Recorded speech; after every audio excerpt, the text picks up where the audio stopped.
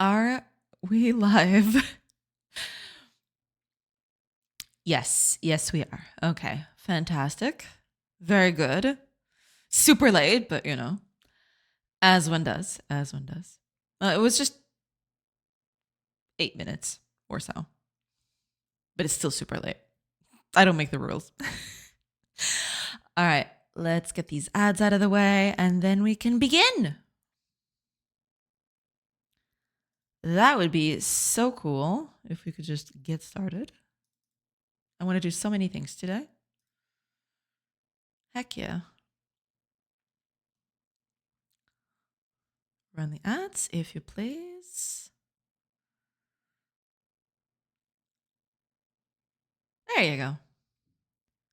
Very good. Very good. All right, let me just make sure that I've got all the posts set up correctly. Man, I really need to record a new video. I just haven't had the time lately to record a video and do any of that stuff. But I really need to do it.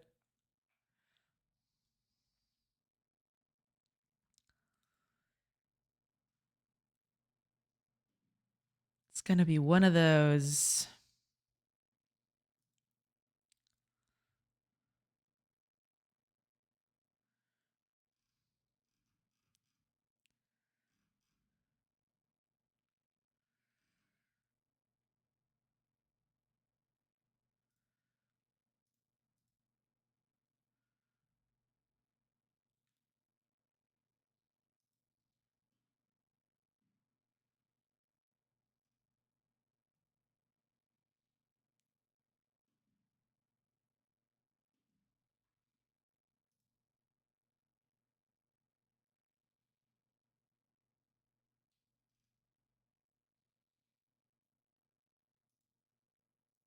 Yeah, we're good. We're golden, I think.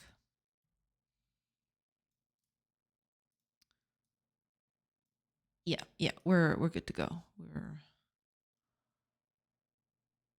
We are good to go.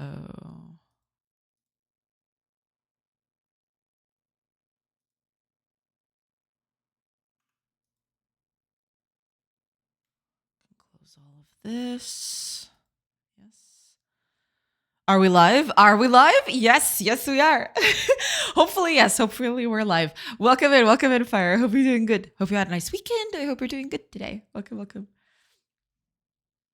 Hi, Mollusco. Welcome. Did you fix the overlapping harvesters? Not yet. That's still on the docket. I haven't fixed that one yet. That's gonna be a fix for later, I think. But yes, eventually I have to fix that. But that's a non-priority thing at the moment. I have to do other stuff first. Looking good on stream though. Thank you. Yeah, I mean it depends. Sometimes it goes well, sometimes it doesn't. You can see here, it's actually happening here. Right here. Right over here, there's two people gathering resources in the same place. Yeah, that is still something I need to fix for sure. But yeah, it's a smaller priority thing. That's going to be a thing that I might fix later, but it's not game breaking or anything. So, I'm going to just leave it as is for the moment. Not as noticeable now the seed is more developed. Yeah, I guess. But thank you. Yeah, eventually I want to fix this if possible, right? Because there are going to be some times where you just can't do that. What I might do, I noticed that, for example, RimWorld does this, where if two characters are occupying the same space, the sprites kind of get pushed over so that they don't overlap as much. They will still overlap a little bit, but they won't overlap as much. Maybe I'll do something like that. But then the problem is, because these animations are dependent on interacting with objects at a certain position, it might look a little weird if I do that. So yeah, I don't know. We'll see. But there are going to be some instances where that's going to be totally unavoidable. Say, for example, there's a wall around these two things, right? And the only place that they can harvest these two from is here, right?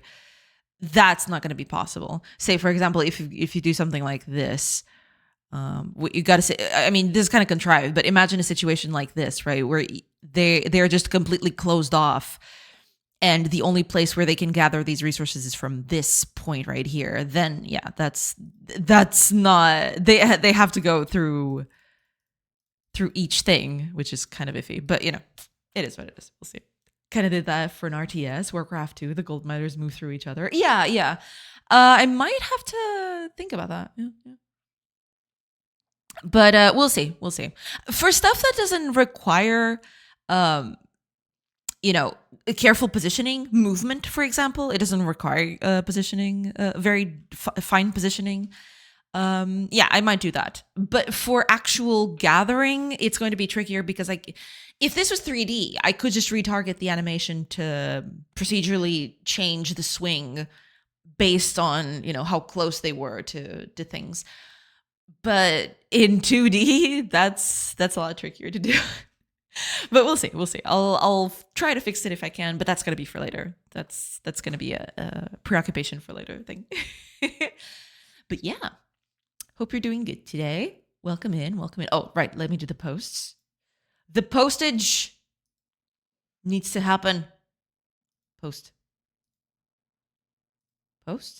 And post. Yeah.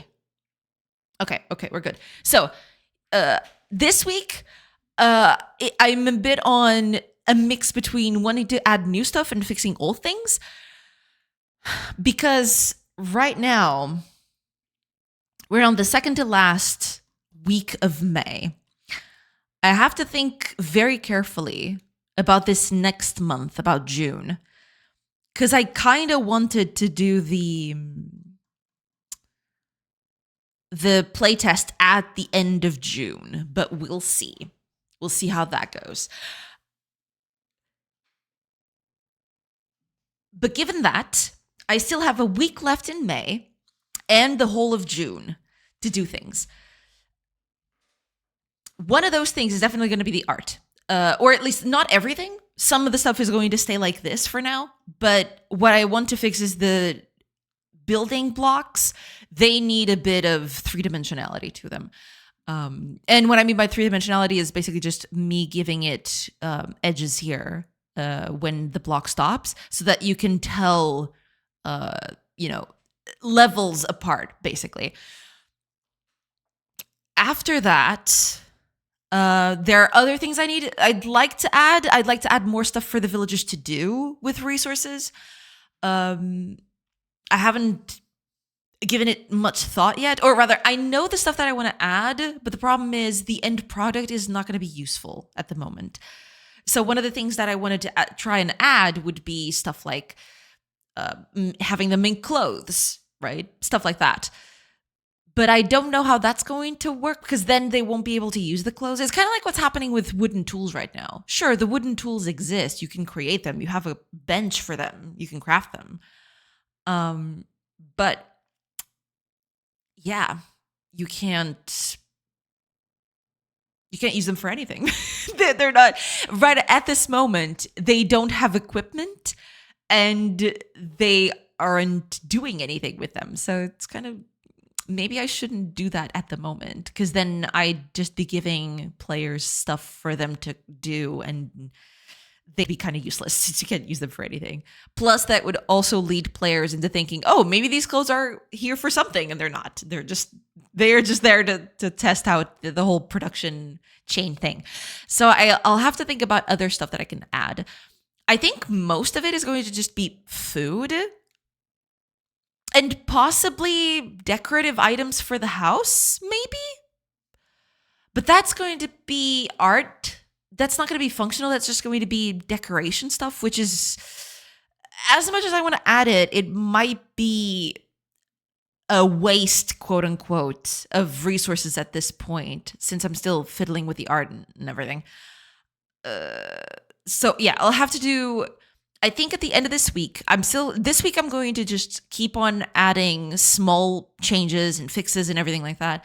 After this week is over, I'll do a huge pass on the game and see exactly what I can, or what I should do to get a playtest, or what kind of stuff I want in the playtest, or what kind of new content I'd like to add to the playtest that would be useful. for people to play and give feedback on. But yeah, we'll see. We'll see how that goes. Oh, right. Let me catch up with chat. Pronomical, welcome in, welcome in. Just animate them piggybacking to rest further up on the tree. I could do that, to reach further up on the tree. I guess I could do that, I suppose. But it might be a little tricky, especially in 2D. Because in 3D, you could do that in 2D, but that would be a way more convoluted system. But in 3D, that'd be kind of easier to do. You'd just make a procedural animation of sorts, I guess. Or you could just have the axe meet the tree at a certain point, right? And then you could procedurally animate the arms, or have the arms accompany the whole axe swing. But yeah, we'll see. We'll see how that goes. I don't know. I for now, I'll just keep them overlapping. It doesn't look pretty. It looks kind of iffy, but to be honest, I'm okay with that for now. The art pass is going to be later. Desnati, welcome in. Hey there. Lostity, hey there. Hi, welcome in. I hope you're doing good, everybody. Welcome in. 95th Squadron reporting it. Oh my gosh, a 95 stream streak. Fire. You are killing it. Thank you so much. Welcome in, everybody. Looking forward to it. Yeah, that's the thing. The game is at a bit of a crossroads at the moment. I have the system is set in. The stuff is there. Problem now is the game is in a bit of a moment where it's stable enough that it almost feels like a game, but it also doesn't have enough content that it feels like a game. You know what I mean? It's kind of it's kind of crazy in that way. So yeah, I don't know what's going to happen. I'm going to do a huge pass at the end of this week. This week I'm going to still be doing some small changes and fixes and stuff like that. But yeah, we'll see. Work buddy, hi TJ Fat Beats. Thank you so much for the bits. Oh my gosh, thank you so much. Thank you so much for the generosity. Hello. I hope you're doing good, and yeah, I hope you're doing great this week. Welcome in. But yeah, we'll see. I definitely need to. I really need to push this a little bit more, and add a bit more content, because at the moment, there's not a lot for you to engage with on the long term. It's never going to be, right? The playtest at this moment doesn't have enough longevity to keep you playing for hours and hours, unless you want to build a grand structure, right? Unless you want to do that. But to do that, I need some way of either getting more stone or add new building materials, because that is also something that I'm missing. I need wooden walls. I need some kind, because they did have these stone houses, these stone huts. They did have them, but these were more to the north. To the south of the country, they used to have more what they call perishable homes, because they were made of perishable materials, including wood and other kinds of stuff like that. So yeah, these were the ones that lasted until today, because they're made of stone. But they also made other kinds of structures with wood and those kinds of things. But I want to add that in, because right now, stone is non-replenishable. Wood kind of is. If you let the trees regrow, if you let them just grow over time, wood can pretty much be an infinite resource. Whereas stone, after you mined all of it from here, there's no other way to get it at this moment. I'll have to change that, of course. But yeah. I might need to actually. I don't think I have that noted in somewhere, but I'm gonna make another note of that here. Yeah.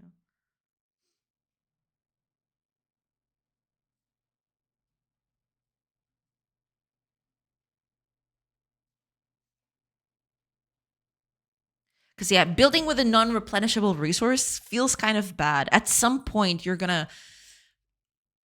Well, you're gonna have a lack of resources basically, because stone is kind of finite. I might leave the debug commands on if people really want to test stuff out and just build certain things with certain materials.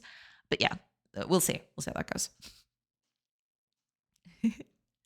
I have 134 another stream, not that one. I see. Nice. Man, that is a huge streak. That is very nice. Finally restarted working on my game after a year because of real life. I totally get that. But that's good. I'm glad to hear that. That's awesome. Awesome. Are you planning to add perhaps some sort of research component, like a research tree or something? I have thought about that. I don't know how that is going to work yet. I've thought about it, but it's very much on the, what's the word? It's still up in the air how that, if I'm going to add that and how that is going to work. Yeah, I don't know how that's going to work yet at the moment. But I kind of wanted to, because right now, without something like that, I feel like the game would die very quickly in terms of just, you'd get bored pretty quickly. There's not enough to do in the game yet, right? And adding a bit of a research component would kind of add a bit to the longevity, would give you some sort of late stage goal to aspire to, right? But then I get kind of scared that there won't be enough research to make that system enticing, right? So I don't know yet. I'm gonna have to research that. I kind of want to add something like that in, but I'll have to research to see if how viable that would be. So we'll see. But yeah, I mean, I'd love to put something like that. Oh, and DJ Fat Beats, thank you so much for the bits. Thank you so much. And I hope you have a nice work today. Yeah. So, okay, here's the stuff on the docket today. Fairly simple. I have two things I want to fix, but those should be fairly fast, hopefully. Which is this clock up here. It just says lorem ipsum, and that's kind of bothering. That's been bothering me for a while. I haven't taken the time to correct it, but it should be a super easy fix. There's also another thing I want to fix here. So in this action bar down here, if I click on something and then I click on something else, that is not that. It has to be one of these that open the menu as well. You can see that this button stays toggled, even though this is the one that should have remained toggled. It doesn't happen when you click these buttons that don't have a submenu, right? But the buttons that share submenus, they all stay toggled. It's only if I click this one that they all just get, because this one doesn't have a submenu. So the code there must be, that sort of stuff. But yeah, that's another thing I want to fix. And the thing I want to do, and I'm probably going to start with that because I feel like that's going to be a bit more nicer to do. I want to add camera controls to the mouse. Right now, the only way to control the camera is through WASD. You have this, which is it's okay, but it's not, it's not all that it's cracked up to be. So today I'd like to start thinking of implementing some sort of tool to, just click and pan with the mouse, like the middle mouse button. A lot of games do this nowadays, where you can click the middle mouse or some other mouse click. It doesn't need to be the middle mouse, but yeah, have some sort of key where you can click and drag, and it'll, keep everything in place, but the camera moves with the mouse. So yeah, we'll see how that goes. It's gonna be interesting, and I'm gonna start with that because I feel like that one's gonna be a bit harder to make. But we'll see how that turns out. But yeah, that's gonna be it for the day. It could be as simple as better pickaxes or axes or shoes or something like that makes them move faster. Yeah, I guess I could do that in this era specifically. I don't know exactly when that was, but there was, I believe this is early Iron Age period. So it was around the time where copper was being substituted by iron as a sort of material for things. Because previously they would just use copper.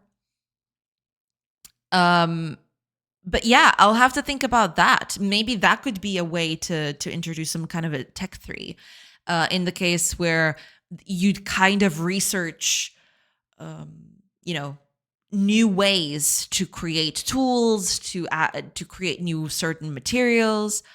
Yeah, yeah, something like that would be a nice thing to do. Yeah, could do something like that.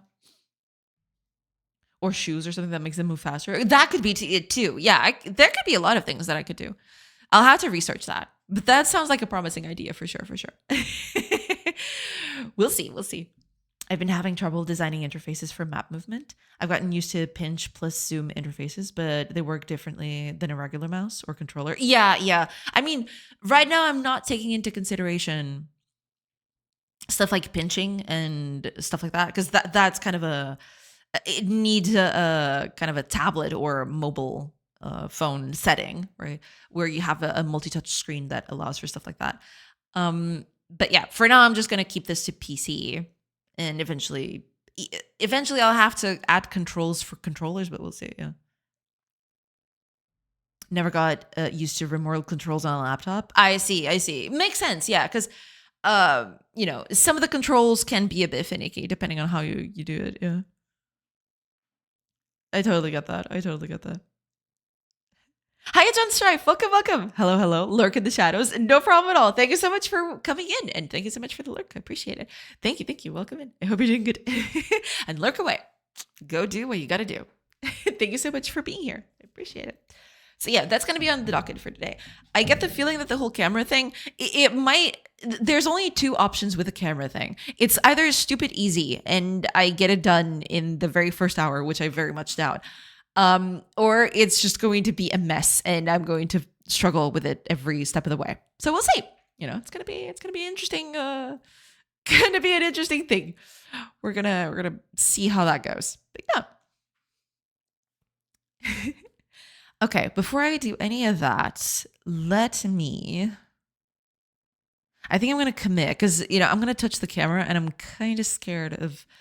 And I didn't commit last week. I got so many changes here and I haven't committed any of it. So I'm just going to do that.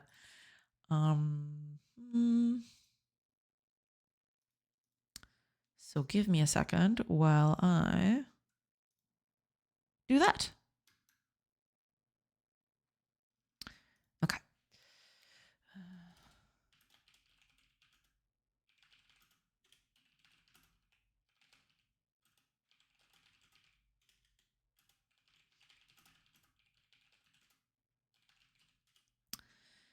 Let me just take a quick thing here.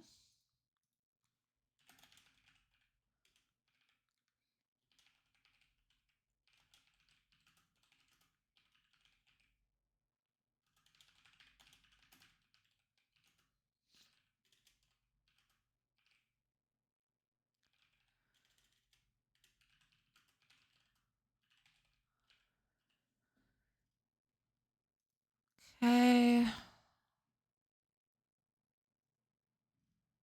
But yeah, we should get this done fairly quickly. Hopefully.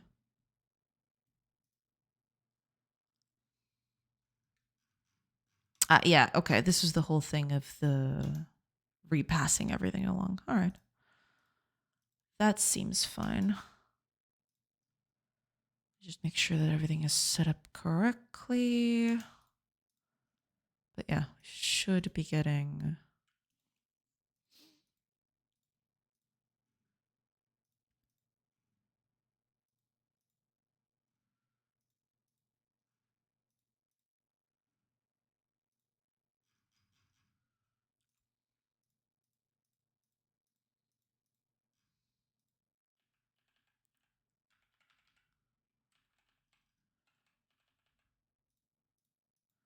Okay. Yeah, I'm just making sure. I like to recheck every file before I commit, just to make sure I'm not missing anything. But okay, should be good. Thank you. Thank you for that follow. I will get there in a sec. I'm not looking at it at the moment, but I will be there in a sec. Oh, wait a minute. Why aren't you muted? Okay. Give me just a sec. I will be there in a sec. Yeah, okay. That should be it.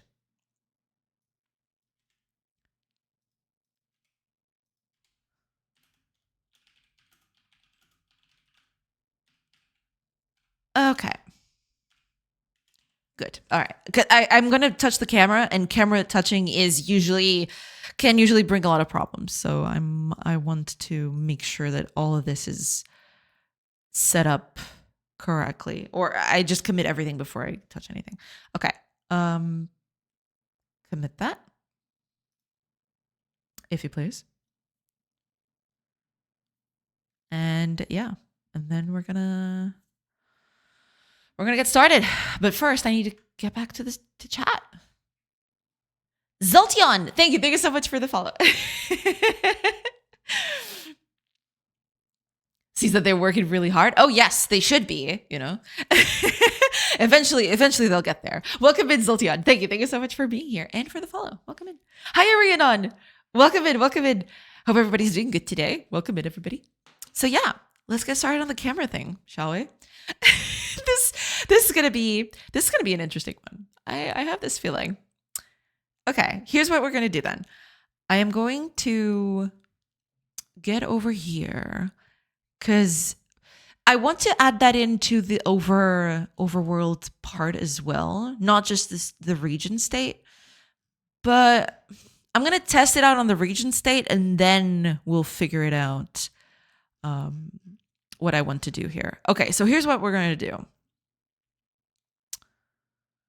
I want this to happen no matter what.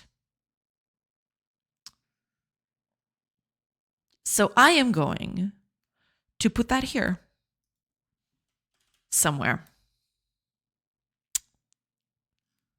Let me see. Do I have I do. It's this one. Oh, no, this is... Okay, no, never mind. Oh, I do have an unhandled input right here. I never know if I should use unhandled input or input. It's always a whole thing. I never know if I should use either or. I'll have to search for that.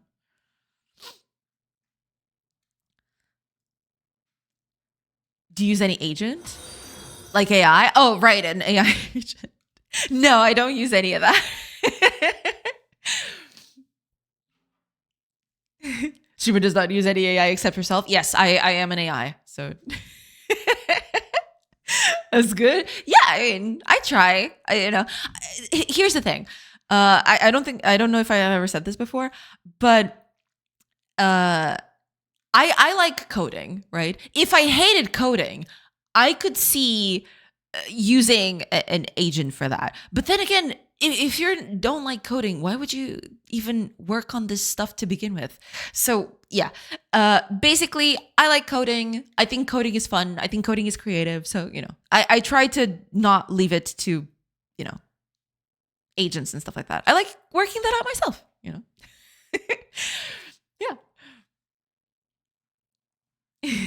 Squid Pie Meow Face. Wow, what a name. Welcome in. Thank you so much for the follow. Welcome in.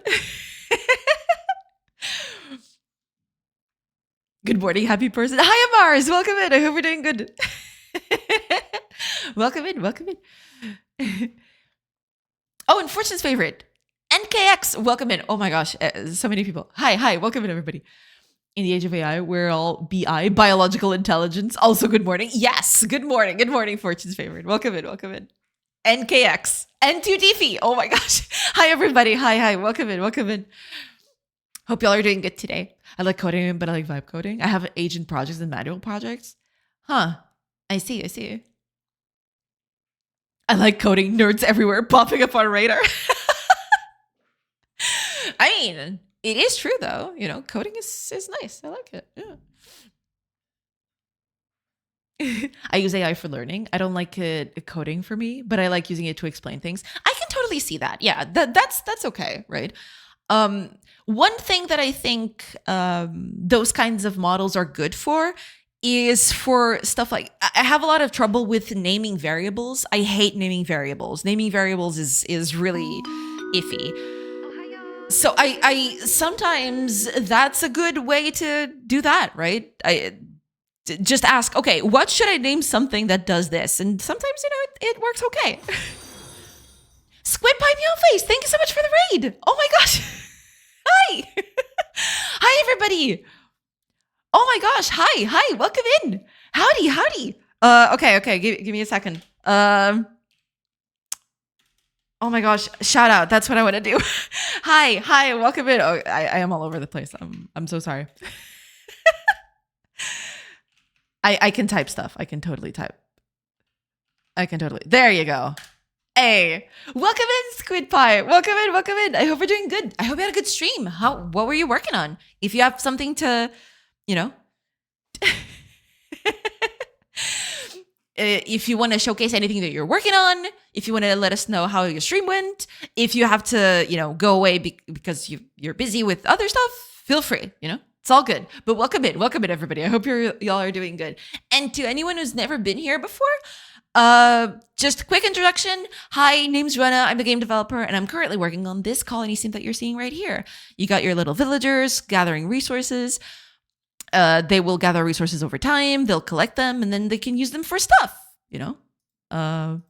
Eventually they'll just deforest the whole place. But let's not think too much about that.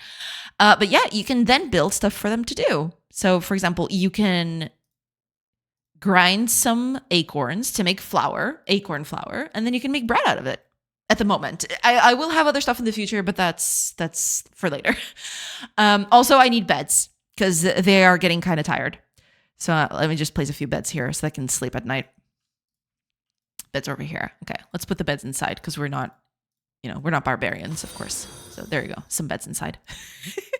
They will probably not be able to build all of them, so only some people will sleep tonight on a bed. But that's fine. But yeah, that's it. That's the game. You collect resources, you refine them, you keep your villagers happy, keep them make them have a bed, have them have food.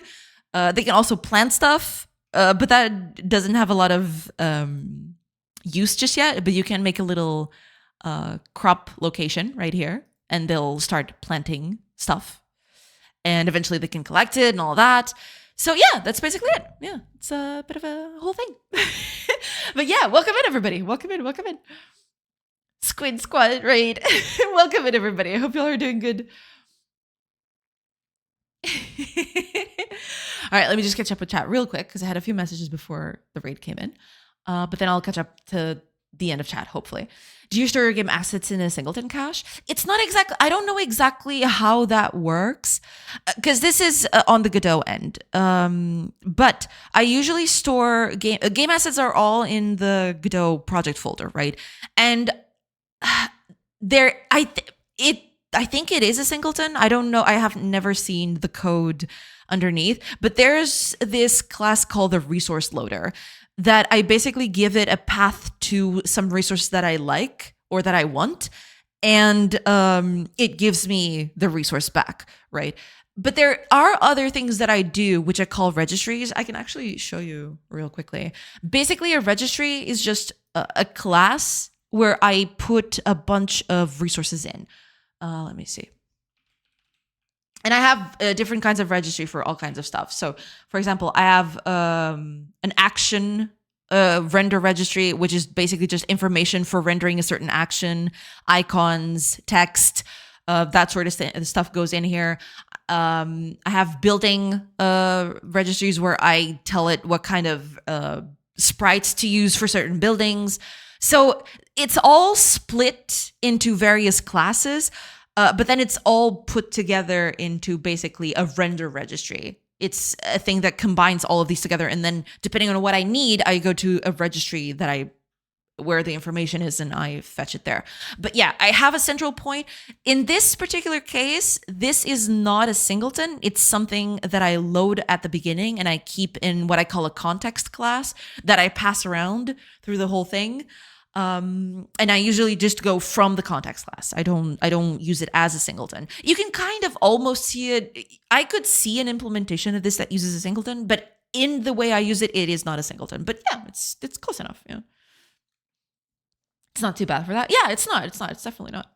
Okay, raid came in. Hi, everybody. I am so sorry. Coolest raid ever. Yeah. Happy fight. I go back to watch Euphoria. Happy for finding you. That's so cool. Thank you so much, Zoltian. Thank you so much for being here. Very much appreciated. Has had trouble with asking questions in forums and discords because people can be rude or mean if you need extra explaining. AI never gets mad. That's the thing. Yeah. I mean, sometimes, and it can also, depending on where you go and what kind of questions you ask, you might just get crickets, right? At least those kinds of models usually try to give you an explanation for things, but it can be tricky. It depends very much on what you're asking, I guess. Ari Boops, welcome in, everybody. I'm so sorry. Squeaky Sleepy Squid here. Welcome in. Everybody good. We're working on a project for the Jamlytics game jam. It was difficult. I see. But jams are cool. Also, thank you so much for the follows, everybody. Welcome in. I have thoughts about doing a village sim game. I love it. Yeah, I mean, this is the kind of game that I always loved to play.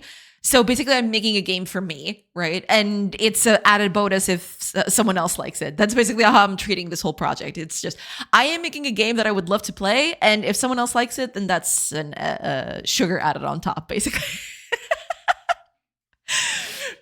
But yeah, that's basically it. Yeah. Squid Squad raid, welcome in, Jam. Welcome in. I'm so sorry. I'm constantly misreading stuff. But welcome in, everybody. I hope y'all are doing good. I hope you had a good time over at Squid Pie's stream. Yeah. Hope you're all doing good today. Welcome in. Yes, please. It's just a simple templated registry, right? A singleton. It kind of is. So I can go through your code. I can go through the code. Let me just finish reading your messages so I don't miss anything out. But I can show you the code of basically how I'm doing it. Yeah. It's just a simple templated registry, right? A singleton. My current issue is that I am implementing save load map scene.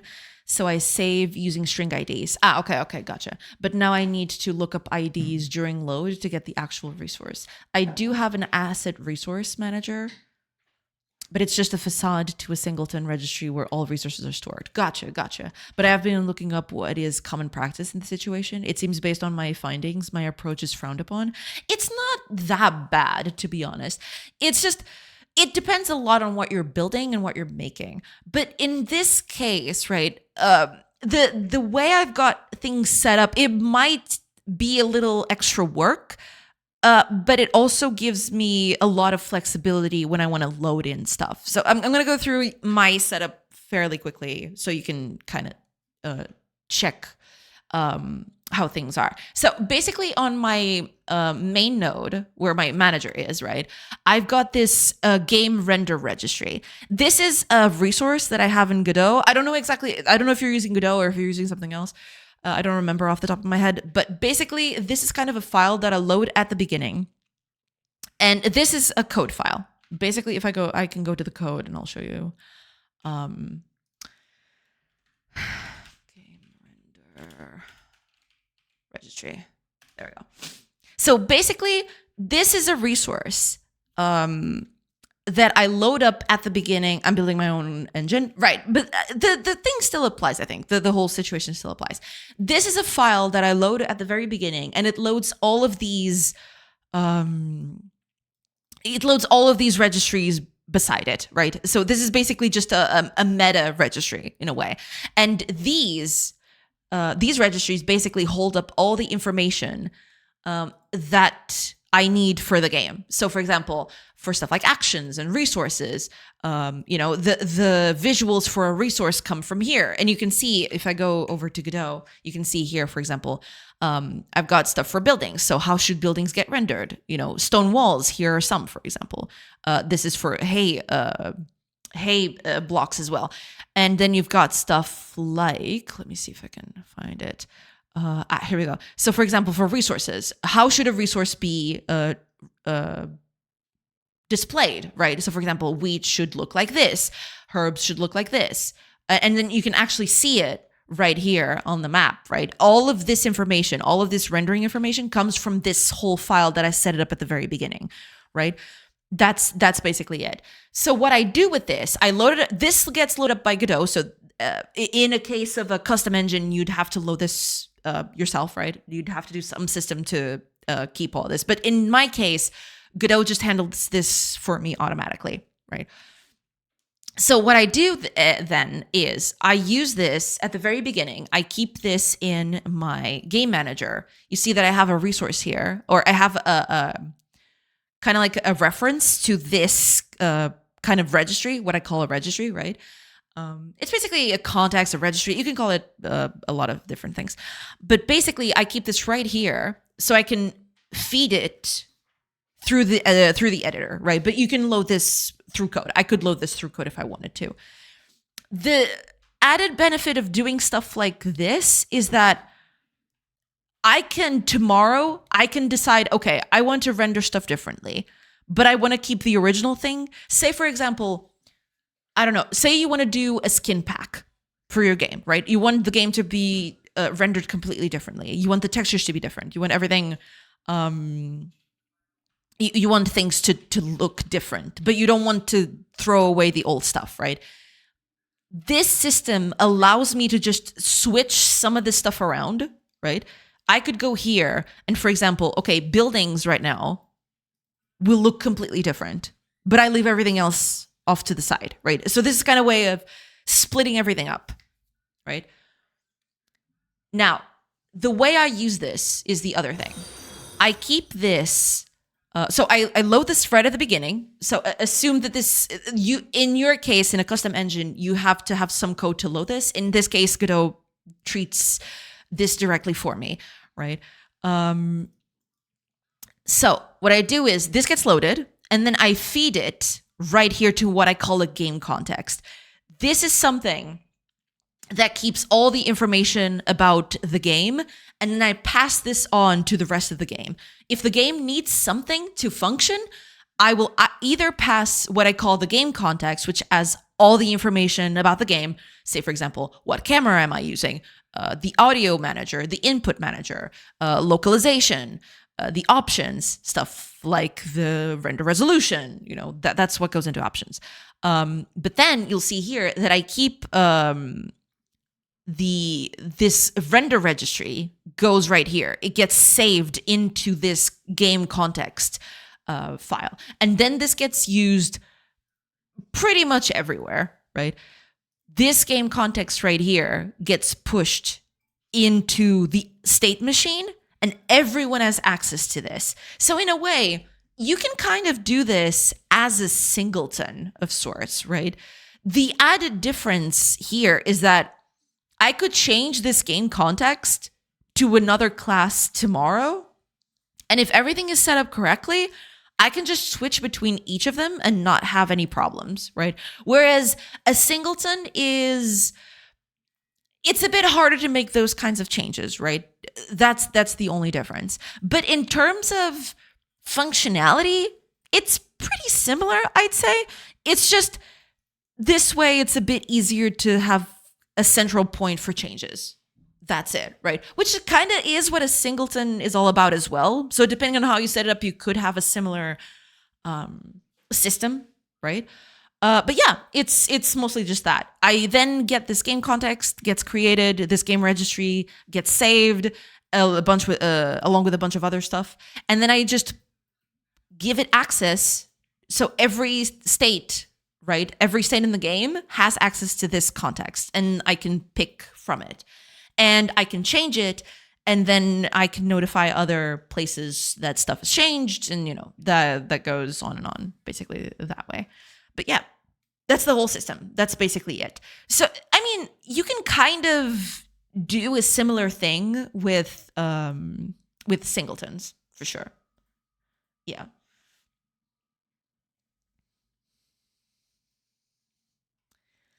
Oh my god, I saw. Hi, Amadeus. Welcome. I'm enjoying this, but it's stopping me from getting my own work done. Oh, okay. It's too interesting. I'm so sorry. Hi, Harold. Welcome in. We'll follow and try to catch up on the VOD and acquire at a time. That's totally fine. That's totally okay. I totally get that. Thank you so much for the follow. Thank you so much for being here. Yeah. Catch you some other time. Yeah. Okay, I got it. I understood the concept of game context. Basically, you compartmentalize resources on existing scene or state. Yes. You can think of it that way. Yeah, sure. Yeah, Yeah, yeah. Deep down, that's kind of it. Yes. The thing is, it's not just the existing scene. I think that's the added thing. The game context keeps track of everything that happens within the game. I have two contexts for the purposes of this game. I have the game context is basically anything that gets anything that is related to the visuals or the audio that goes into the game context, right? But then I have another thing, which is the simulation context. So values such as how many hours does it take for a person to plant things? How many hours does a tree need to grow past a certain point, right? Those are all another context. That's another thing. I separate that from the game context. Game context is basically just rendering and visuals and audio, basically. Almost. It's not exactly that, but it's pretty close to that. But yeah, basically that's it. You just keep everything in there and then you pass it along to every class based on a central point, which, is the state machine. Basically, I feed this to the state machine right here, and then every state just feeds on that and also adds information to it if needed. That's basically it. Yeah. Hopefully that was a nice explanation of things, but this whole thing is very, very, very convoluted and messy. So hopefully you got something out of that.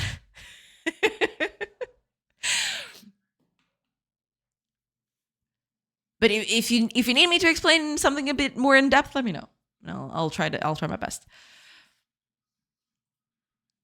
But yeah, that's basically it. Not much to it. Yeah, this is my game manager. The rest of it is just going through the state machine. The game manager basically just loads up the initial stuff, game rendering, all of that, and just gets the game started. And then the states take care of the rest. So yeah, basically that's it. Yeah.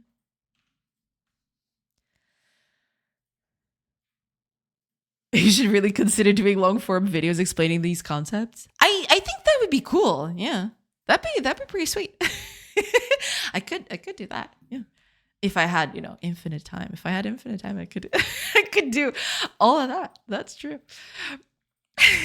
Thanks, I appreciate it. Perhaps I went on the beginning with a singleton templated registry and it's very convenient. No, I mean, yeah, in a way, depending on how you set it up, you could have a singleton do this kind of work and be just as easily, it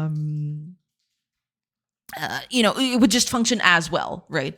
The only caveat that I see with a singleton is if you want to make changes to things, if you want to change the way, or if you want to change the contents of a singleton, depending on how you set it up, it could be tricky. But if you do it correctly, I think it could work just as easily as this, for sure. Yeah. I think it would be cool too. That's why I'm saying it. I know. Yeah, I mean, I'd love to do something like that. But problem is, time is short. I don't know. If I did that, then I'd have to, cut on days of streaming or cut on something else, because right now my what's the word? My scheduling is pretty packed at the moment.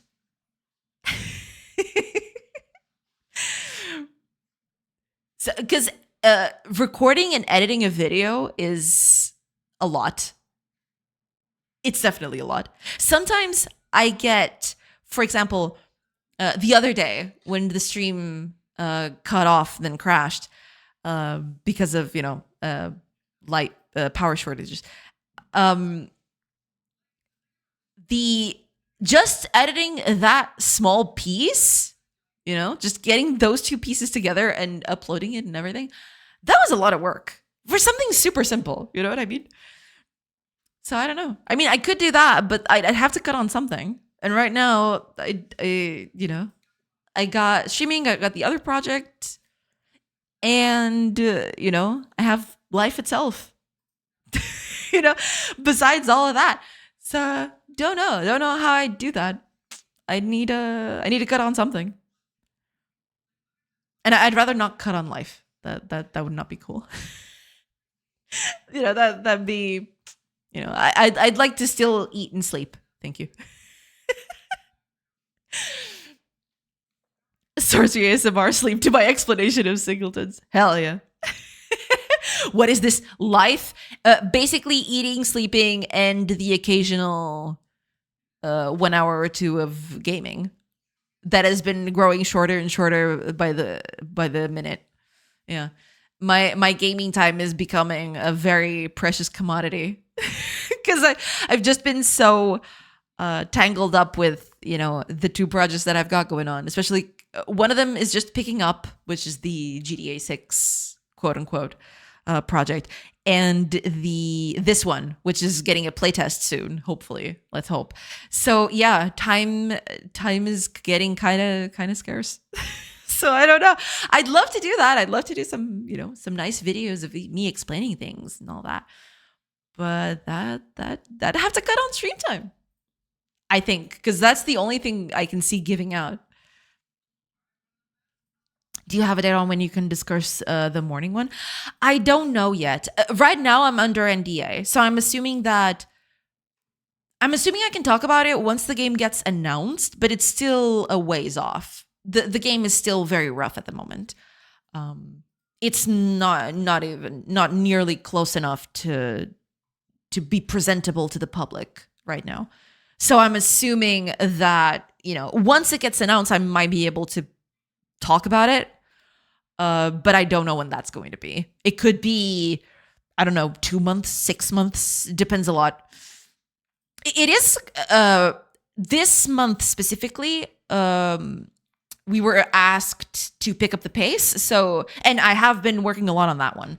I've done quite a lot of things, but it's still very rough. It's still very crude. So who knows? Depends a lot on how things go, both on my end, on programming, but also, artists and everything like that, because they have to do, and musicians as well. So, got to do the art and music, and then we've got to put everything in.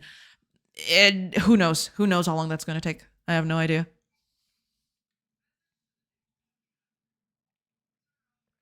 But we'll see. I'm very excited about it, though. It looks really cool. I mean, it doesn't look very cool because it still doesn't have anything fancy on there. But if the game hits even a fraction of what I think it's going to hit, because I've seen some of the art they're concepting for it, very excited about that. I think it's going to look very, very cool. But it's going to take some time. I get the feeling that it might take a while until it sees the light of day. We'll see. We'll see how that goes. It would be nice if it got to a nice point this year. But yeah, we'll see. Very excited about them. We're rooting for you too. Thank you so much. Yeah, we'll see. I mean, I'm very excited about it. It's definitely a project that I'm excited about for sure. Yeah, hopefully it'll go somewhere. It'll be cool. But yeah, it's still very rough. So I can't unfortunately give you an estimate on how things are at the moment. Depending on how it picks up and everything, it might be just a few months, might be at the end of the year, might be earlier than that. I have no idea at this moment. But as soon as I can talk about it, know that I will talk about it. Because, I'm doing some very cool stuff on there. So it's getting interesting. Eventually I'll talk about it. Hopefully. Hopefully in a good light. Hopefully I'll be able to tell you, hey, game is getting picked up and coming out and whatever. Yeah. Special Monday stream just for that. Oh, I wouldn't doubt it. That is something I've thought about. It would be cool. I don't know if this is ever going to happen. But it'd be cool to just showcase that game on stream at some point. But yeah, with the NDA, I can't do any of that. So I have to keep quiet about it. I can talk in vague terms like this, a project. It's happening. Things are going, but I can talk about specifics. So yeah, that would be a later thing. We'll see. We'll see. But I'm, hopeful that it'll happen soon. It would be cool. Would be very, very cool. Okay, I'm going to close all of this stuff because Okay, I want camera to move. For camera to move, I am going to need... Should I do that here?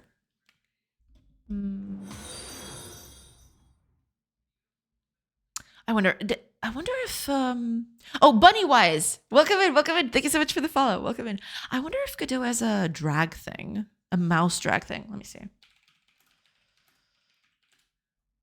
If I search Godot mouse grab or mouse drag.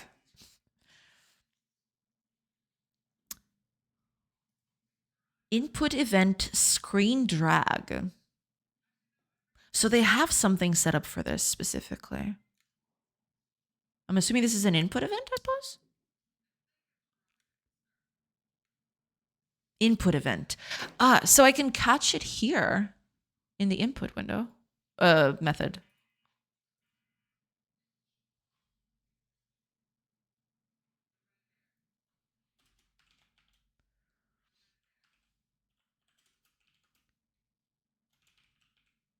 Input event screen drag. Stores information about screen drag events. I wonder... Wait, but screen drag might be something else. Is this... Okay, let me see. Called wherein there is an input event. The input event propagates up through the node tree until a node consumes it.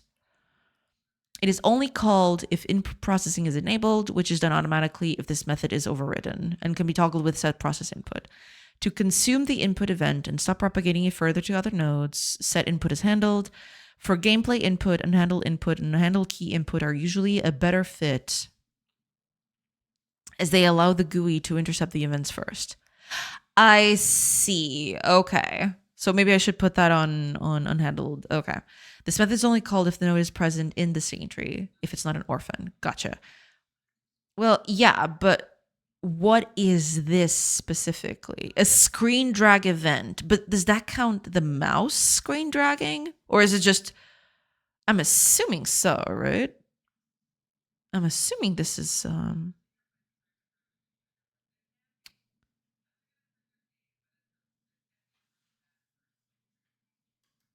I don't know if this is going to work. I don't know if this is mouse related. Because the way this sounds, it kind of seems to me that this might be just from touch events instead of mouse dragging.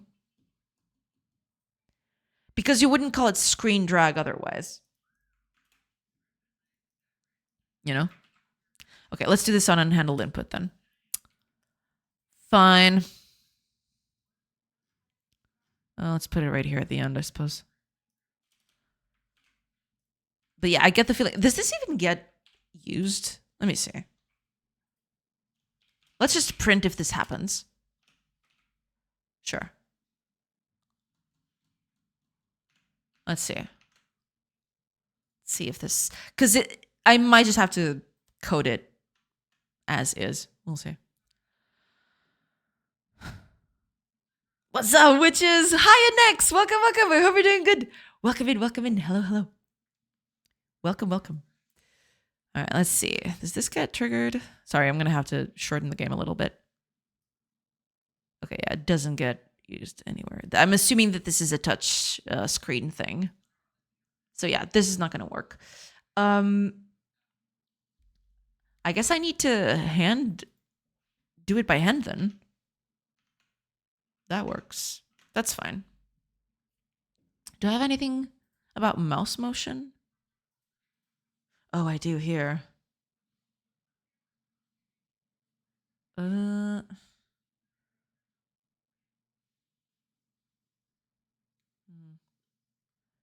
was the weekend? It was nice, yeah. Bit busy, but it was nice. Hope your weekend was good too. Yeah.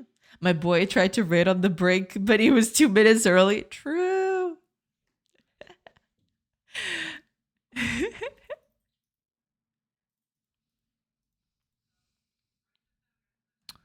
I wonder, because it is an input event or a mouse motion, I would say. This is a mouse motion event.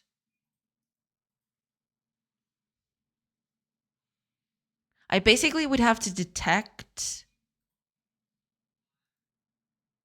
Okay, let's add a thing here. Project settings. Let's go to our input map. I want to add. I have a scroll down and a scroll up. I want to add.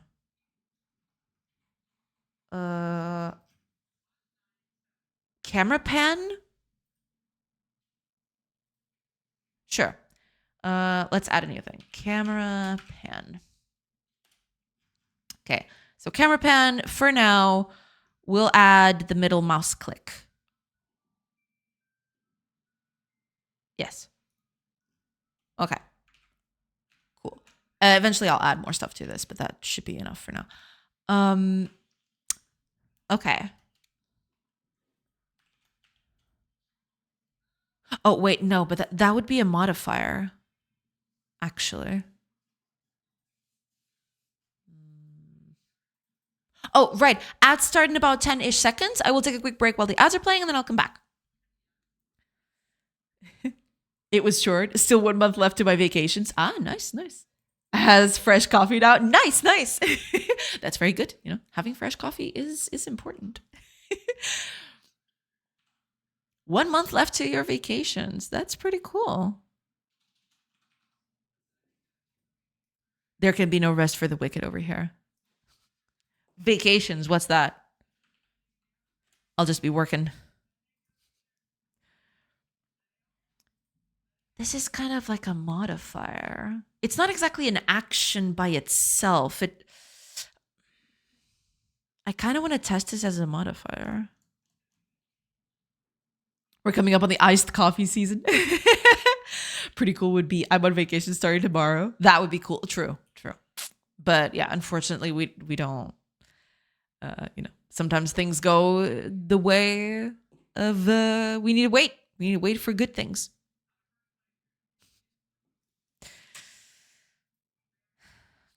Should I?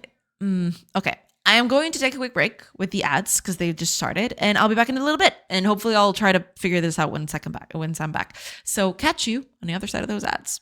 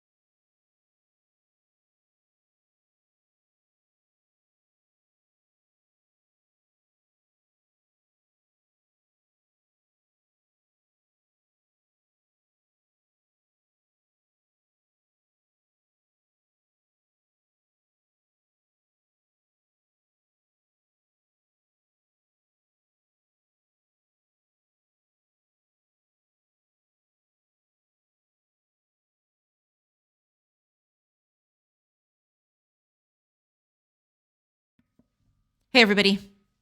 I'm back. Sorry about that. Ran a bit longer than I wanted to, but I'm back. Pew, pew, pew, pew. Okay. All right. What's happening? What's happening here? All right, let me just put up something while I'm reading chat. Oh, right. I was doing this. Are you going to crash on me? Oh, right, because I got this. Comment that. Sure. Why not? Play something. Put up something so I can read chat and have something on the screen. It's always nice for people to not have to look at my hideous code. There you go. Go forth and chop them trees. We're coming up on iced coffee season. Right. I think that's the last thing. Oh, no. Pretty cool. I'm on vacation starting tomorrow. That would be cool. You know what would be even cooler than that? I'm on vacations right now. Vai trabalhar, malandro.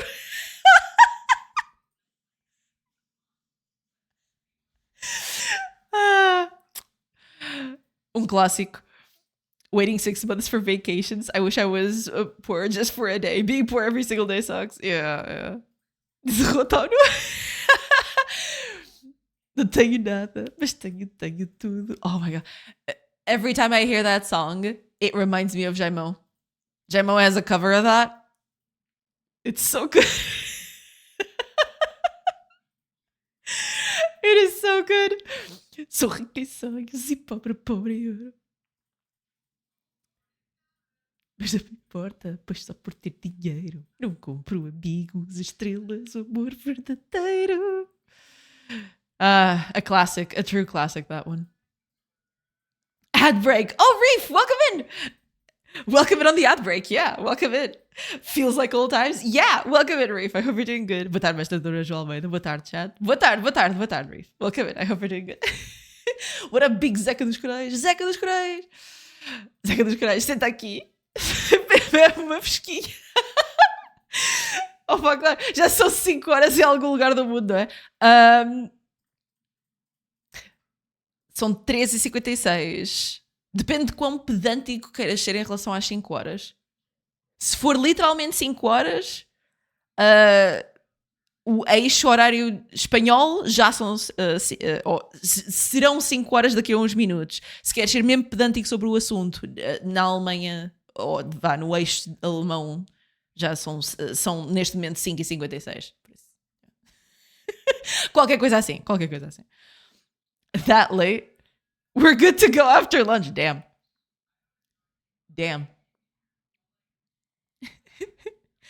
I gotta at least pretend not to drink at work. I see. Although I really don't. Yeah, I mean, yeah. Sounds like a good idea, yeah. I had a bandido do Pomar at lunch today. Crazy stuff. Ooh, calm down there, tiger. Cider is a bit too fruity for my taste. I see. I kind of like cider. I don't drink it a lot. I only drink it when I'm with friends. I don't usually drink it as on my own, right? When I'm on my own, I don't know, I drink water and juice sometimes, and that's it.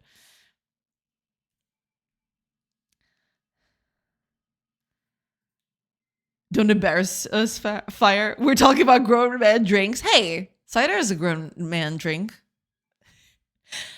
But I do like the wit beer from Baden-Baden with cilantro and orange. That sounds nice. Yeah. Drink some more cider with a straw. Gasp. All the drink aficionados are going to come after you now. Nunca me enganaste. Why is streamer dancing? That was unexpected. What do you mean? I do that all the time. Manusha Floribela da Temo. Exatamente. Eu sou a Floribela da Temo. Yeah. But now we know how to get streamer to shake those hips. Oh yeah. Bandido do Pomar with the accent. I'm gonna die. Bandeira do Pomar. Oh yeah. Bandido do Pomar. It almost looks like I'm talking about a puma.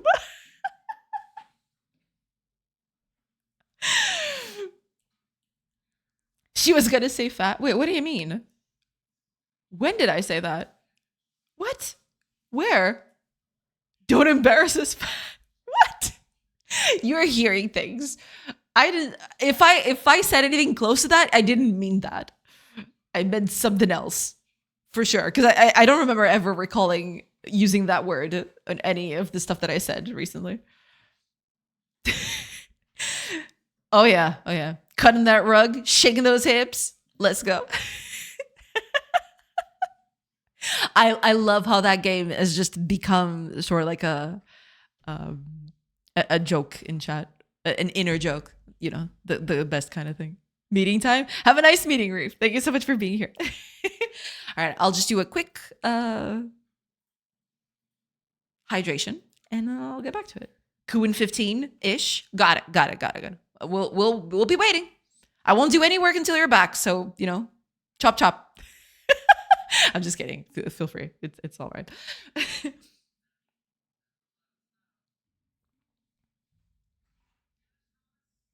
He's talking about this section. Don't embarrass us, fire. Yeah, wasn't that what I said? Or did I just eat the word a little bit? Was that it?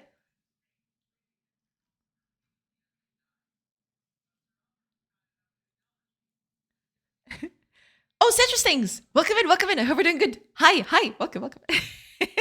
Welcome in. See, Nex heard it too. You called him fat. We all heard it.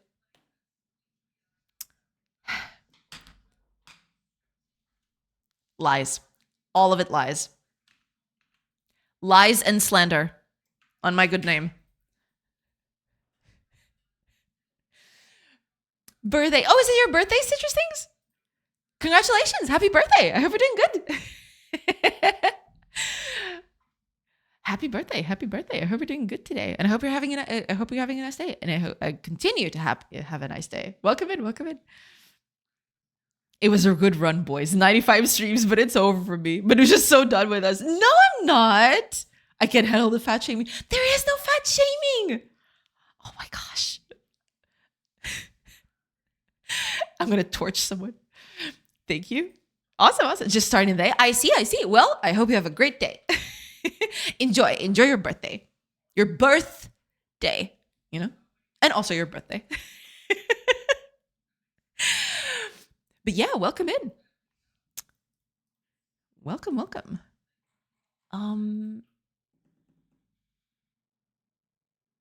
Okay. I want to see how I'm going to do this drag thing. Because here's the thing.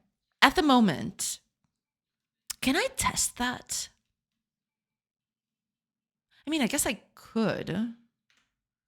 Okay. I guess I could test out this if this action is pressed, right? I can do that. I think. Can I? I don't want key. I want action. Action pressed. Yes. Okay. So now input action names. Oh, I haven't done that. I need a new one here. What did I call this? Camera pen?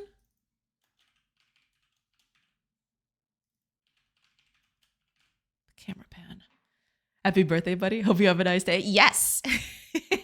Hope you have a great day. Okay, so let's do camera.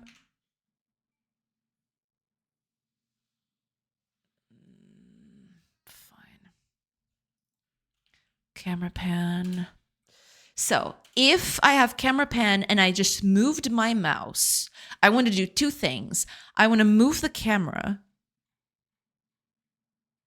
for as much as I moved it. Do I have that information?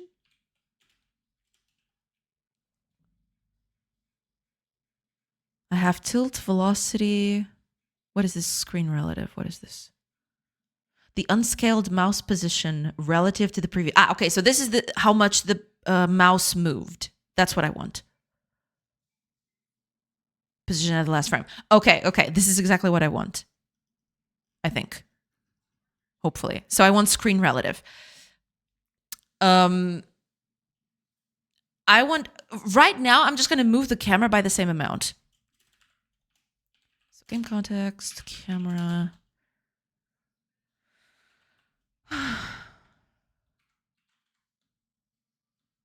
Do I just change the target? Because I am doing that in other places, I think.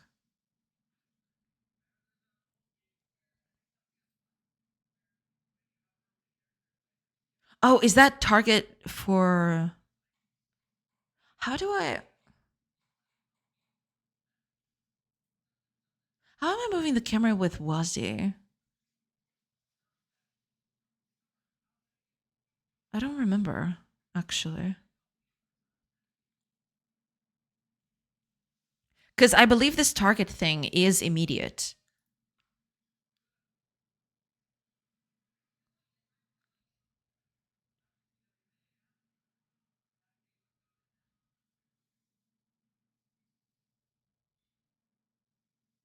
Because I have a tween for this.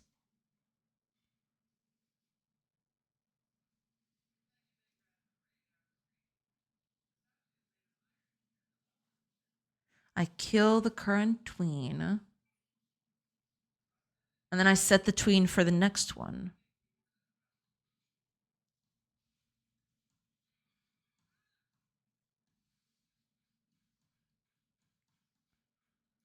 But what I want... Can I get this target? Oh, I get it right here. Okay. I believe this target is a screen position, right? Where are you setting this up? Ah, it's a world position. That's fine. Because I can do sort of a translation method for this. Okay. Let's say this, right? Would that be enough? Let's find out. I mean, I'd be surprised if that was the only thing I needed to do, but we'll see.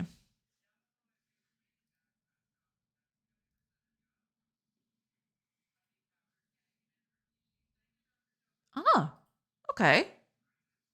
Kind of weird, but I guess it's because it's not immediate. It kind of throws you off because of that.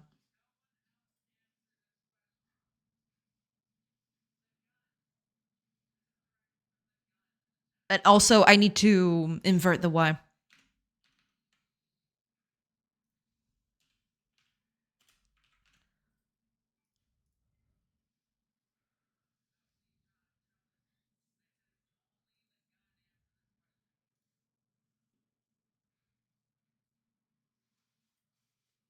Okay.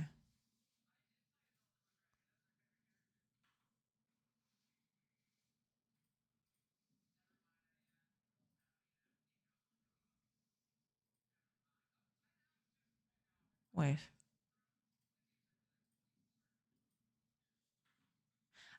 Wait a minute. No. I guess if I invert the Y, I need to invert the X too, because it feels weird like this. Okay, don't reverse it. I need this to be a bit more immediate though. The camera takes too long to settle on a new position. You'd kind of expect the thing to just...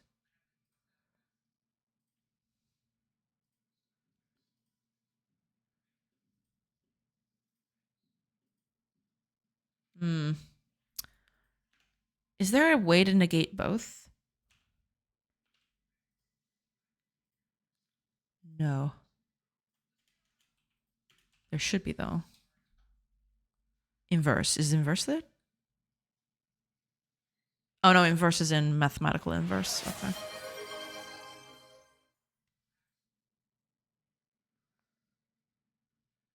No, there's nothing here. Oh well. Oh, thank you so much, Mars. Thank you so much for the hydrate. Cheers.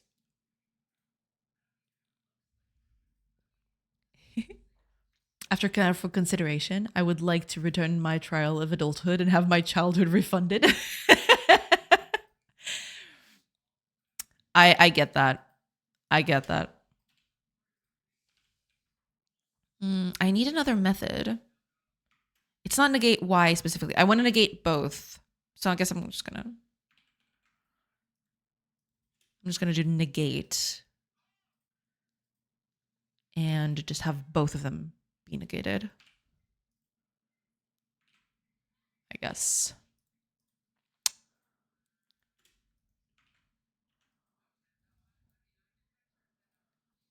Everyone ever. True. When I said I can't wait to grow up, this is not what I had in mind.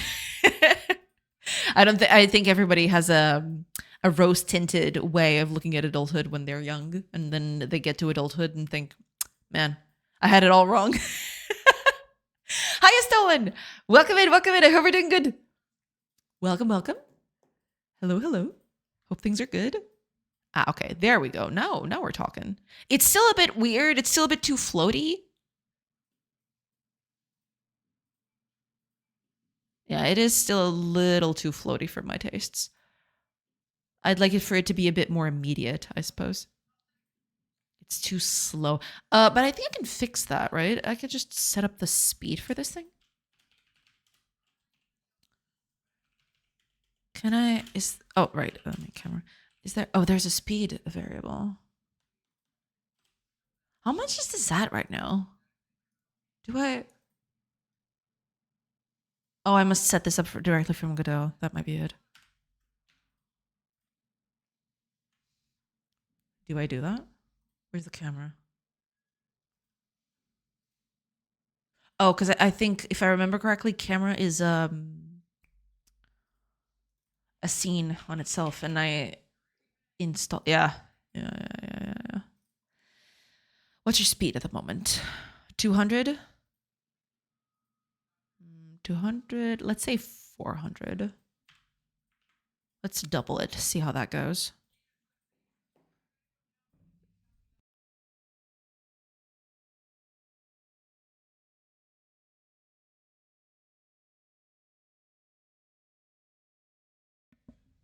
Whew. Oh man, that one was a doozy.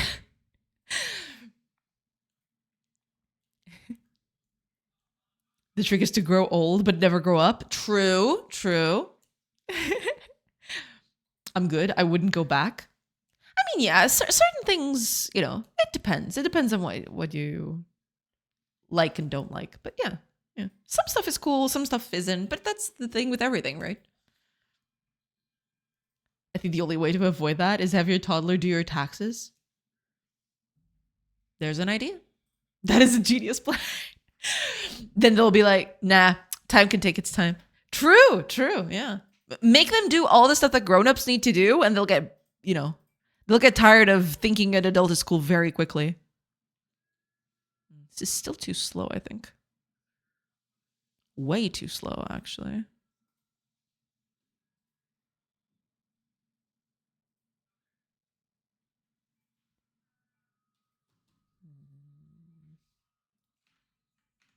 I don't think speed is going to help with this, though.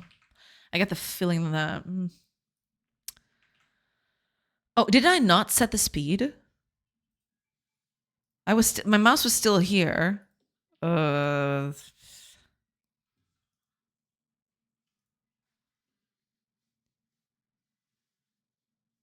now it's almost instant. But it still feels weird.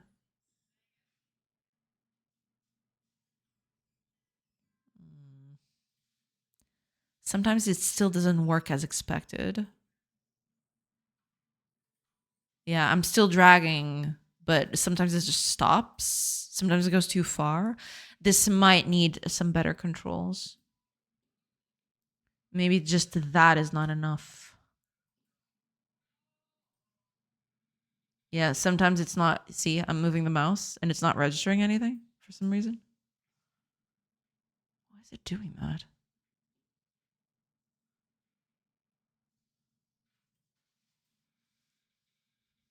Is it because the values are too low? Is that what's happening?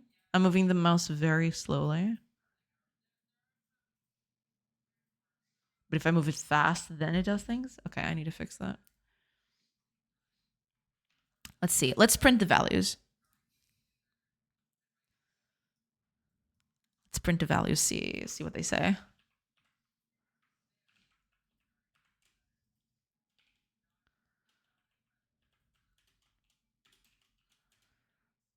Okay.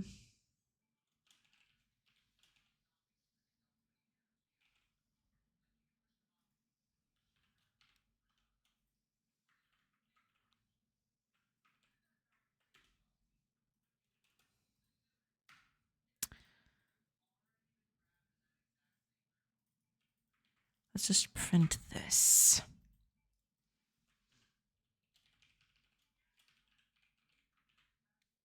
Let's see what kind of values are up in here.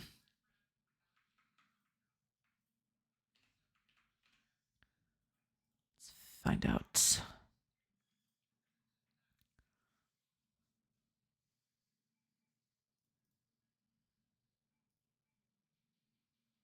Okay, I need to see the...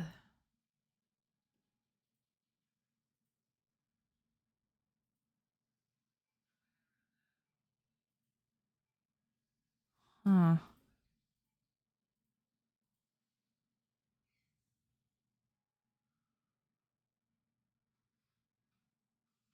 Yeah, the values are very tiny at first. And then I can move the mouse in very wild ways and it just... That still should be able to move something. Even when it's tiny. Why isn't it doing that then?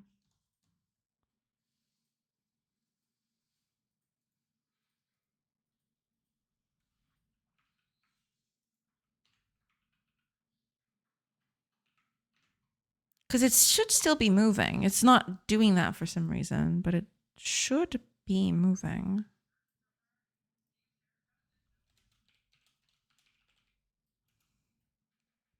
I don't even see a subtle thing on it. That's the thing.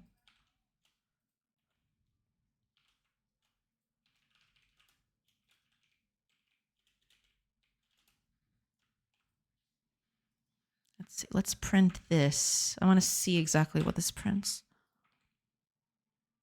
Because once I change this, once I change the target,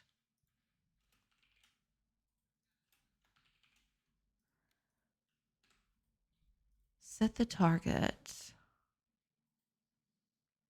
It checks for equality. Is that it? Kills the current tween.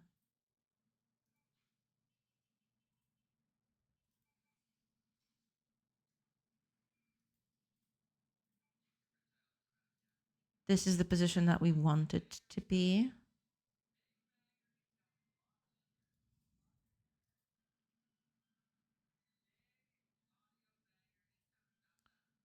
Target is going to be our world position. That is fine. This is the differential. So I'm assuming that this would be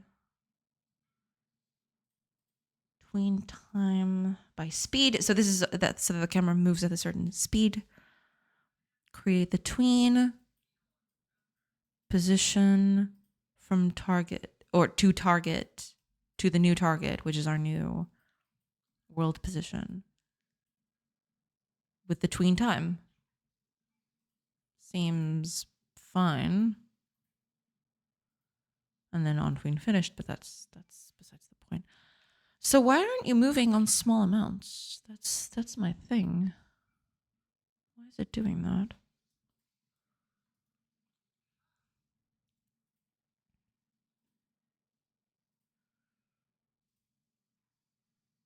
It's not changing the target.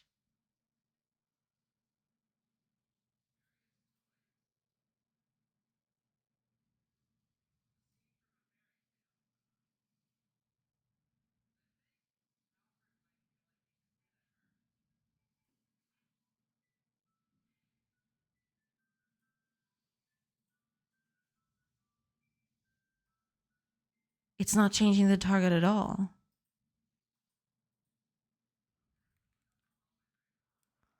Why not? It should be. I mean,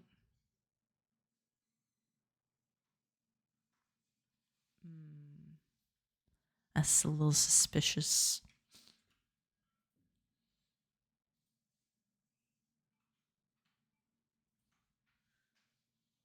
They'll be like that. Time can take its time. Yeah. To be fair, anyone who ever tries to write a video game probably never did grow up, me included. There's a bit of childlike wonder with that. Yeah, I'd agree. Yeah. And rightly so.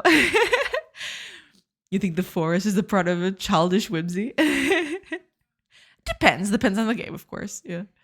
On Portuguese Reddit, we're having a storm of vibe-coded gas pricing apps, all with the same UI, all reading from the one API. How boring must your life be to make exactly the same app that everyone else has done too?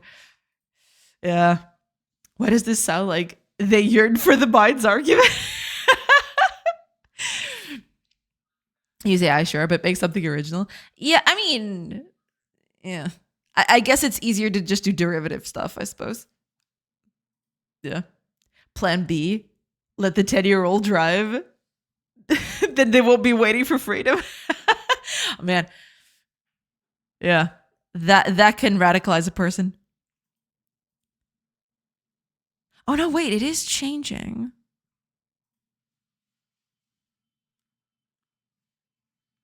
Just very subtly. But that's the thing. You see here, the camera target is this. But then immediately afterwards, the camera target is back to its old value. What, does the tween not end? Is the tween not fat?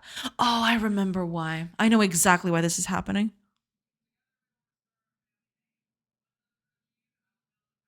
Oh man, I know why this is happening. Yeah.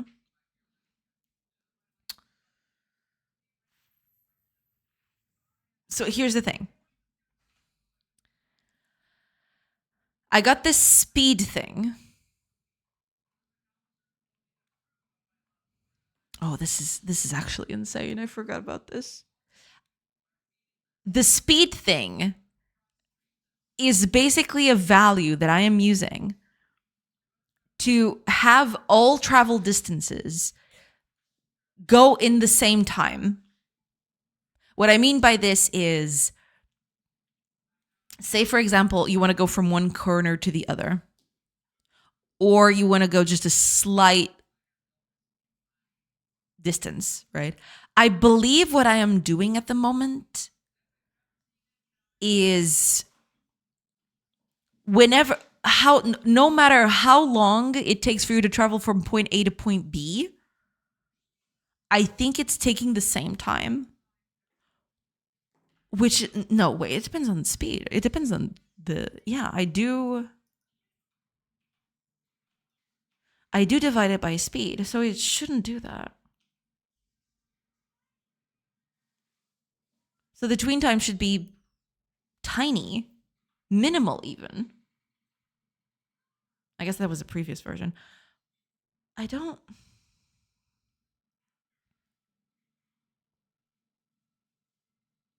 Is it not calling anything? Okay.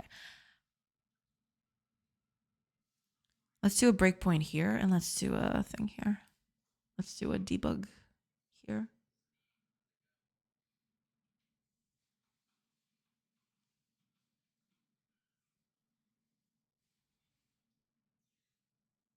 Okay, first, yeah, right at the beginning, it'll try to put it. Oh, I still have these. I forgot about these. Okay.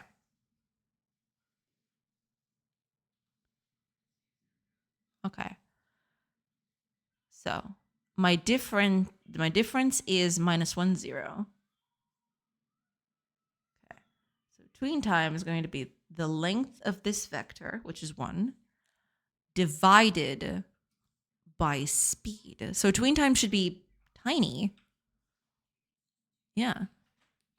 It's super tiny.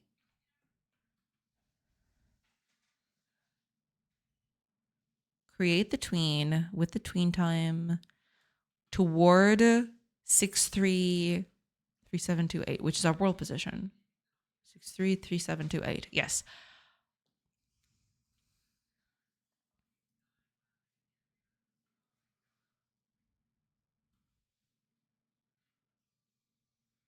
It's -2 now.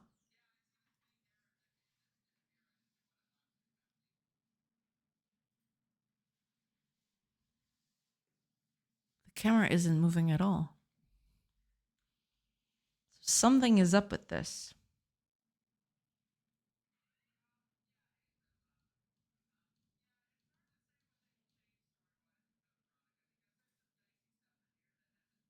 It is working with larger values though, which is what I find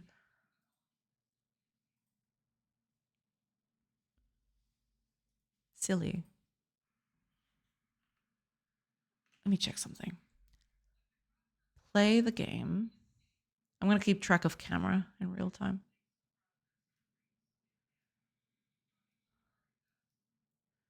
So remote camera. Okay, target is at 99.99. Okay.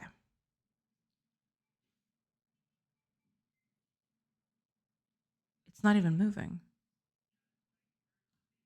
Is the tween not working?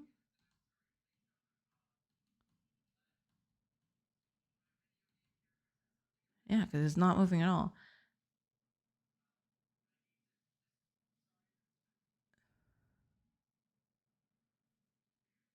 It's moving when I do a lot of movement.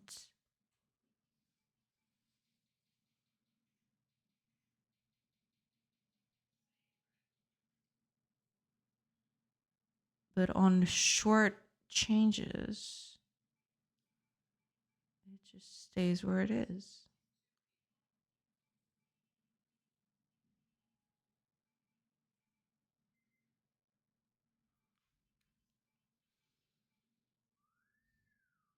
It doesn't even move.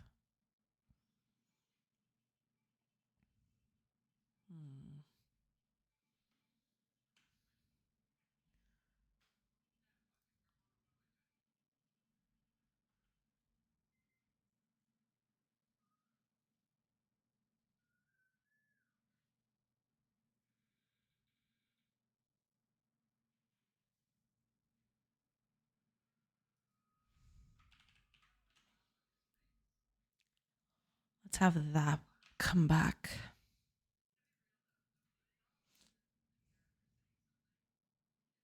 Because I'm getting the feeling that this is not working as intended. I might have some camera problems.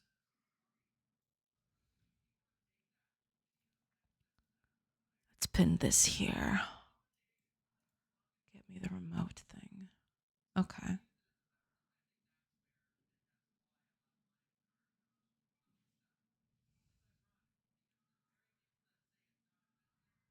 Yeah, it says right here, tween finished.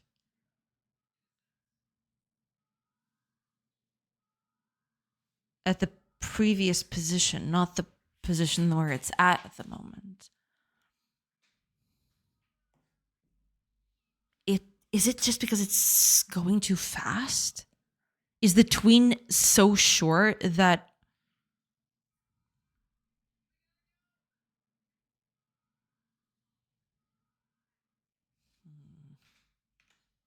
I guess the tween is just too short. It doesn't have time to change everything. Oh, this is a Godot call. Okay.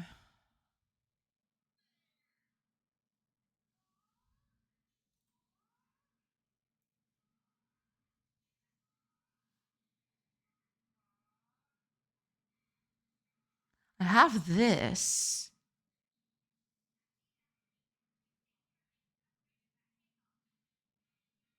I could do this instead. Let's try calling this one instead of just calling target directly. I'm gonna give it different times to see.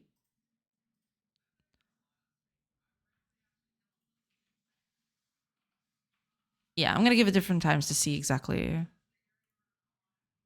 what's going on here. So instead of doing this,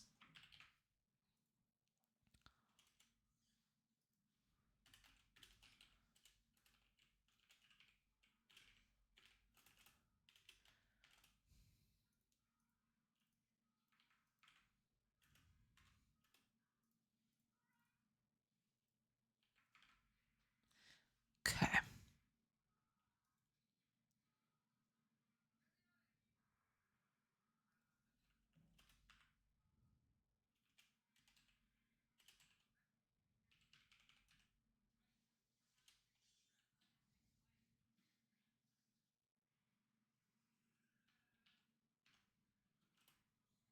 let's say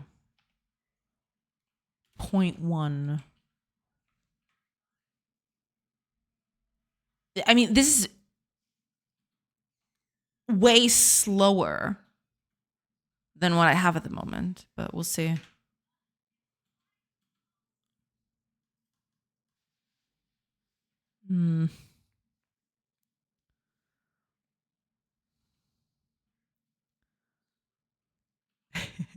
You said you would not work while I was gone.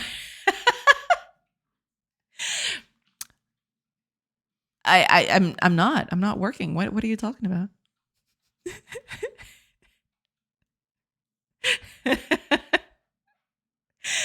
What are you talking about? I'm not working at all. What you see here is not working. Hiya, Dragon. So Habe, welcome in.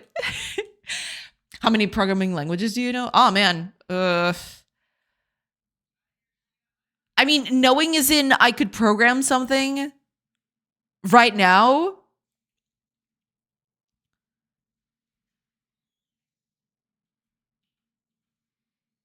Maybe 2, 3, 4 at best. I'd still need to check stuff though, because I haven't programmed in some of them in a while. So I'd need a quick refresher. But yeah, I mean, I've gone through a bunch of languages. Most of them I've forgotten at this point, but I could still pick them up, fairly quickly. I just need a refresher. Lying liar who lies. You sit in the throne of lies. She said she wouldn't get anything done, which was true. It is true. I didn't get anything done. I am failing very spectacularly, I might add.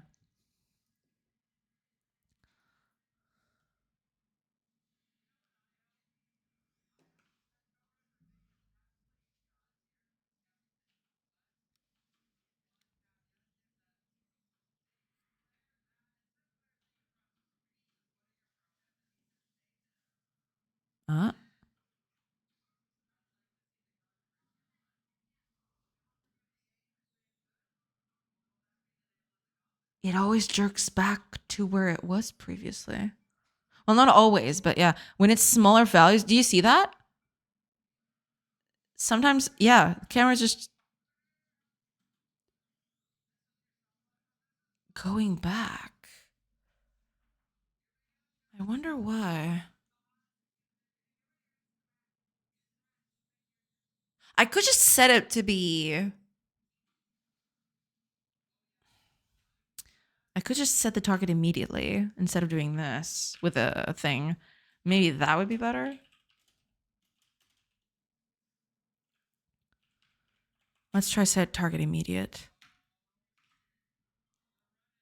This might be super confusing, but we'll see.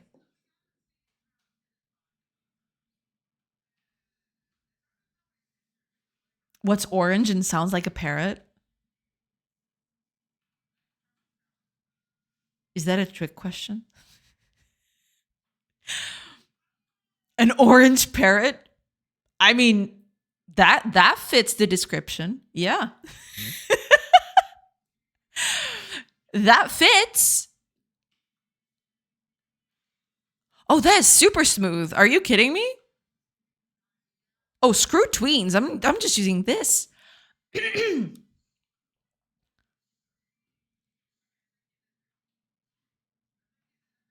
Oh, hell yeah. Okay. I'm just using the immediate instead.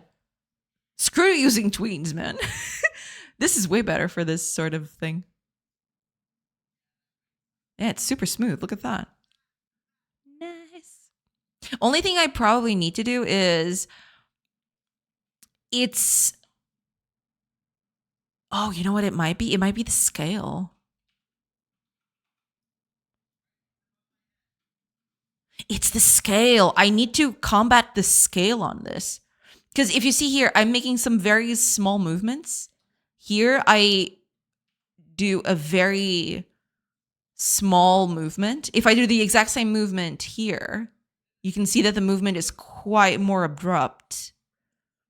I need to take into account the scale of the movement or the scale of the world. Because yeah, even small movements at this scale kind of go too overboard. Yeah. Okay. Let's do that then. I need this screen relative to be multiplied. Multiply or divided? Divided, most likely. Let's divide this by options, game scale. So when game scale is 1, this should be 1. When game scale is 2, this should be a lesser value because it's being divided by 2. I am kind of afraid of how much this is going to impact, because this is going to be fractionary values, which is bad. You don't want fractionary values on this, but yeah, it's not as smooth anymore.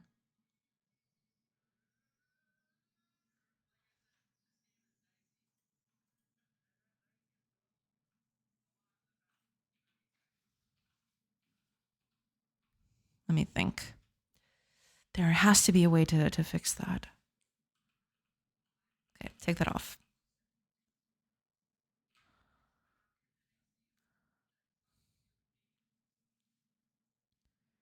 At 1:1, this is fine.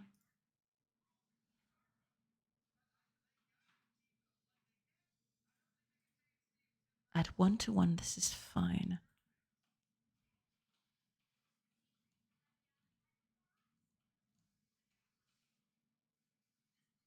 At 1:2, for every... No, wait a minute. Am I crazy? Hold on. Let me try that again. Sure, but I was thinking of a carrot. Ah, a carrot. Carrot parrot. Gotcha. But what I miss? Reef came back and she immediately made the code work. Darn, that's some witch magic. Why don't pirates shower before walking the plank? Because they'll get a shower just after walking the plank. I don't know. You know, why would they shower before walking the plank? They'll get a shower just afterwards. You know, that seems like a very inefficient. Yeah. Because they'll just wash up on shore later. Exactly. See, I had the right idea. That is exactly right. Okay.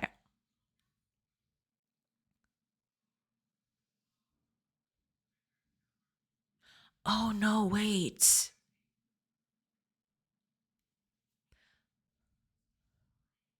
I mean, it's going to be the same thing. I just realized. Yeah. You were in far. Yeah. I was pretty close. Didn't have the pun on it, but yeah.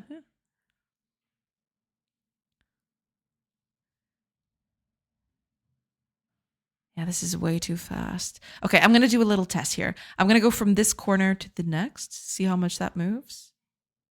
Oh, I need to keep the mouse in the same place too. I forgot about that. The mouse is moving. I want the mouse to stay in place. But that's another thing. Now, let's see. If you're tinier...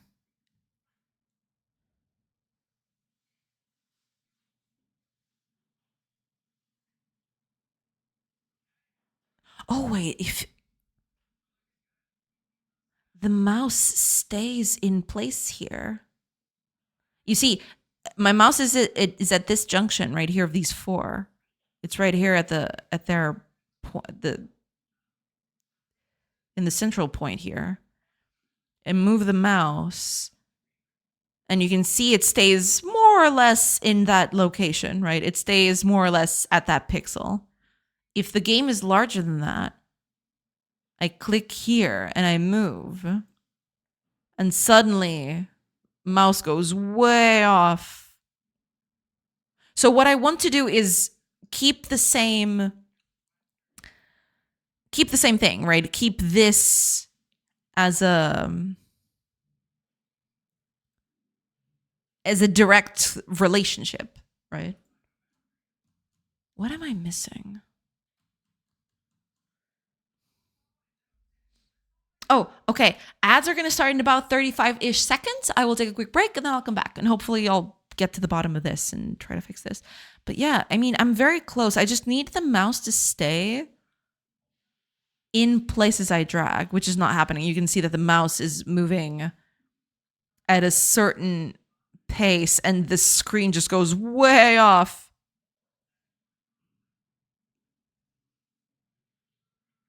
And the mouse is not accompanying the movement of the camera. I need to make sure that that happens.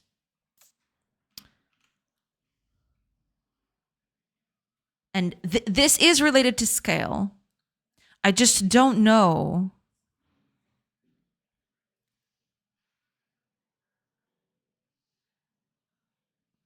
Do I have to? Maybe instead of dividing, I need to actually multiply this by scale. I wonder if that's it.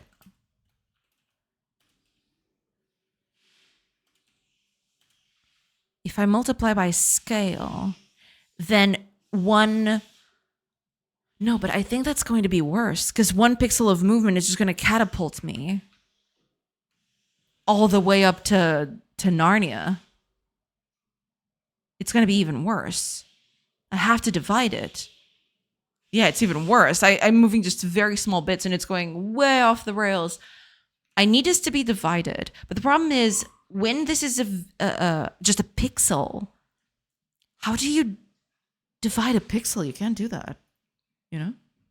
Oh, okay. Ads are going. So I'll take a quick break, like I mentioned, and I'll see you in a few minutes. So catch you on the other side of those ads. Pew!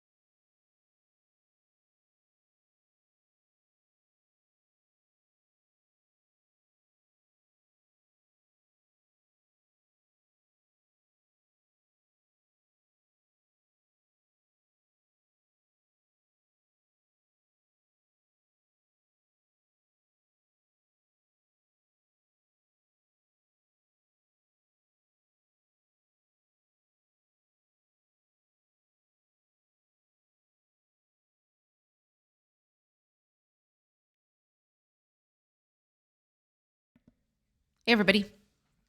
Sorry. I'm back. All right. Let's keep going, shall we?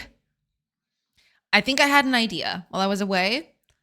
I think I know how I'm going to do this. Can't be this.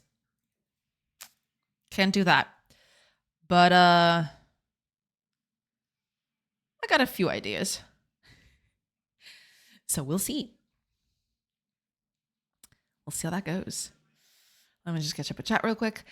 I'm trying this new voice inference model. It's an insane one-shot model, but bro, I don't have 40 gigabytes of RAM left next to OBS's games. That's quite a lot. That's quite some steep investment, I have to say. 40 gigabytes of RAM is quite a lot. I don't even have 40 gigabytes of RAM. That's insane. That probably is easily solvable by throwing some money at it. Yeah, a lot of money given the current days. Or just download some RAM. Downloading some RAM is also a good solution for sure. Yeah. How about I download some money and throw some RAM instead? Could also be a thing. Yeah. Hi, Helkios. Welcome. Happy midday, Jay. How are you? Doing good. Hopefully you're doing good too. Hi, Helkios. Welcome. I have 60 gigabytes and AMD Ryzen 9 7950X. Damn. That's a lot. 60 gigs is quite the powerhouse. CPU also was on 50% on all cores during running. Okay. Oh, damn, are we downloading more RAM? Apparently Stolen is. Yeah. Hiya, David.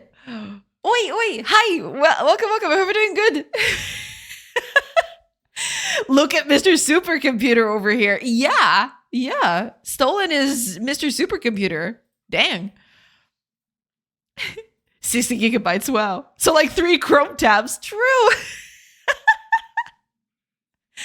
Yeah, 3 Chrome tabs should eat that right up.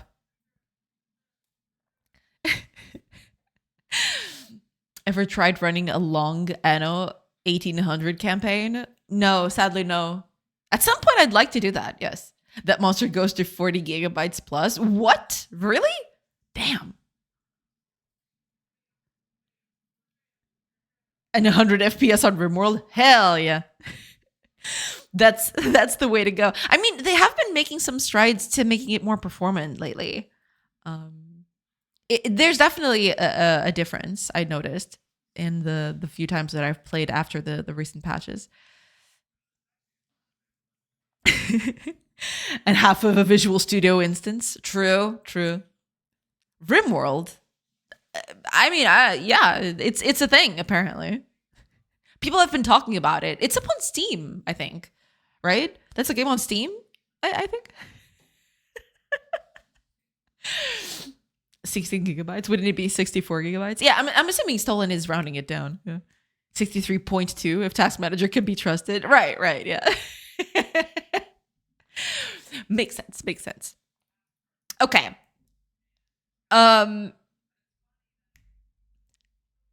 Here's the thing.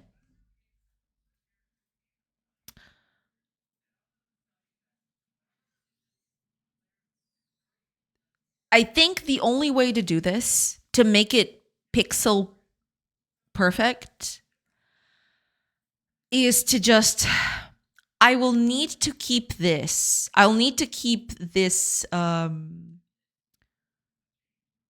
screen relative into kind of an accumulator,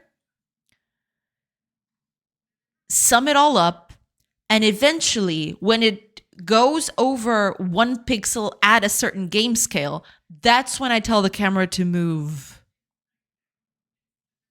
1 pixel, quote unquote.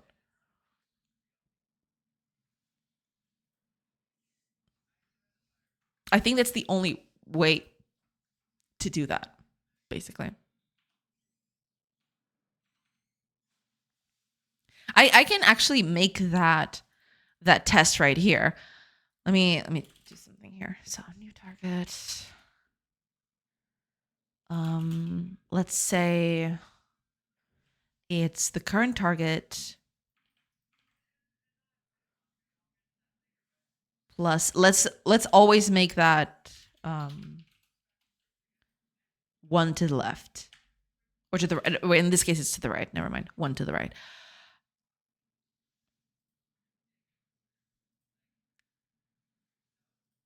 And I want to see if this always moves enough, basically. Because it's not going to leave stuff midway, is it? That seems...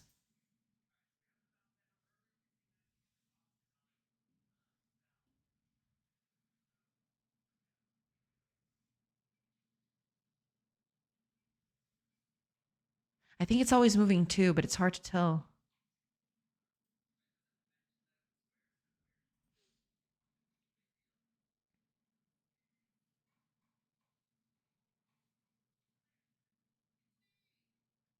Yeah, I think it's moving 1 each time. So yeah, I need a correlation here because there's a lot more mouse movement happening here. So yeah, every time I move 2 pixels in the mouse coordinates, I need to move 1 pixel on the camera. That's the thing I need to do. So yeah, we'll need to do some math and keep the accumulation in a variable that I can reuse between frames, I guess. I can see that Visual Studio now usually uses way less RAM than Writer or any browser, of course, but it's much slower. Visual Studio. Okay. Gotcha. I mean, so far, Writer has been quite nice in terms of, speed to resource hogging ratio, I'd say. It might require a few more resources than usual, but it works pretty well, At least I never noticed the computer slowing down or anything like that. I even have, sometimes I have more than, I have the writer going and alongside other things. And it works pretty well. Yeah. Meeting number 2, the meeting. Oh, Squid Pie, welcome back. Sneaks back in. Welcome back. Oh my God, it's Fish Cake Bark Butt. My nemesis. That's the new one. Writer is go. Writer is pretty good. I really like it. Yeah. I have projects that completely crash Writer. Really? Out of RAM? Damn. And have to open them with Visual Studio. Rare, but it happens. Damn. Interesting. I mean, yeah, I don't doubt it for a second because, depending on... I am just trying to imagine what kind of projects that would be. Those would have to be some serious, powerhouses of projects right there. Please, let's not write goats. Why not?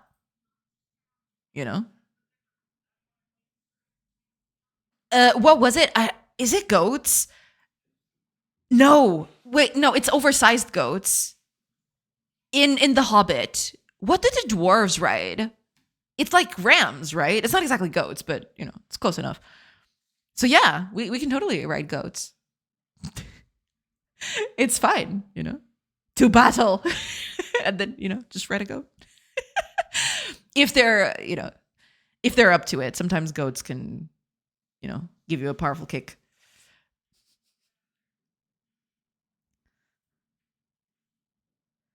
It has its quirks. Sometimes it soft locks when renaming files with a lot of dependencies or has a hard time checking out files in P4.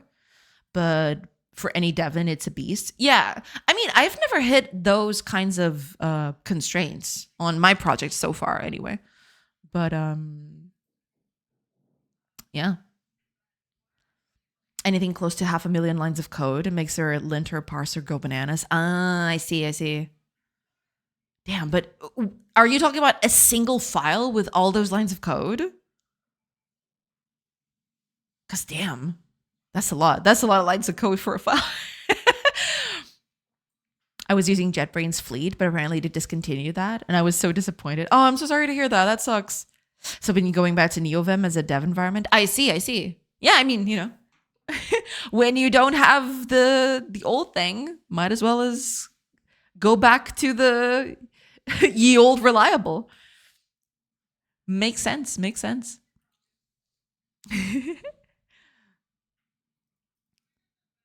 Okay. I can't do it like this. I need an accumulator. I need a variable to keep this accumulated instead of just doing that. Because I am dividing this by a fraction. Or I'm turning this into a fraction, which is not good because I'm moving in pixels and, you know, pixel stuff, just, you know. Just big projects. There's a reason why Unreal is treated differently for them. They always have tons of specific patches for that. And in fact, Writer was called Writer for Unreal at some point. But for custom code bases, sometimes you need a bunch of time until it parses the whole thing and might crash until they're constantly. I see. Okay, so you're saying that I've been lucky so far. I've never had any of those problems. Eventually they might happen, but so far I've been lucky. All right. Makes sense, you know. Still eventually I might get to that point, but for now I've been writing it pretty good.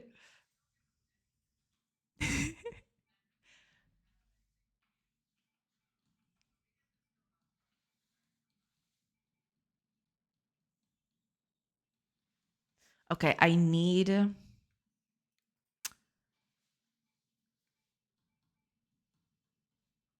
another thing here. If we're going to do this.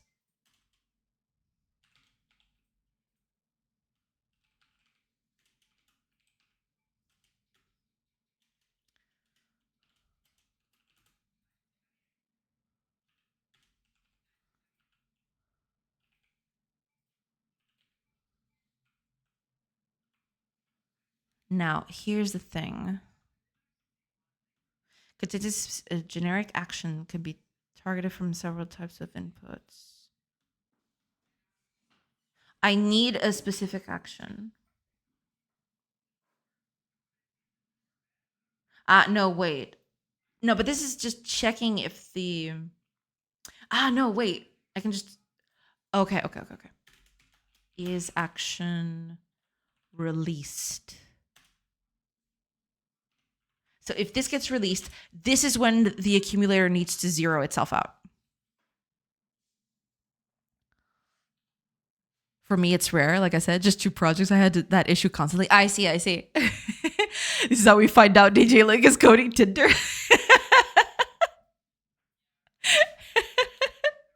Don't tell anyone. Just don't tell anyone. You'll be fine. Okay, so in the action release, let's call this whoa.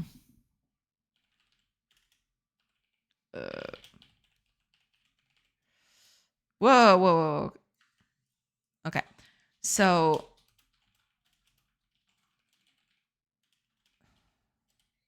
yes. I need this to become 0. When I release the camera action, this needs to go to 0. Right? I'll get to you. I'll get to you in a bit. Now, okay, when I go here and I move camera accumulator, I need to add this. I need to add the screen relative thing. Now,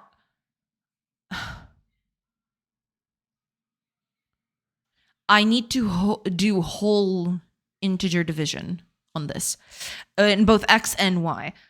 So let's see. Int X movement is going to be the camera accumulator dot X.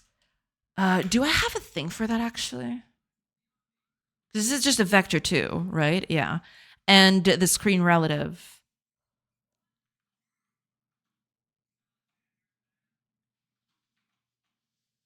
I wonder, do I have that?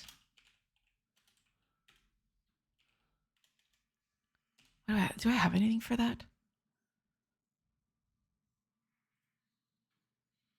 I could get the nearest multiplier. No, wait, but that would have to be lower. Or I could just do a floor. I could do that.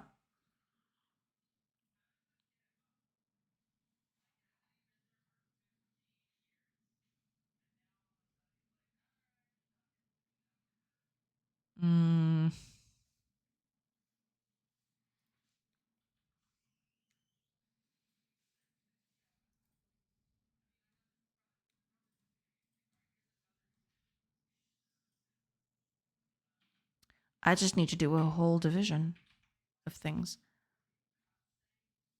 Or rather,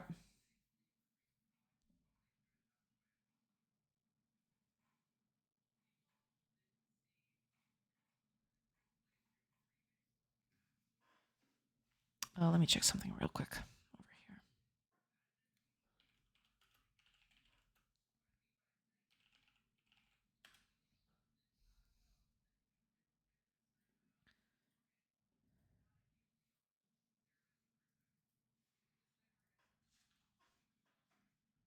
Can I?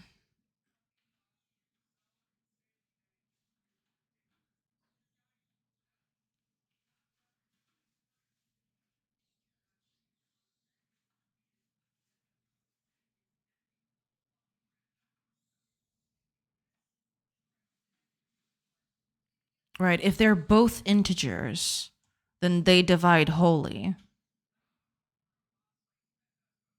I guess I could cast them for now, at the very least. So I just divided by the game scale, which I'm assuming is an integer, right? Yes.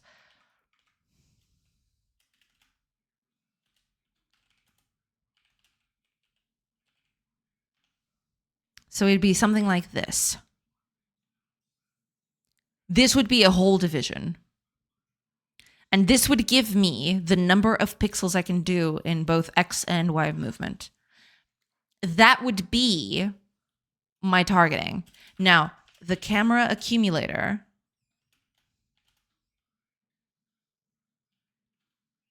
would have to decrease these things. I can just make this a vector.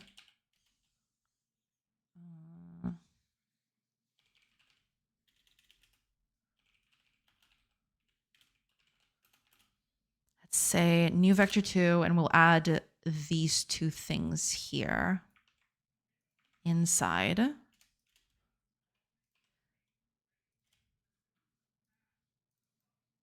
need for that.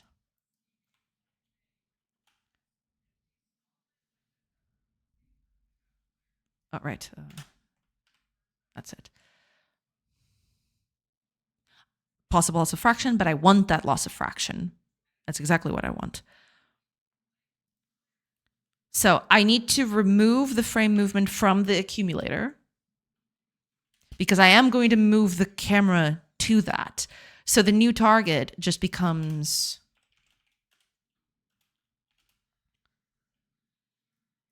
the current target plus the frame movement.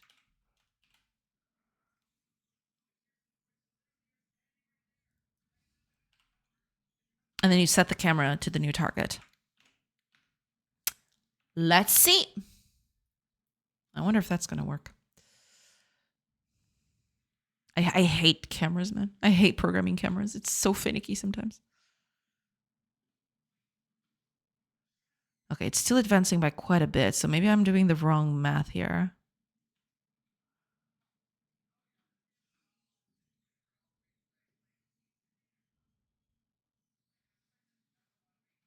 I am doing the wrong math. Okay, if I'm moving a pixel, say I'm moving a pixel here. Screen relative is 1. I'm assuming the camera accumulator is fine.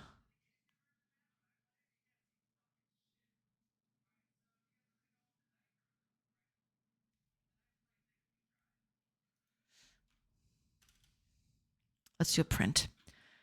comment these. I want to do a print here. Oops. Okay, let's do.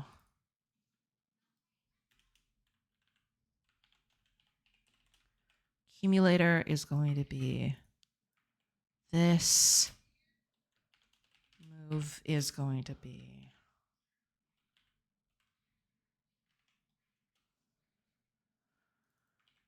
this.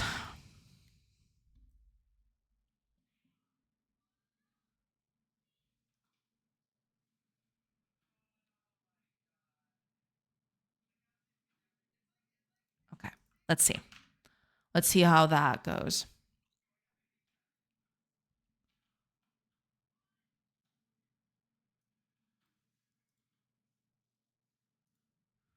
Oh, but the problem here, yeah, the problem is that at this scale, it works.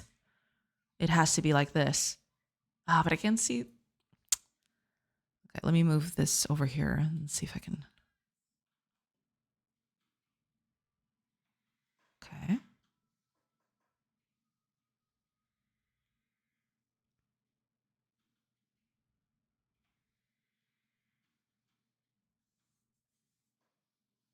That seems fine.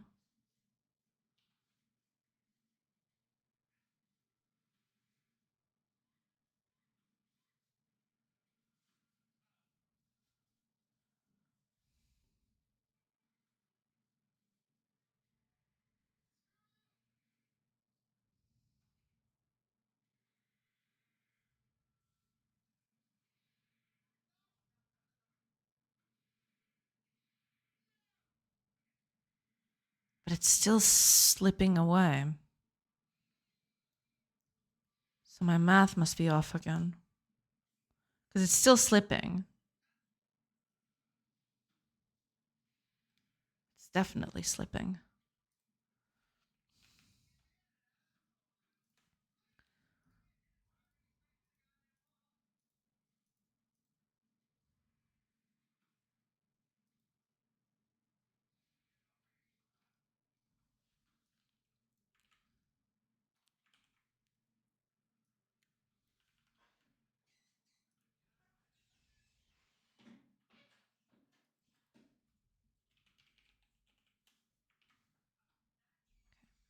Just going to keep that in just to make sure everything is working.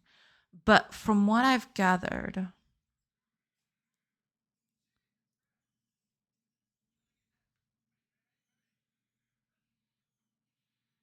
I have to divide here, I think.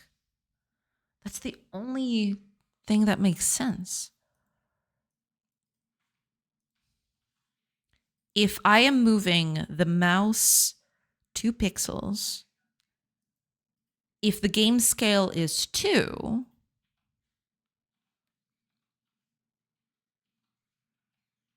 this might be a problem because of the resolution. I just realized that. The resolution changes might be screwing me here.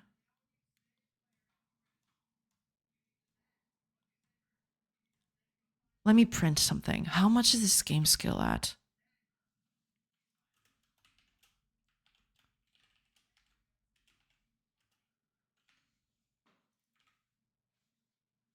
How much is this the game scale at? Because of the monitor resolution problem, I might be getting a resolution that is not correct, actually.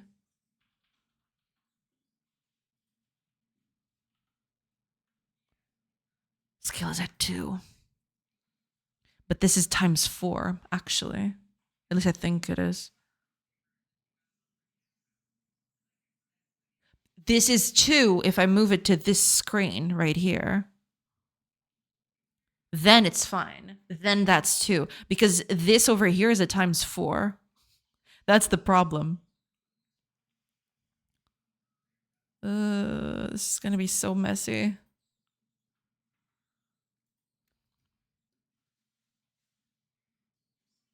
But it's still slipping.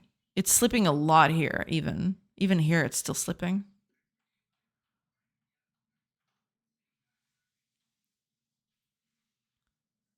It's It's not keeping up with the size of things. But if I make this a 1-to-1 thing, yeah, it keeps more or less in the vicinity of the place.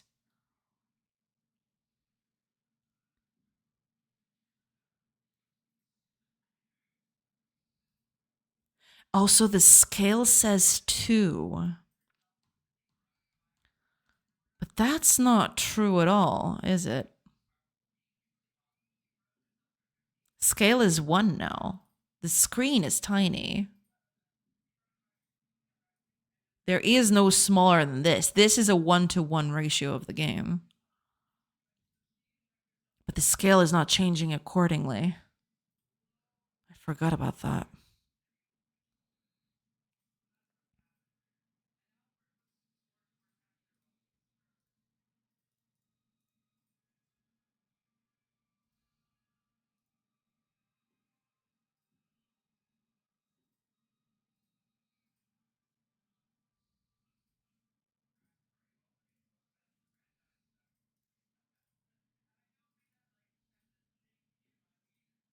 Yeah, it immediately starts slipping off. Okay, let's test something. Ooh, I haven't gone to main menu and restarting the game in a long time. I think this is gonna just break the game. I don't know if the game is ready for this thing. Oh yeah, it's truly well and gone. Oops, my bad. Yeah, I have to. Eventually, that needs to be fixed, but that's not gonna be now. Okay, let's visit here. I want to see. This is gonna. I'm not gonna be able to get the game working at all, but. Oh yeah, it slips off quite a bit too.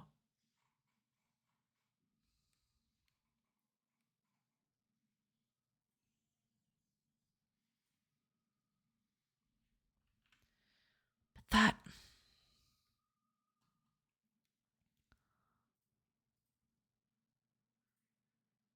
Oh no! Wait a minute.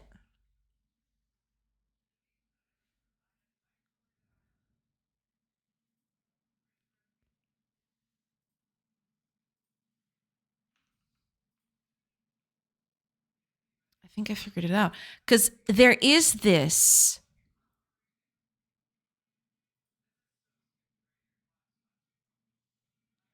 This is just to take away. This is not going to be the frame movement per se.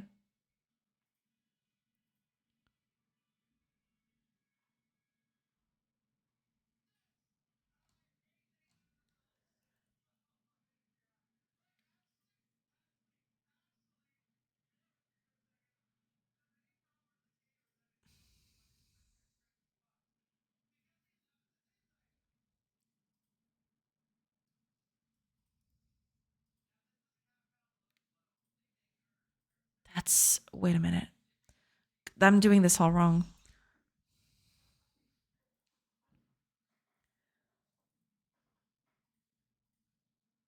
If I move 2 pixels, I need to move 1 pixel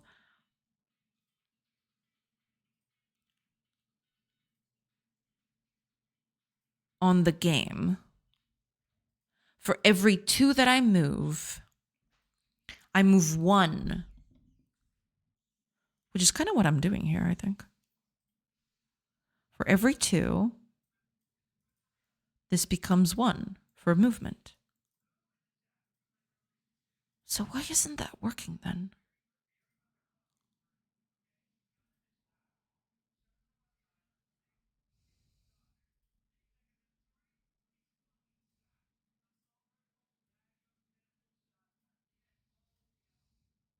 I'm moving 1 pixel, moving another one. Now I have 2 in here. 2 divided by 2 is 1. So I move 1 pixel for every 2 I move the mouse. So that should be correct. Are you taking game skill into consideration? That's what I'm doing right here. This whole math right here is to consider the scale of the game, basically.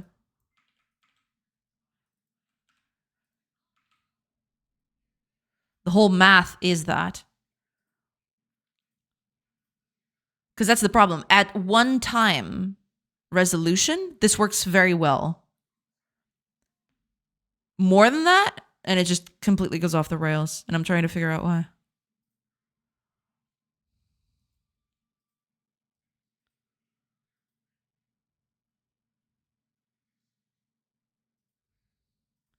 I also had some issues in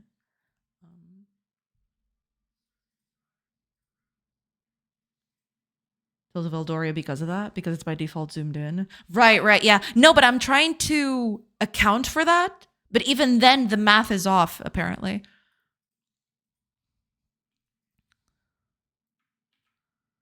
The math is totally off.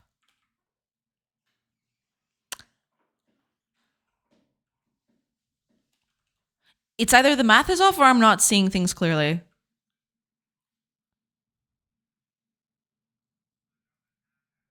Okay, so let's see. Pre-accumulator addition and then post. Frame movement, camera accumulator, and the scale. Scale is whatever.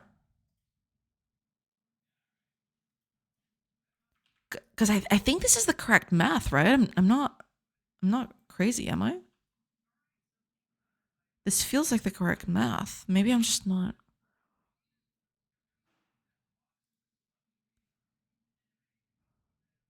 Take away the scale for this thing. Okay, let's see what this prints.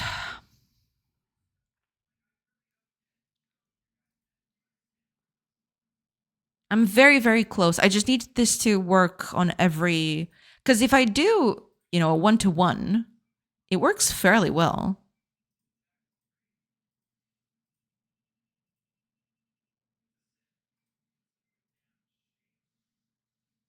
It's just that when I increase the size, it just goes off the rails. The mouse just keeps slipping. The game world is going faster than the mouse. Feels like the math is not even doing anything. Okay, let's take a look at this. What's going on here? Okay, so the accumulator is at 1 - 1. Scale is 2. Oh, okay. I am 1 - 2.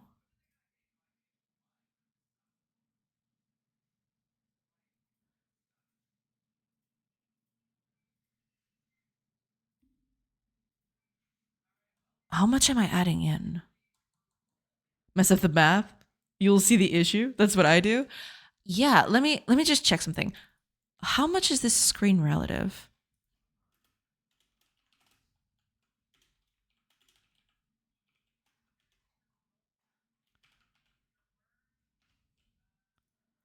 How much are you?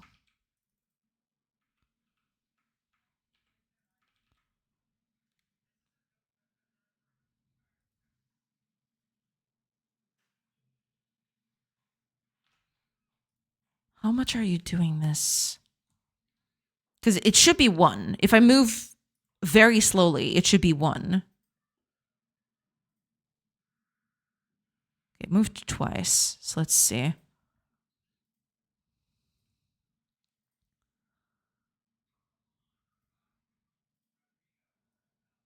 Accumulator is at -2, 0. I'm moving -1, 0.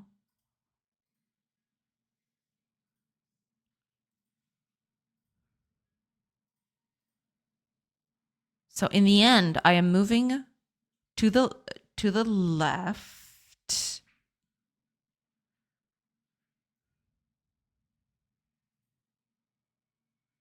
And my accumulator is at -1, 0 because I took 2 out of there.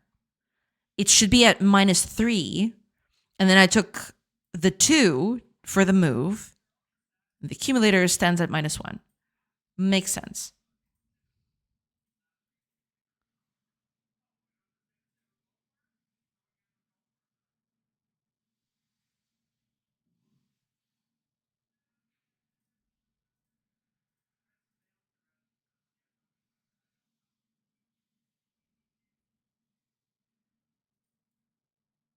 Yeah, accumulator is -1, 0.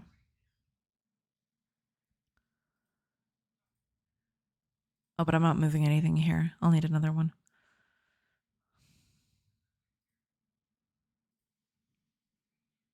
Actually, okay, hold on. Let me check something.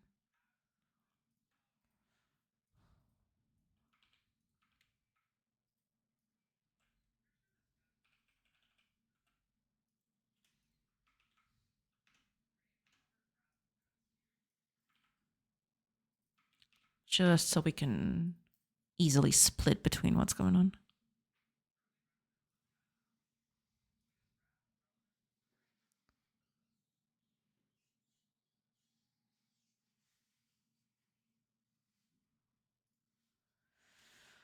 Okay.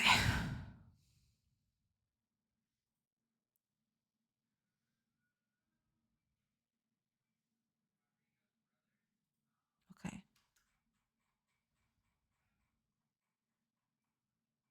I added 1. That means move is 1, 0. Correct. And the accumulator, no. 1 minus 1. No.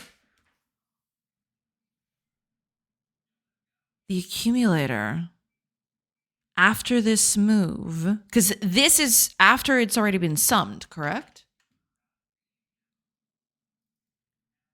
Oh, no, it's before getting summed. No, it's after getting summed. It's right here. Sum is here. So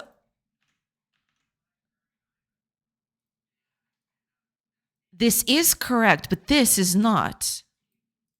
What am I taking away from the accumulator?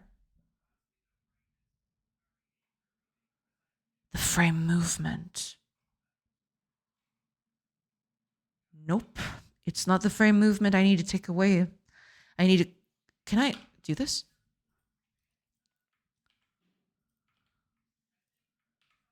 I need to take an amount corresponding to game scale. I was taking way too little, so the accumulator would stay longer. It was that. Yeah, now it's correct. Wow. Yeah, I was taking way too little from the accumulator, which was dumb, but you know. So you were not taking game skill into consideration. I was for one part of the equation, wasn't for the rest of it. So here's the thing. The movement itself was correct. It was taking the game skill into consideration. But then I have to take the movement away from... This is an accumulator I have between frames, so I know exactly how much I need to move. This mainly just happens because when a screen is too large, a very small movement in the mouse is not enough to be 1 pixel, right? So I need this accumulator. And I was testing for the game skill here, but not in the accumulator. I was not taking away from the accumulator at a certain at the game skill that it needed to take, basically. Bap. I hear excuses. Well, if you want to be, specific about it, yeah, it was because of game scale. Yeah, I wasn't taking this into consideration. So yeah. Oops. But this is also something very important. Let me think of something, because I can't use that variable, because if I change this, you see what's happening? Oh man, I totally forgot about this.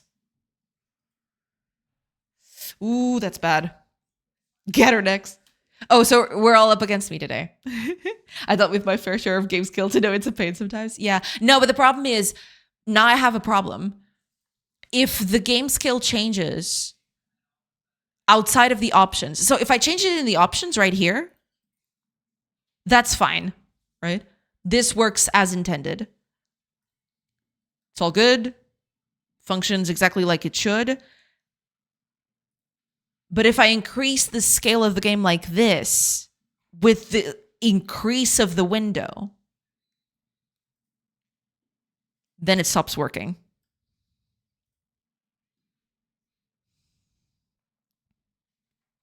I wonder if there's a way to find that out without having to go through a lot of hoops.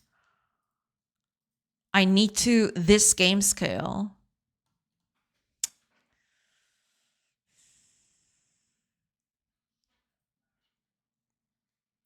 Never again, CJ. I just want to see next time down by mistake. Ah, I see.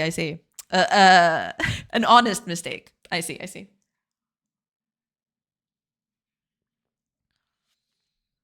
I need to change this game scale based on the size of the window. Either that or not allow the window to change the scale of the game, which is a bit tricky. But I think I'll just do that instead.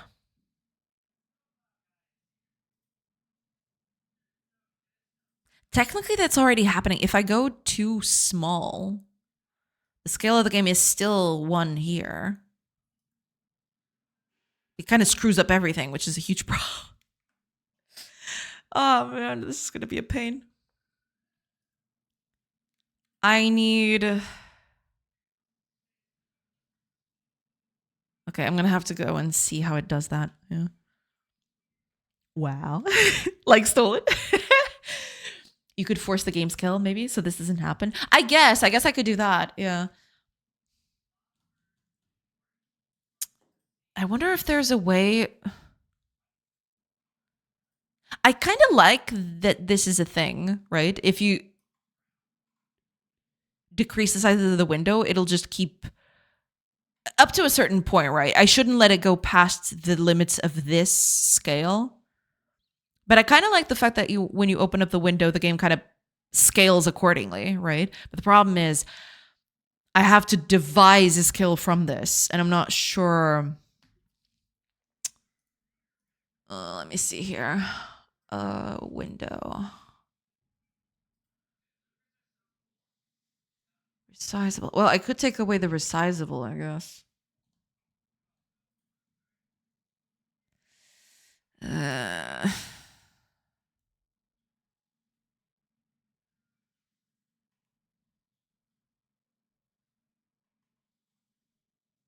Okay, stretch mode, aspect, scale.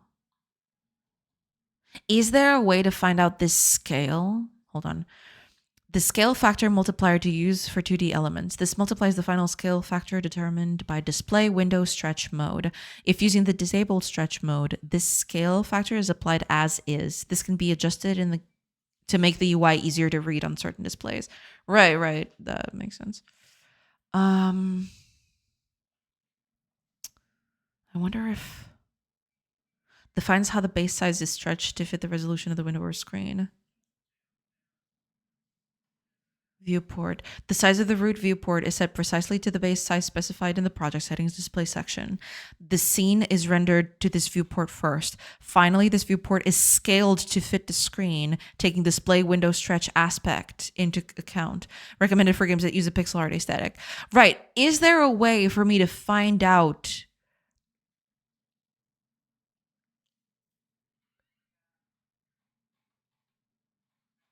Is there a way for me to find out the scale which is using to fit the screen?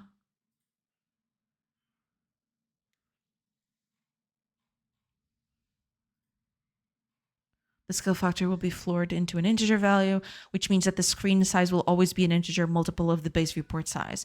This provides a crisp pixel art appearance. When using integer scaling with a stretch mode, resizing the window to be smaller than the base viewport size will clip the contents. Yeah, which was what we just saw. Consider preventing that by setting Windows min size to the same value as the base viewport size defined display.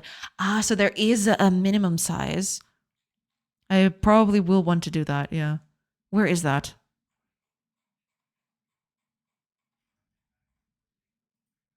How do I set that?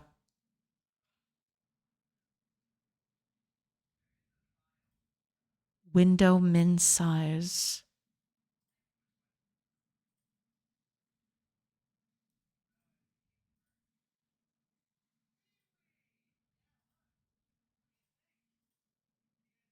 Is it here? Is it supposed to be here?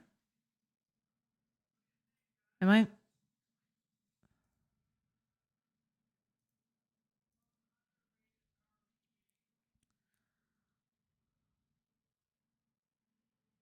Or do I just do that in code? I can do that in code, sure.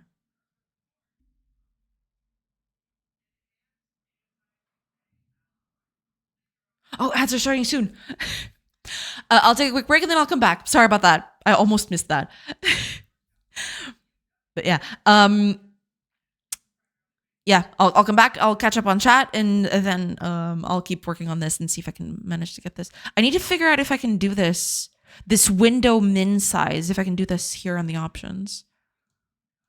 Because I want to keep the window from going below the initial size. For sure. Yeah. I don't know if I could do that here though.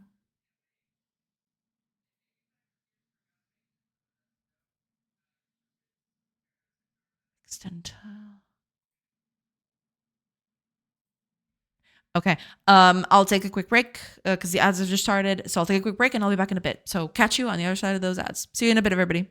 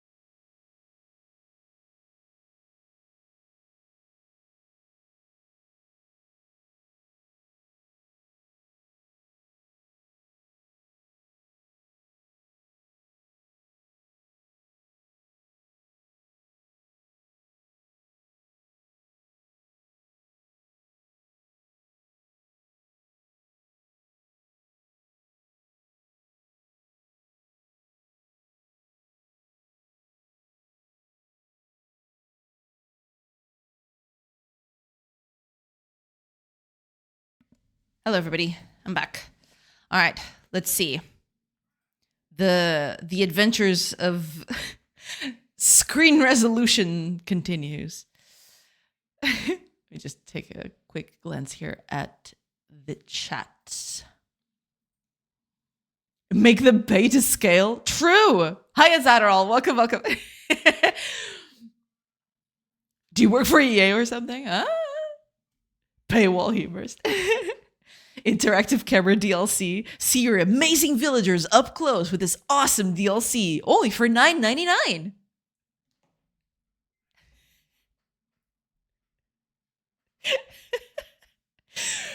Comes with 10 free zooms. Of course. You gotta, people have to test it to see if they like it. And they will. That's how you get them started. First hit is free, or so I've heard. New computers have 4 times as many pixels. It could cause issues. Yeah, for sure. I need to change the way I'm doing this. And I'm figuring it out. It's been a while since I actually touched on this stuff, so yeah. I advocate for releasing the game in black and white and charge for color. That's pretty good too. Yeah. A new skin for your favorite game. Is today an ad-only stream? I'm all for supporting streamers, but it's getting a bit out of hand. I am so sorry. I'm sorry. Microtransaction everything. The game is free, but you pay for mouse support, keyboard support, each of the main menu options. The possibilities are nearly endless. Exactly. The limit is your imagination. Yeah. True. No one can complain about a free game. Exactly. It's free, right? So, it's all good. You have to pay to unlock the screen where you can check the stuff you can buy in the game. Holy crap. That is ingenious. Someone somewhere just heard that and thought, I need to speak with my superior. This is a great idea. I should bring this up to my superior. Okay, let's see. What is this width override? On desktop platforms, overrides the game initial window width. By default, or when set to 0, the initial window width is the display size viewport width. This setting is ignored in iOS, Android, and web. Okay. No, but what I want, because it says right here, consider preventing that by setting window min size to the same value as the base viewport size defined in display window size viewport width. But there isn't a way to do that, is there? From here.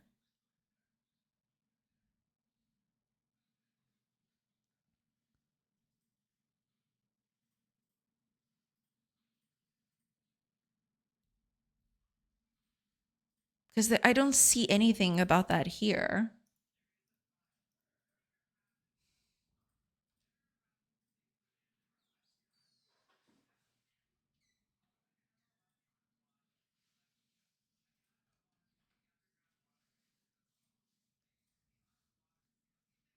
Even more important than that, I want to see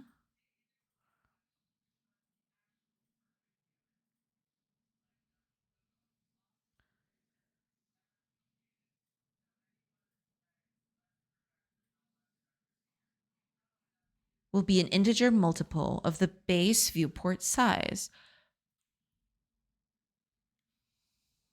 Okay, let me check Godot's documentation. What do I call this? Scale mode? Let's see what it says. Resolution scaling.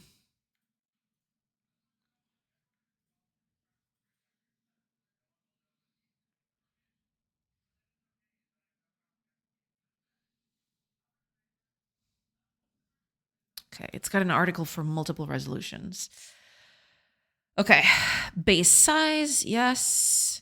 Resizing. There are several types of devices with different types of screens, which in turn have different pixel density and resolutions. I can put this up on screen so you guys can read as well as we go.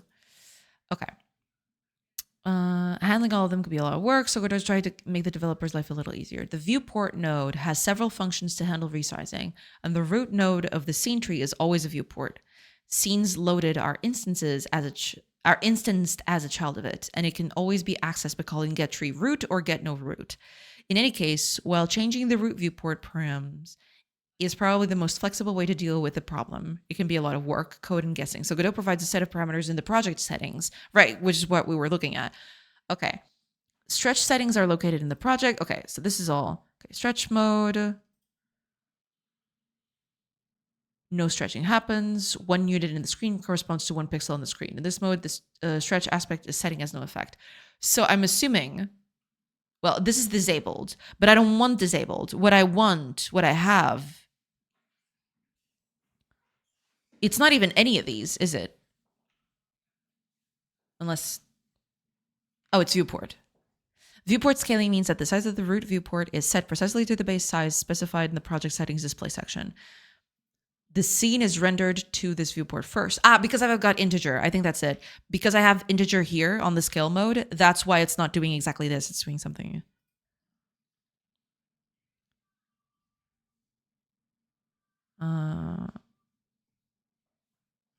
Keep with. So I'm keep.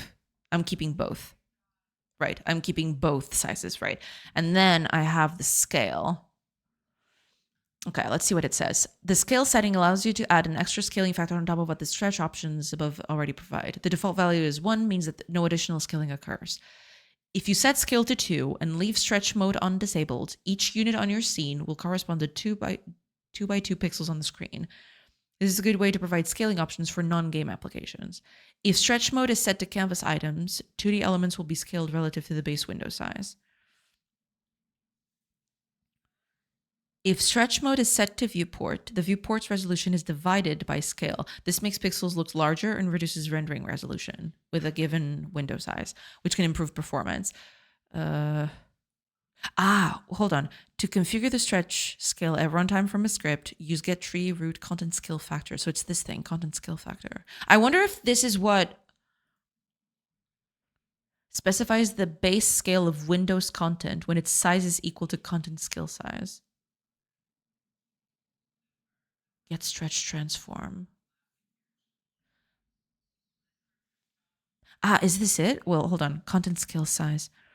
The content sized in virtual pixels, not to be confused with size, which sets the actual Windows physical size in pixels. If set to a value greater than 0 and content scale mode is set to a value other than scale mode disabled, the Windows content will be scaled when the window is resized to a different size, which is what is happening. Higher values will make the content appear smaller, as it will be able to fit more of the project in view. On the root window, this is set to match the viewport width and viewport height by default. When using content scale mode canvas items and content scale size set to vector this size, using a window size of this will make 2D elements appear at double their original size as the content is scaled by a factor of 2. So this is what I want, content scale size.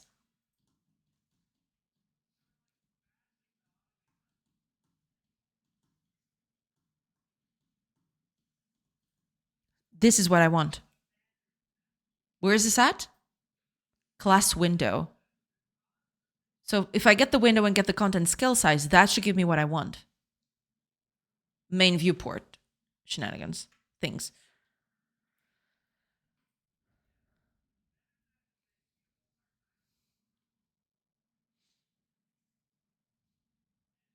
Thanks for the stream. Tomorrow, if you have powered internet, no errands, and no doctor's appointments, and no urgent things to do, and no pool boy to babysit. Hopefully, none of those things. Hopefully, we're good. Thank you so much for being here. Next, thank you so much. See you tomorrow. Tomorrow, I mean. Yeah. Shots fired. All the shots fired. Way. Okay, so what I'm looking for is this. I need to find the content scale size. And this is on the window. So if I go here, let's see. gd.print. Let's see if this is.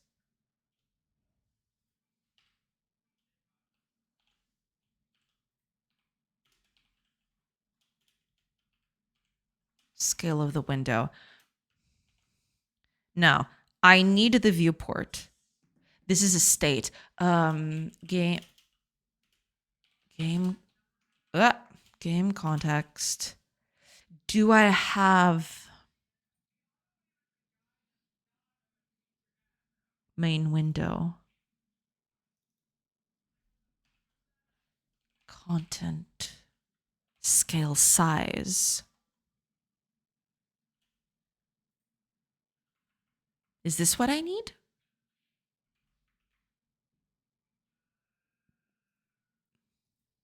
Let's see.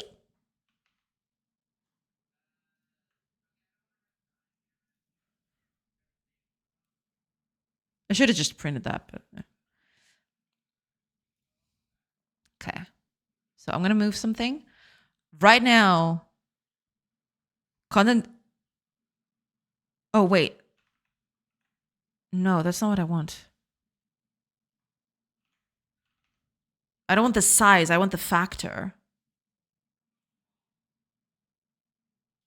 This is giving me...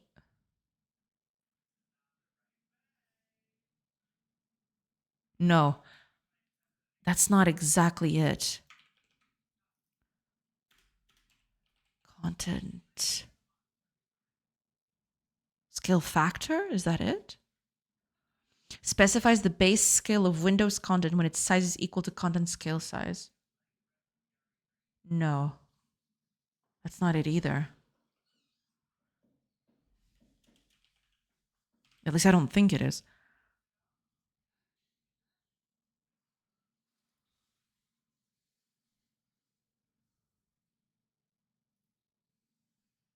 The content space size in virtual pixels. When using canvas items and content scale size set to vector, that using a window, it will make 2D elements appear at double their original size. This is the content scale by a factor of 2. Right. But do I have a... Is there a method to get that too? Or do I have to calculate that?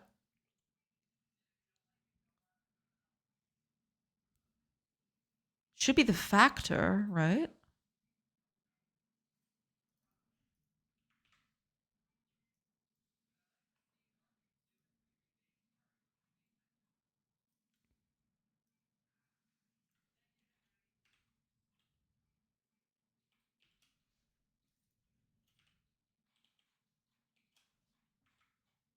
Should be the factor that I'm looking for.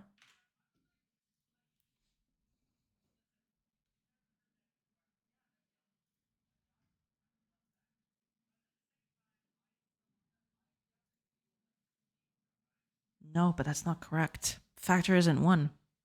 Factor is 2, actually. This is 1.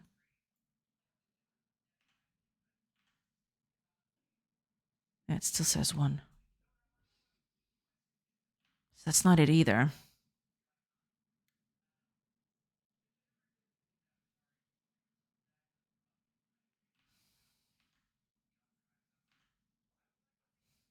What else is there?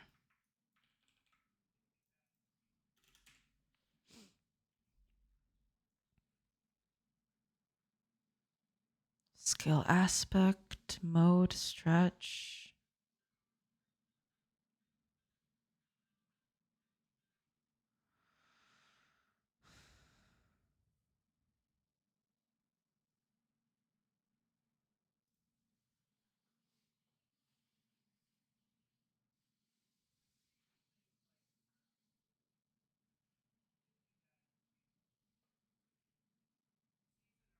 I need to set this. I'm going to do that later.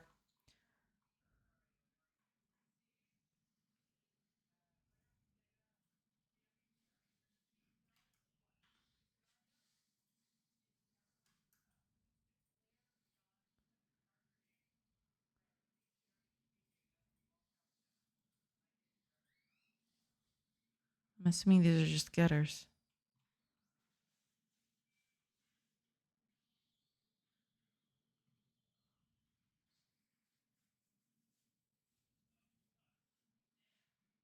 Size, min size.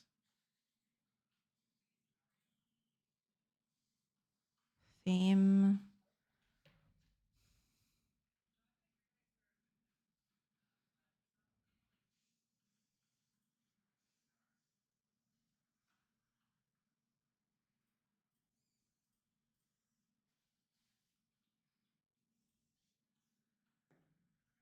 there really no way to get that? Do I have to make that? That feels a little weird. I should be able to just get that to get the value, right?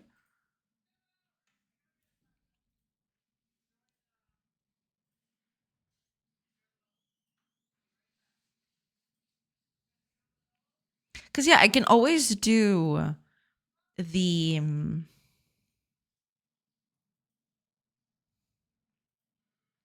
I can always do the math, I guess. But it would be nice if there's an actual value there without having to do that all the time. Having to do the math all the time.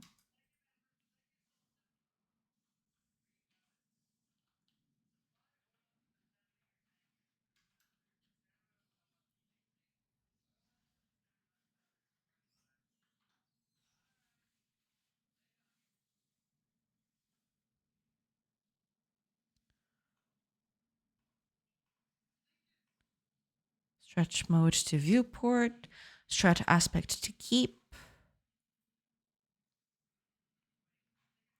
So set the stretch mode to integer. This prevents uneven pixel scaling. Well, yeah, but how do I tell what the scaling is at? That's what I want to know. Hi, Bitter. Welcome, welcome. Who up telling the sorcery story? Welcome in, welcome in. Yeah, we're over here. I'm trying to fix camera resolution shenanigan problems. There has to be a way to get the scaling of this without having to do the math for it.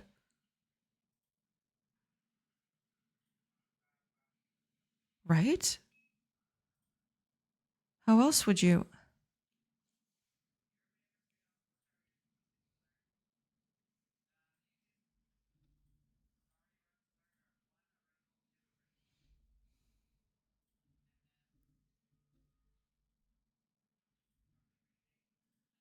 But I don't see a way to do that.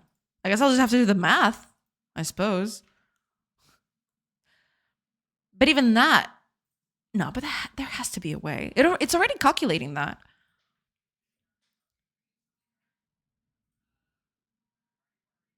You can also adjust the scale at which the default project theme is generated using the GUI theme default theme scale.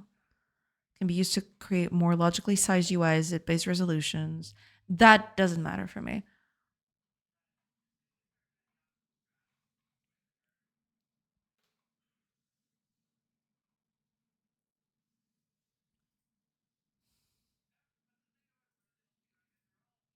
Scale factor is 2 times. So scale factor should give me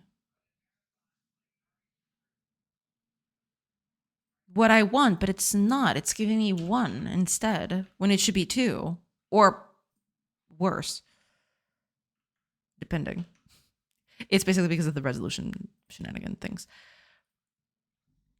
Hi, Amanda Queen. Welcome, welcome. I hope you're doing good. Welcome in, welcome in. Hello, hello.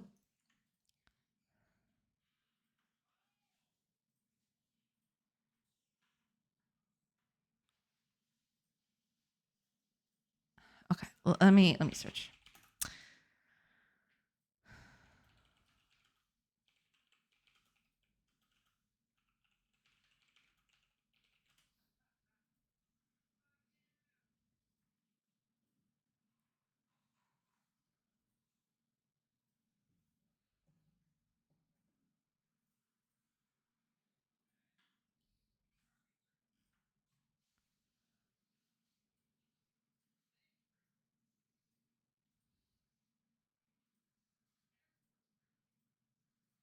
Huh.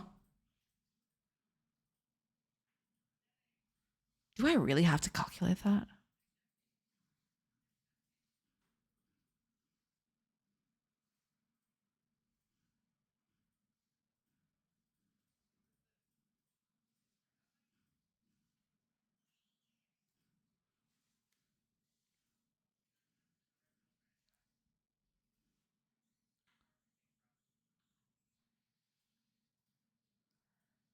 Displays native resolution.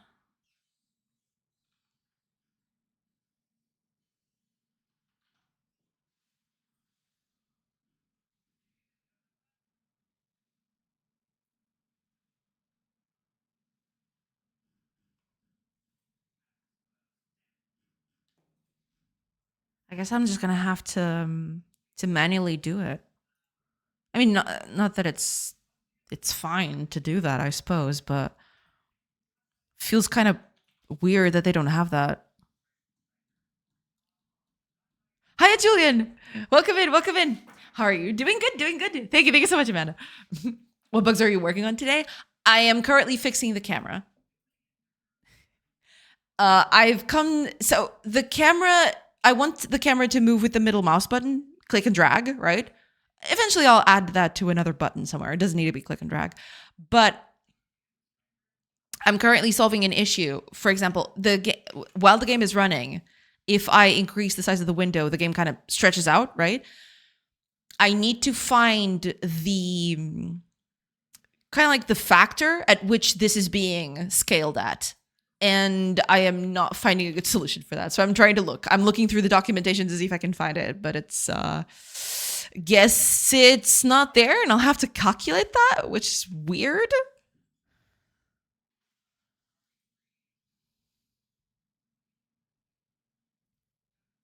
You'd think that this scaling factor, this content scale factor, I'm pretty sure it are the options in here.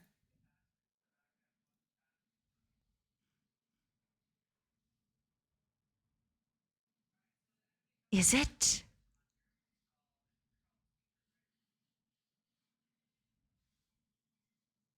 Scale mode is integer. Because it says right here, will always be an integer multiple of the base viewport size. Is there a way to get that integer multiple? Do I have to calculate it every time I need to use it? Well, I guess I could store it and just save it for later, but I'd like to be able to know this integer multiple, you know? That's kind of what I'm trying to do. You have a pretty frequent stream schedule. I try to, yeah. What was it like getting into streaming lots with a regular streaming schedule? I mean, it's kind of become a thing at this point. At the beginning, it was different at the beginning, I'd say. Right now, I have kind of a lot of people watching me every day, which is cool, right? Back then, it didn't feel so much pressure. I didn't feel as much pressure because of that. So streaming every day was kind of, no biggie. Today, I've grown to, get used to that. But sometime when the stream started picking up a little bit, it was a bit overwhelming. I'll be honest about that.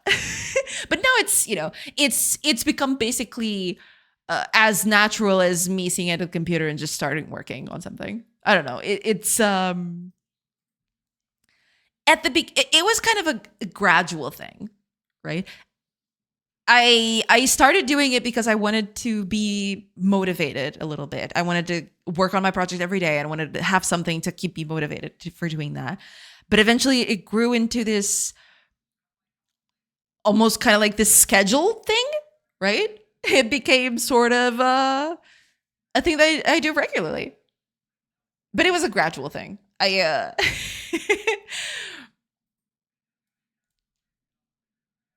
When you work on the other project, do you feel sometimes explaining to the camera what you're doing? Actually, no. Yeah, I'm able to parse that very well. I don't know, because it feels weird to work on this project outside of the stream. I will say that, but it's totally a different vibe. I don't know exactly how to explain it. When I'm working on this project outside of stream, I feel, what is the word? It feels different. I don't know exactly I can't exactly describe it very well, but it just feels different when I'm doing streams versus when I'm not. Hiya, Tors! Welcome. Yo. I hope you're doing good. Welcome in. I'm thinking about getting into co-working, streaming myself for similar reasons. Yeah, I mean, at the start, it was basically a thing of, when I started streaming, I was a bit on a downward thing, and I wanted to find some sort of I wanted to find a schedule. You know, I wanted to motivate myself into working uh, certain hours on my project, right? That's basically how it started. Because when I was programming by myself, it felt you can easily get distracted a little bit with other stuff. Whereas when I'm here streaming, I can't just, I mean, I get distracted with chat, quote unquote, distracted. But in the end, it's still serving the purpose of keeping the project always in focus, right? The project is always here. I can always look at it. Um, it's a totally different vibe. Right now, I think I'd say that streamed helped me a lot to focus better. Nowadays, when I'm not streaming and I'm working on other stuff, I tend to focus a lot more. I don't do this thing of, you know, suddenly, ooh, what about this or what about that? I do that far less than I used to before I started streaming. I feel like I focus a lot more when I'm on what I'm doing most of the time. Because I get that it's that kind of little chip in your brain that tells you, you know, people are watching you do things. They're not here to watch you go off on, you know, go on this website and do whatever, you know. So it became kind of a good way for me to channel my uh, creative output, I guess. I feel like we have similar brains. I get so distracted. It depends on what you're doing. If you're doing something that is very uninspiring, right? It's something that's very boring, you can easily just move on to something a bit more enticing, right? Something that captures your attention a bit more. But yeah, after I started streaming, I do that far less. Nowadays, I when I start working on something, I will usually just sit down, lock in, and just do the thing. I mean, of course, there's always going to be, I don't know, a few seconds where I look at something else, but it's never as bad as it was before I started streaming, for sure. I definitely do get focused a lot better nowadays. But yeah, that's basically how it started. And it was a gradual thing. I started as it was kind of a thing to keep me in check in a way. You know, I wanted to develop the game, and I'm gonna stream as much as I can of me developing the game, so that the just the factor that people could be watching what I'm doing, right? Just that kind of motivated me to keep myself always in check, to keep myself focused and keep doing the thing. Um, and then it just grew out, I guess. It just became a thing. Nowadays it's as natural as you know, not streaming, you know. So I just click a button and the stuff starts, and that's it. And then I just, you know, I have a working day, but with people talking to me, which is cute. It's nice. Feels less lonely for sure. Yeah. But yeah, that's basically it.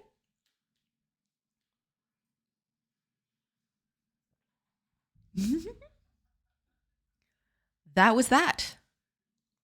Could be watching. We are definitely watching every single detail. There will be a report. Oh God. But yeah, I mean, that kind of tricked my brain into just focusing a lot more. Because, you know, people are here to watch me work on my things. They're not here to watch me go off on, you know, on some rabbit hole, right? So yeah, it's kind of nice for that. Kind of motivates you into keeping up with your stuff to just get to do your thing. At least for me, right? I guess it varies from person to person. It very much depends, but yeah, that was it. Yeah.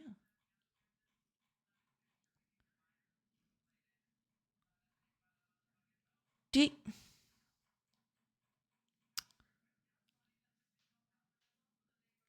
I really, really wanted to get the scale factor, but I don't know if I can. um,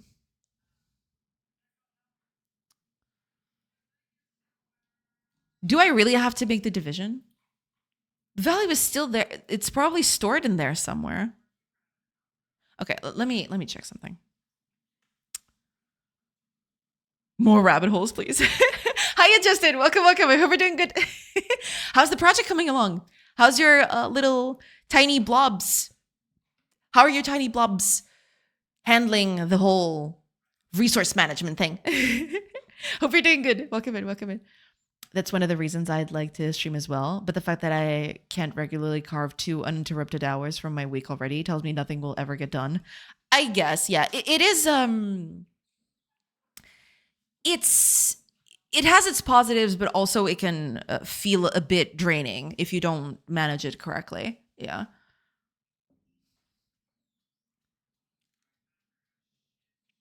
I have the similar thing, but I use your stream, for example, to body double, as in permitting my brain into a state of game dev time. Oh, that's awesome. I'm sort of watching it on the side while I work myself. That is so cool. I'm very glad I can be that for someone. That is very awesome. Yeah, when I started this, I made it, to keep myself focused. But I'm very, very glad that other people, come in and see my stream as kind of their focus time as well, which is pretty awesome. That is amazing. I'm glad I can be that for someone else. That is awesome.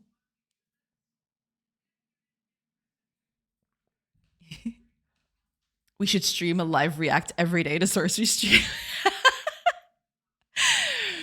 It's going. I've been messing with visual stuff lately, mostly trying to figure out how gritty versus continuous the game /sim will be. Ah, gotcha. Right. I mean, it could go both ways, right? I'm guessing that's what you're thinking about.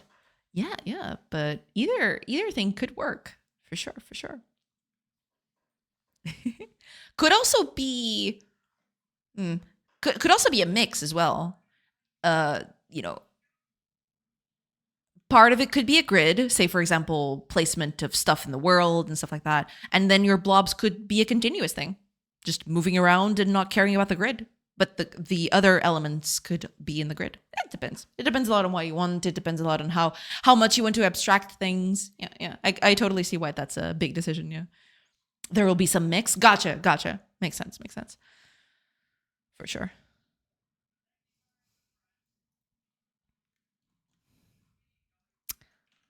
I am going insane with this thing. I would call this after story. Makes sense.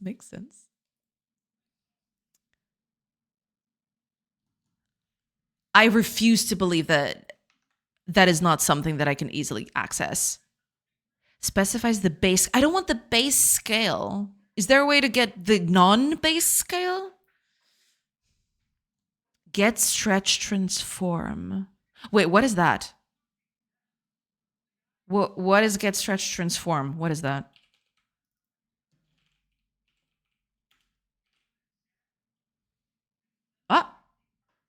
No, but that's the Aninum.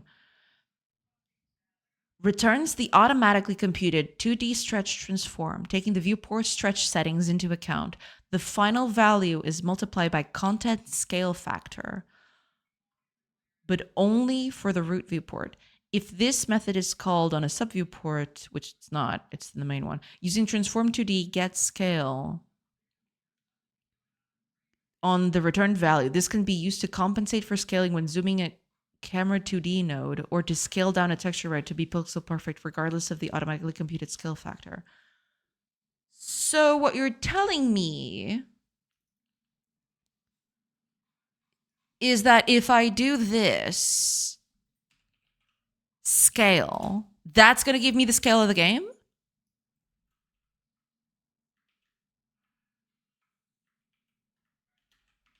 Is that it? Is that what you're telling me right now? Let's find out. Go ahead. You'd have at least one lurker. Let's go.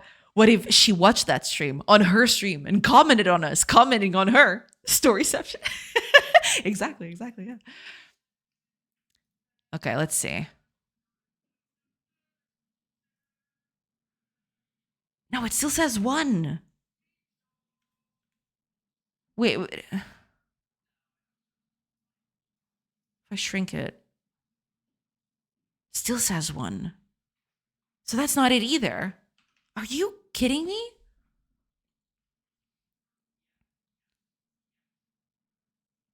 Due to how pixel scaling works, the returned transform's X and Y scale may differ slightly, even when content scale aspect is set to a mode that preserves the pixels aspect ratio. If content scale aspect is ignored, the X and Y scale may differ significantly.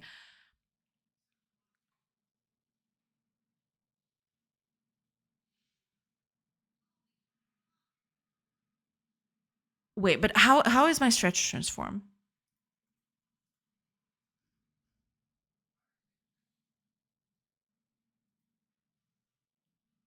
No, but that's not it. Is there another transform I can get?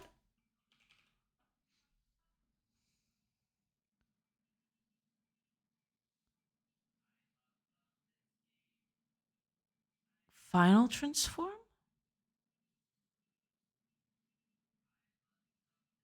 Screen transform? Could be that one. It's not the stretch transform. That I've realized. Let's keep that here. Just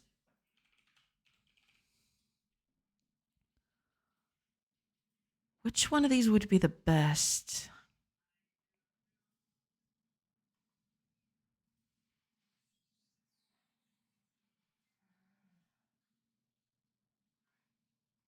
Final?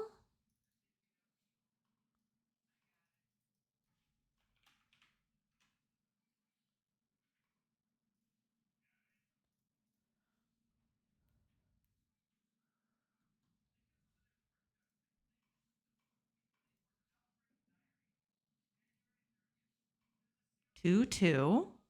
Okay. If I shrink it. 1, 1.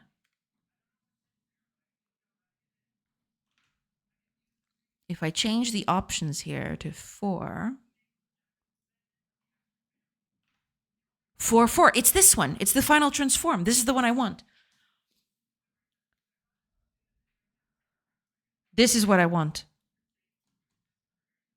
It's the final transform. 4, 4. This is what I want. So here, instead of using, let's comment all this crap. Instead of using the game skill directly,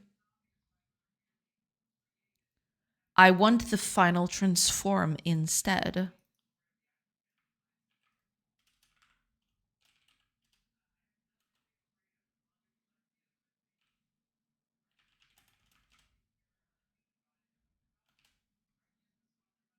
Did I? What did I do? I made some shenanigans. Okay, yeah, I must have I must have clicked on something.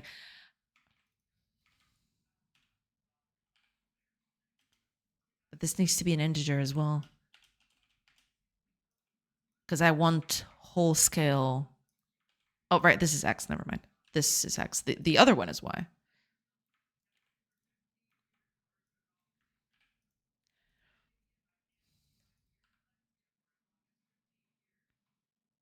So I won't need any of this crap anymore.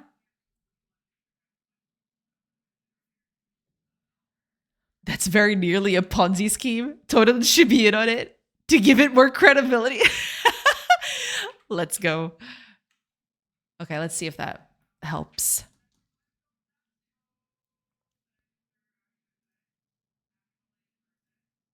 Okay, so mouse is right here on the junction between all these chunks. It's working.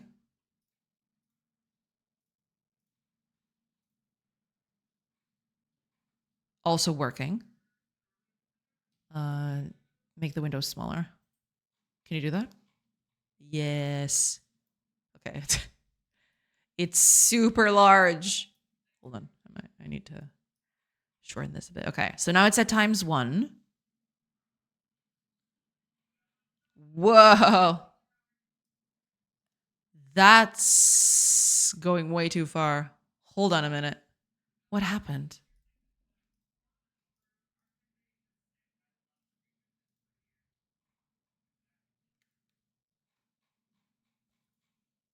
I thought that was supposed to work. No.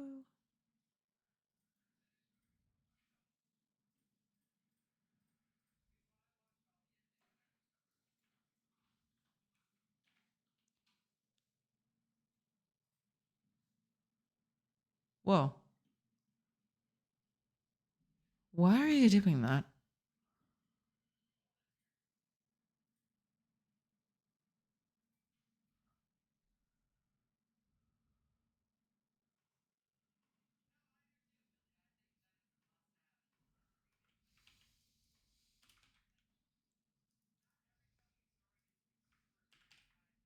I'm assuming that this is still...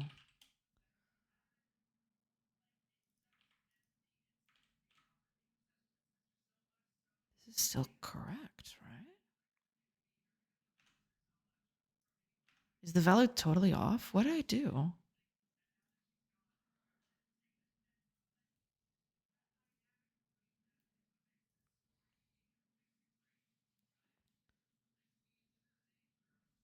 Okay. Scale is 2. Correct.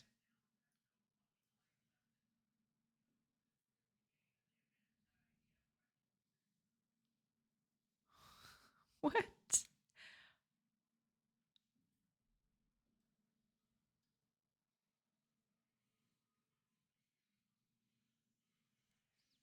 That is extremely weird.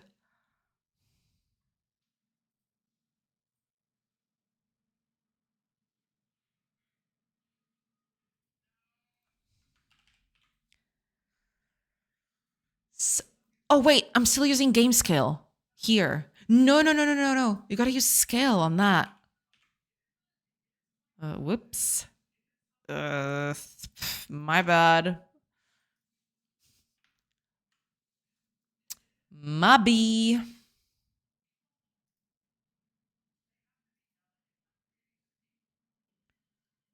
Correct. Correct. Okay. Make it ×4.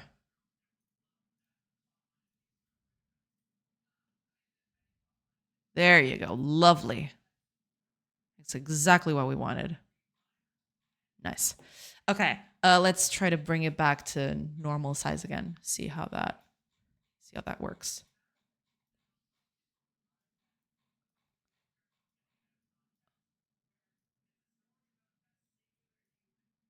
Okay, we're back to ×2. Still working. Wonderful.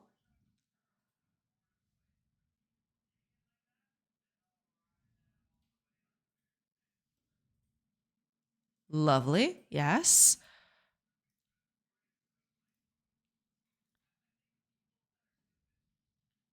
Perfect. Okay. We're good. We're good. We're doing great. This is fantastic.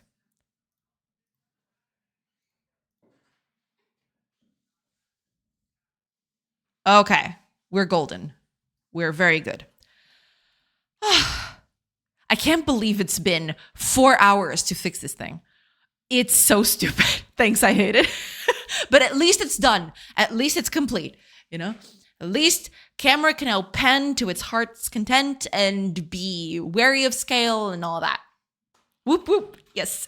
You fixated it. Yes, I did. Nice. Thank you. It takes time to reach the final transform. True. Damn. No, but the part of this was figuring out exactly where I needed to get this value right here. Because that's the thing. I should call this game scale. I think I'm going to stop getting this from the options altogether. I have to think about that. We'll see. Surfing turtle. Amazing name. Amazing name. Welcome in. Thank you so much for the follow. Welcome in. Welcome in. But yeah, okay. We got the game scale directly from the main window final transform. So we got that going for us, which is good. I want this to be a loss of fraction. Can I just...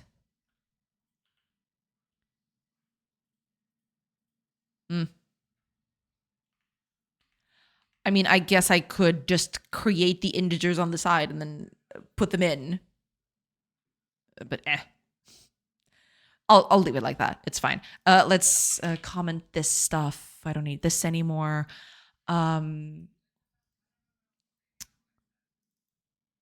Frame movement, take away from the camera accumulator. And then you set the target immediate to the new target, which just gets it there instantly, right? Yes. Yes. Okay. Good. We're golden. We're good to go. Oh, thank you so much, Free, for the hydrate again. I know. I'm sorry. All right. Ads are going to start in about 20-ish seconds. I will take a quick break while the ads are playing, and then I'll come back. And I'd like to fix some other stuff. Besides this, there's two things which I believe I could do under an hour, depending on how easy or hard they go. One of them is super easy. One of them should be no problem at all. The other one I am not sure, but I think I can get it done in an hour. So we'll see. So yeah, hopefully I'll get that fixed after I come back. And yeah, we'll be moving on to other stuff next. But yeah, this is gonna be nice. Okay, ads have just started, so I will take that break, like I mentioned, and I will see you in a bit. So catch you on the other side of those ads. See you in a bit, everybody.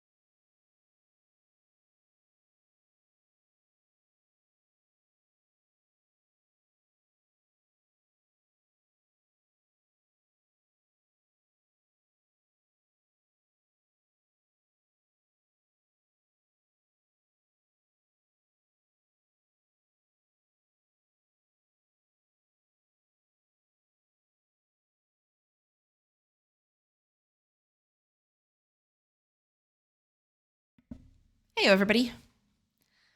All right. I'm back. Let's fix the last two things I had on my docket today. See if I can make them. I'm going to fix the easiest one first, because that one should be, fairly easy to do. And then the other one, we'll see if I can get it fixed. But I would like that, but we'll see. Okay. Do I want to delete all of this? I think I'm going to keep it for now. Yeah, I'm going to keep all of this for now. Eventually I'll delete it, but I want to have this sort of as a as a what's the word? Kind of like as a reminder of all the things that I've done to get to this point. Okay.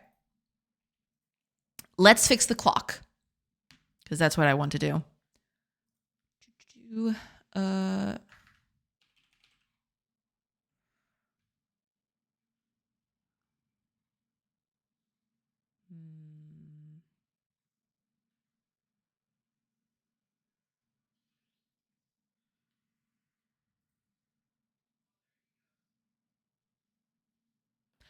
Okay, hold on. Let me see here.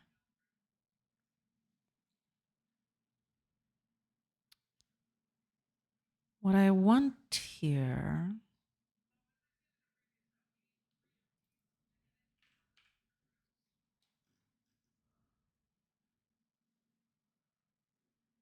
Yeah, but I'm better off searching for the clock thing. Yeah, let's go direct to the clock. It's not going to be here, because I think I have an extra thing on this. Because the clock, if I remember correctly, is just the bit at the center. I need the other bit. Mouse exited, button down, button up.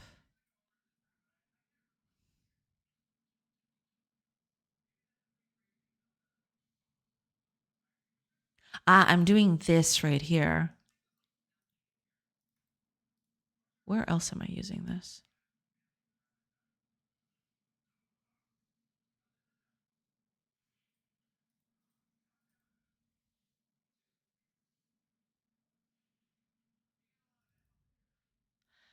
Interesting. None of these are at the beginning, I don't feel.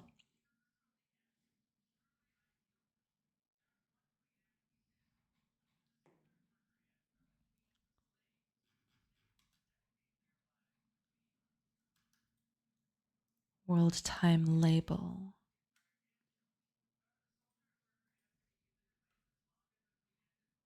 Raid time. Because this is the panels. The whole panels are here. Okay. I guess then we can just...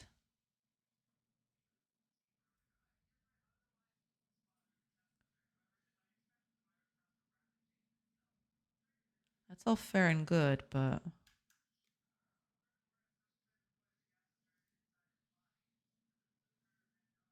Can I... What was that? What was that method? Update world time text?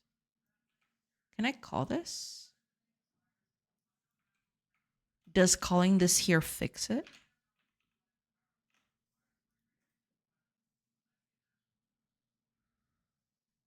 I really need to do this some other way at some point. Nope. It does not.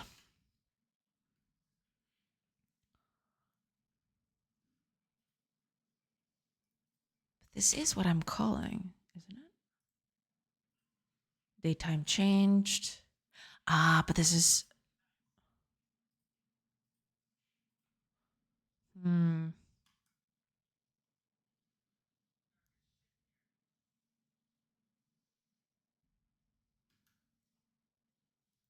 Yeah, I'm assuming that...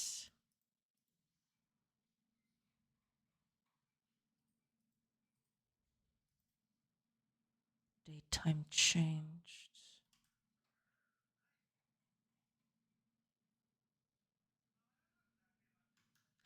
Okay, hold on. If I do this...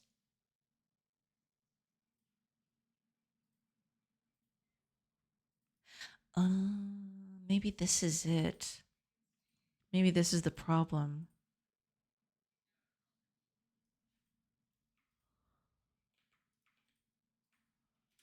What if I do this? What happens then?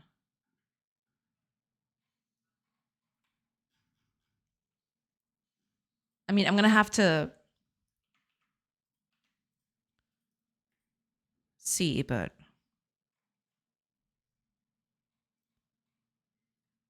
nope, that's still not it.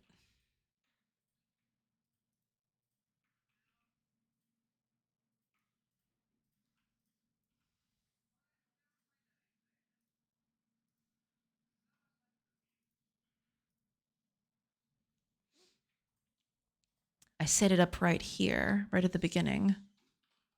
All right, let's see what's going on here. Why is it not updating the text? Probably because it doesn't have all the information it needs. That's probably what's happening.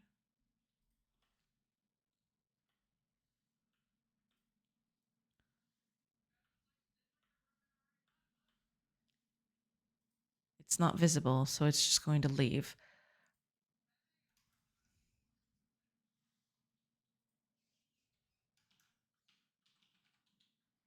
Wait, do I set the language before or after that?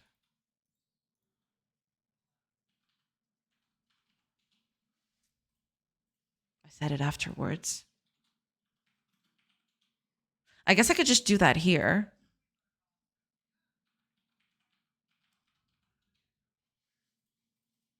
Yeah, I guess I could just do that here.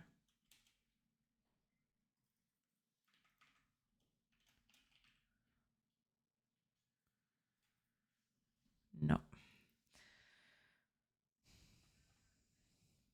It's going to have to be that.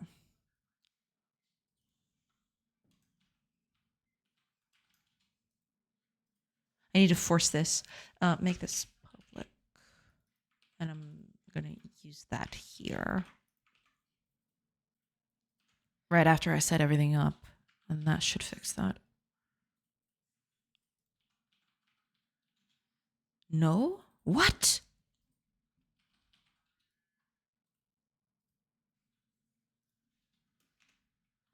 Why the heck not? What's going on here?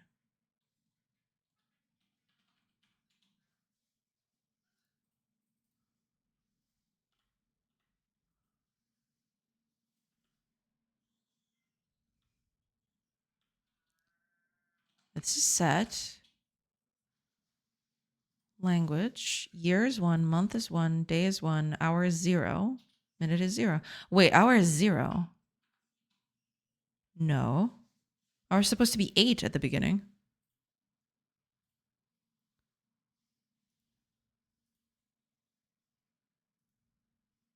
Oh. Okay. Year is 1, month is 1, day is 1, hour is 8, minute is 8. Okay, that's good. That's what we want. But it's being replaced. Is that what's happening? It's being replaced by something?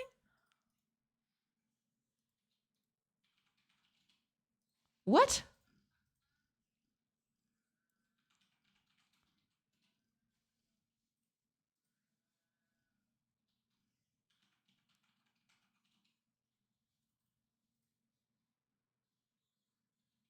Is that the default on the clock thing?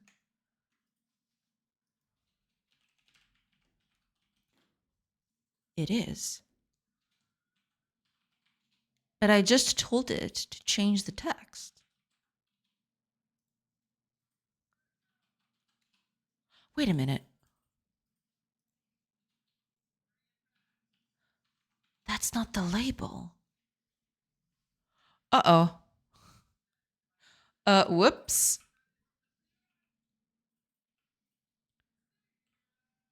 That's not the label at all. I need... Okay, what is this label 2 thing?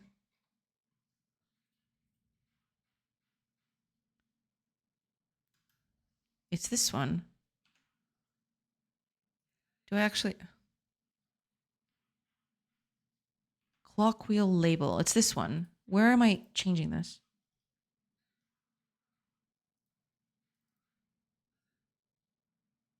Oh, I'm changing it directly.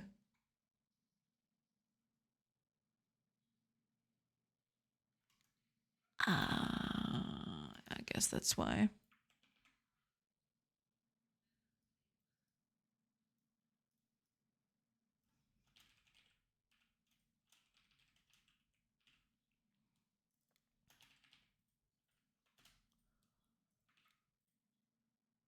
Right. And then I want to call this, make it public and use that one right at the beginning. Right here. And that should fix that.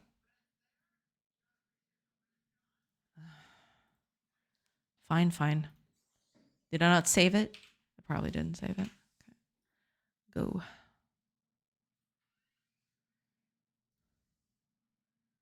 There you go.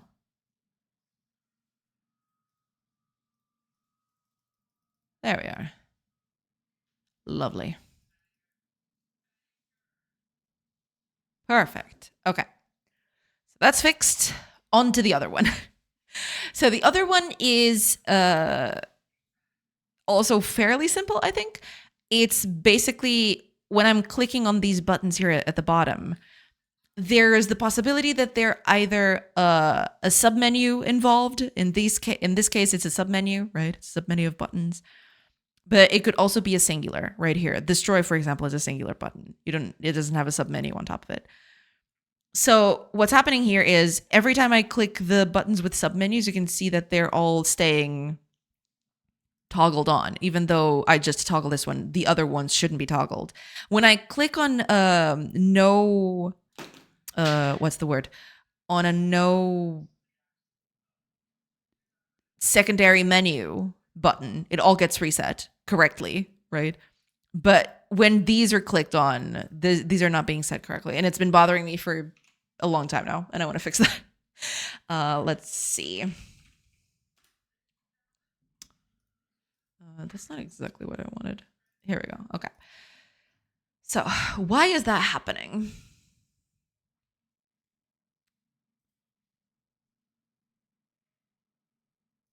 Am I not calling this?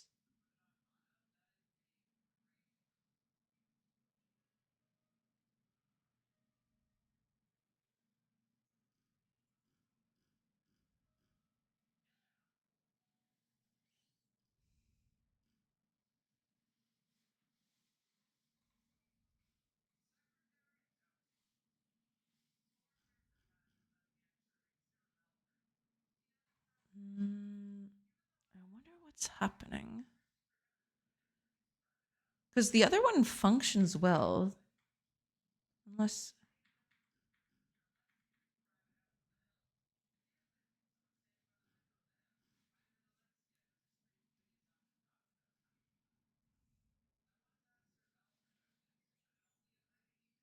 button toggled.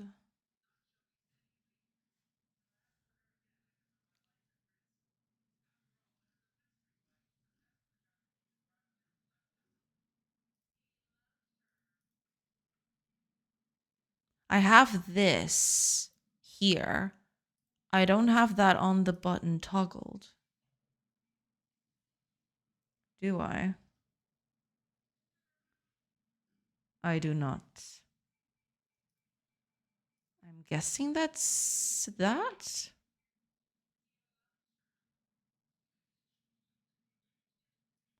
Let's see. Is it that simple? I have no idea. We're going to find out.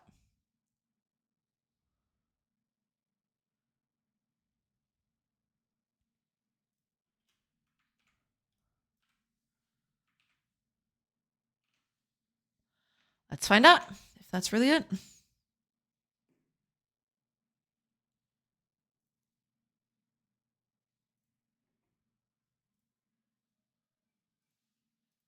Uh-oh. Menu doesn't even show up. Oh, I need to give it an exception. No, wait, yeah. Which is the button index.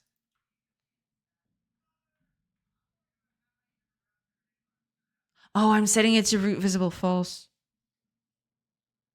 No, I can't do that. What if I just put this part of the code in there? Does that fix it?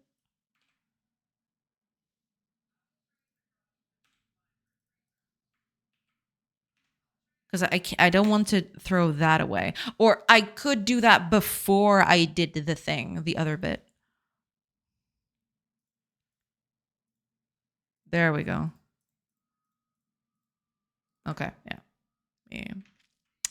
I just need to do that before I make it visible, the whole level 2 thing.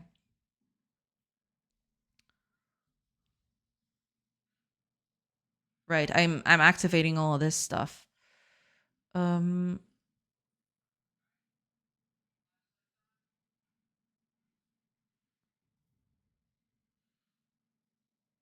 Here we go. Level 2 visible is toggled on.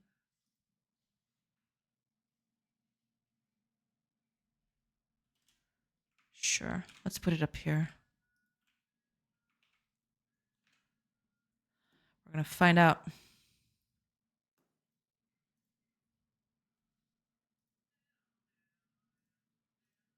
There we go. Sweet, sweet bliss. No longer will the buttons be incorrectly toggled. I really need a better system for this later down the line, but you know what? For now, this will do. Okay, good. That's very good. Another one bites the dust. Exactly. That's the thing. I'm trying to get small victories now. It's the last hour in, and I need some small victories, especially after that whole camera thing. That whole game scale thing. Good lord. But it feels so nice to be able to just click and drag stuff. That feels so nice. Because I can just easily get to where I want. Instead of having to slowly using the keyboard to do all of that. Correct toggling? Yes. The correct toggling is just chef's kiss.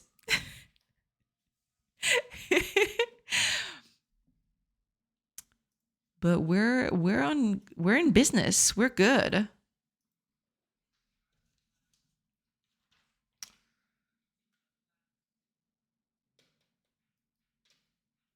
There is another thing that I could try to fix right now. Shouldn't take me too long. You know what? Screw it. Let's try. Worst thing it can happen is it doesn't get fixed all the way through, but it doesn't matter. I'm on a roll, so I'm going to try to keep up the momentum. So here's the thing. Right now, there's these values right here. Now, here's the thing. When a villager gathers something, right? That resource will exist in the world. It's just not considered because it's not stored there yet. I kind of want to change that because especially what's happening is when I'm baking bread, for example, say for example, let's put up a very fast setup here of milling stone, oven. Okay, build that up if you please.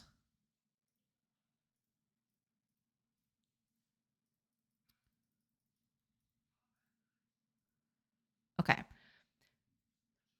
So 2 people are eating at the moment, but we are producing bread right now. There's a person right here producing bread. But because she is not producing that bread on top of a resource pile, it's not considered here, right? It doesn't show up here that something is being produced. The resources are being taken away, right? But it doesn't correctly add that there's more being produced here. So I think I've got a way to do that. Basically, everything that gets produced, no matter where it is at the moment, if I give it a faction component, right? That means it's part of that faction, especially if a faction created it, if a villager from a faction created it. If I add a faction component to it, then I can just go by that instead of just by stuff that is on a pile, right? If it's from that faction, if that faction created it or is creating it at this moment, then it counts, right? So I'm going to try to do it through that instead of, just because it's in a resource pile, it barely matters. But let's see, because this might be a more convoluted solution that I'm thinking. So, okay, give me just 1 second. I'm going to commit what I've done so far because I am deathly afraid of just messing everything up. I'll,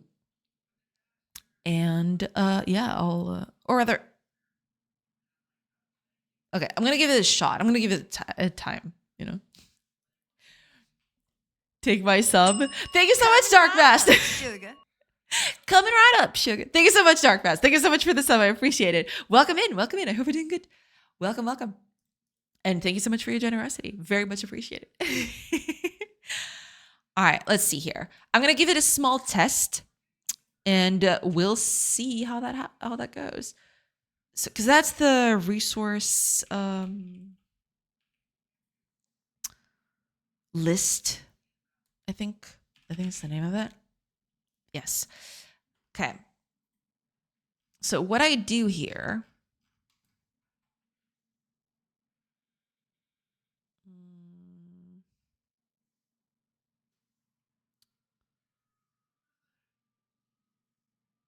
Okay.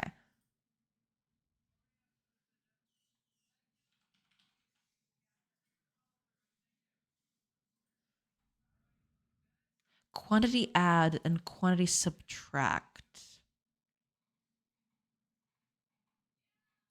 Wait, I'm feeding these.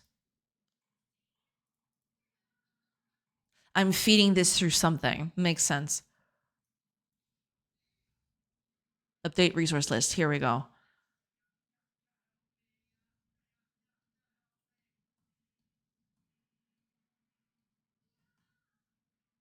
And I'm doing this for every entity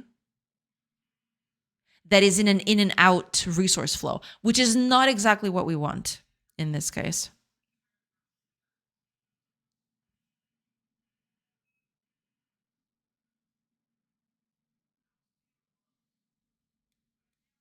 That's not exactly what we want here. I think for now, should I just count everything? Let's see. What if I don't put any restrictions on this? Just for kicks. What if I just don't care about flow at all? If it's because right now we only have one village, right? So technically everything that gets produced is technically ours. So as a shorthand, let me just try getting rid of this part of the method. So every resource storage component, no matter what, is going to count for this. Well, no, wait, except for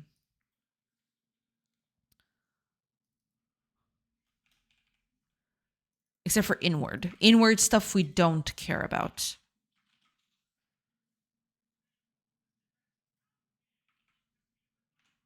Let's see. Okay, let's see if this improves things. Because it might not. It might just do more harm than good. But at least stuff like productions would count for the totals, which would be nice.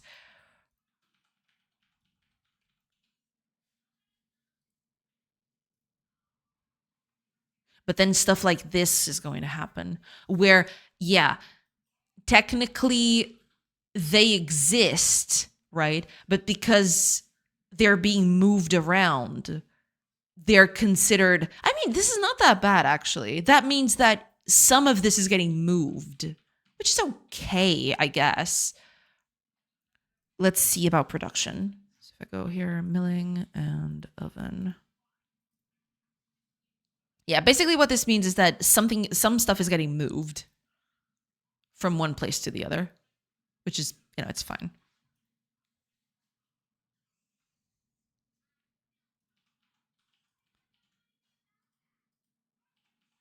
But then this stuff kind of gets messy. We're getting 14 acorns in.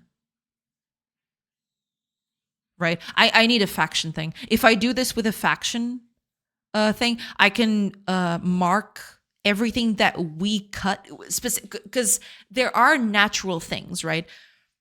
For example, acorns falling on the floor, those would be neutral things. They wouldn't be tied to my faction or any faction at the beginning of their existence.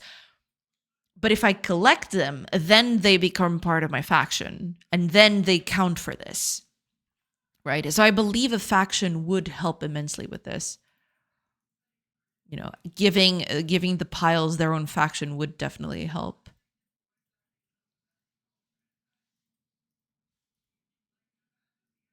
Okay, yeah, we're producing bread. 5 people are eating, right? But we are going to produce 10 bread. We're producing 10 bread at the moment. So that feels a bit... Maybe I should even combine these two, actually. Maybe I should do that. Maybe I should just combine these values. Would that be better? Yeah. Hi, Akago. Welcome. Sorry, I missed the stream. No problem at all. I joined pretty early, but my cousin was sad that school's out. So I left to play Minecraft with him and let him win at PvP. Oh, that's so sweet. Yeah, that's totally fine. Don't worry about it. Don't worry about it at all. Welcome in, Kago. I hope you're doing good. Yeah, but no worries there. Cousin goes first. Yes. I hope you're doing good. I hope everything is good on your end. Hope your cousin cheered up a little bit.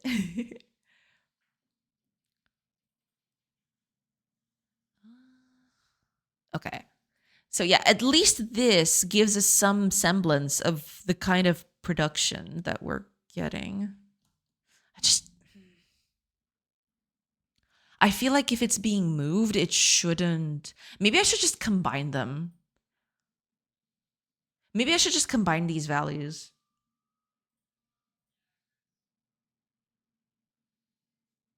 If I combine them, that'd be easier to stomach, I feel.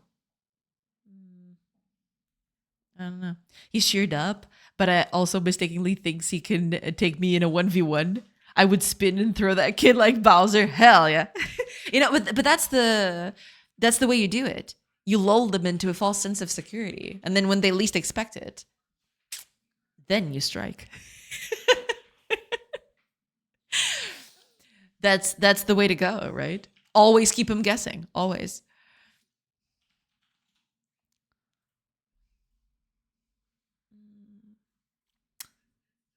I wonder if I should combine these two. I feel like combining is the best choice here.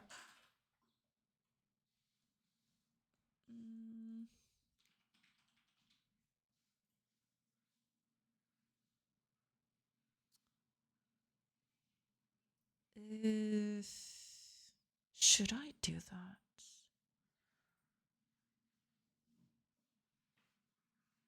I wonder. Because then, let me see.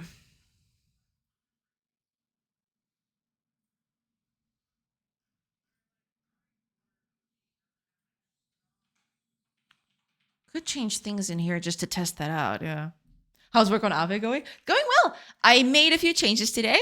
Made 2 fixes, and I changed the camera a little bit. So now you can click and drag, which you couldn't previously do. Previously, you had to use the keyboard, and it was super clunky. So I spent most of stream today just getting this working, because I had to take into account game scale, and that was a whole thing. But at least it's done now. Yeah, got a little dragon feature. And also I fixed the bug from Lorem Ipsum, that whole Lorem Ipsum I had up here. Fixed that. And also here, the buttons are now all untoggling as they should. Previously, they would all get toggled. I forgot, I had this part where I forgot to untoggle the rest of them, so they'd all be toggled at some point. So I fixed that. And now I'm trying to fix this whole display up here. I want to try to be a bit more accurate. Yeah. Game is getting fancy. Yes. Hopefully I'll get more stuff done soon. But yeah, it's getting to that point. It's getting to that point where it's getting exciting. We'll see. We'll see how that goes. But I can't wait to beef up the whole construction mechanic so it looks less like, just your Lego blocks or something, and you can have diagonals and fancy things, so you can make very cute houses and stuff. That's gonna be so cool. Can't wait. Okay, let's see. Let's do final quantity.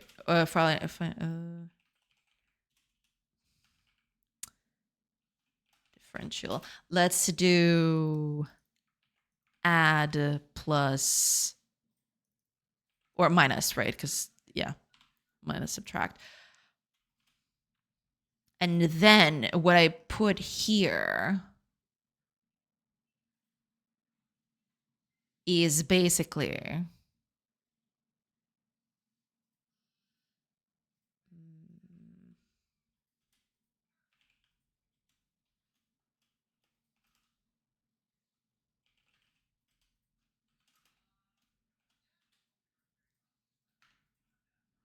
otherwise 0.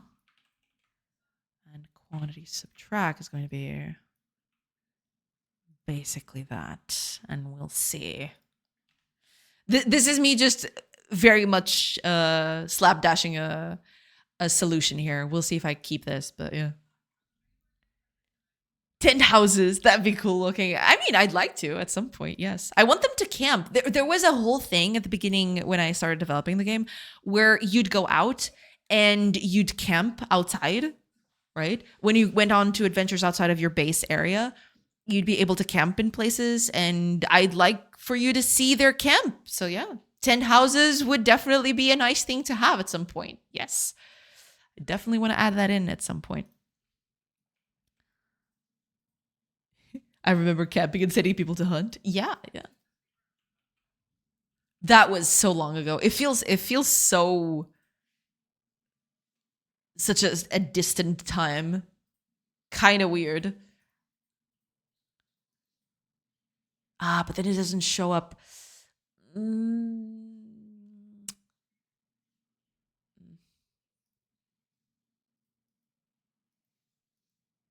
Yeah, this is not a good solution either. Because it evens out. And that's not good. Let's see. Yeah, unless you produce yourself, these values will always change, and tricky. Yeah, we'll see. Back when fire was known as Firelight.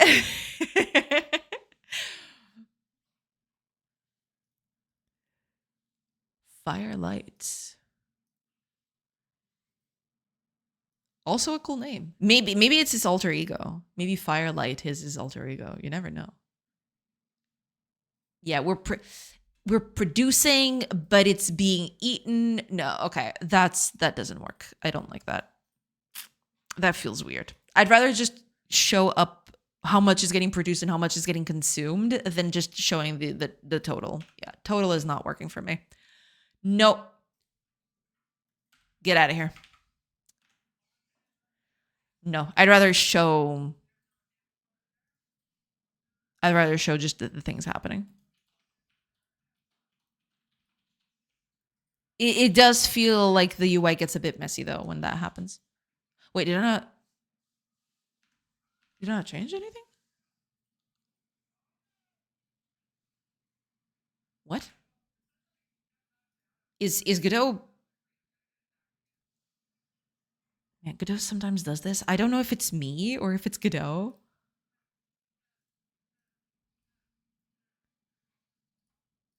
There you are. Oh my gosh. This happens quite a few times where I think I'm playing the latest solution, but turns out no. Turns out something happened and it just didn't compile or something. Man, oh man. I need a I need to automatically put up a string in the corner or something. Latest compile was at X, right? And then that way I'll be able to catch those errors. Yeah, I'd rather have this, to be honest. Stuff is moving around. I get it.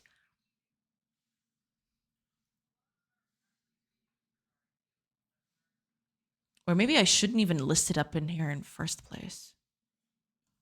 Oh, but it's doing that because it's doing that because technically they all consider it. It's considered theirs already. That's why I need, I think I'm going to do that tomorrow. I need resource piles to be considered to have factions. You know, when you pick up something, then it becomes yours, basically. Yeah. That's been happening to me occasionally. I think it's a recent bug because I never saw it in older versions. I mean, I've been having this problem very consistently ever since I'm not going to say day one, but I've had this for a long, long time. I'm not sure if this is a C# specific thing that now kind of got moved, or rather it started happening in, because you do use GDScript, right? I believe that you use GDScript for your games. Because for me, this has been happening for quite a while now.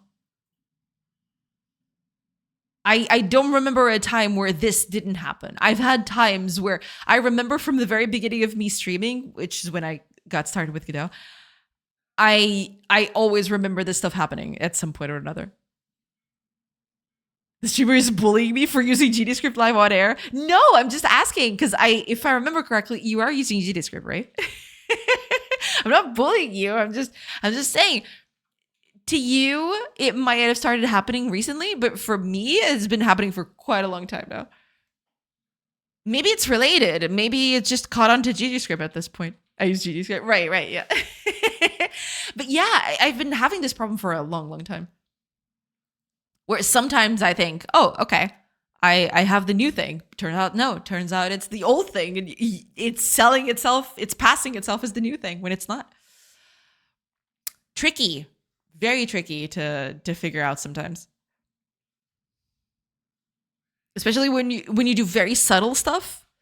When the changes to your to the game are very, very subtle, that's when it gets very tricky.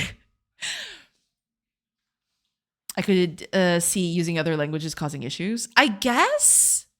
But are you using another language along with GDScript? Did you start using that? Or are you just saying that other languages could suffer from that as well? Godot is gaslighting its users.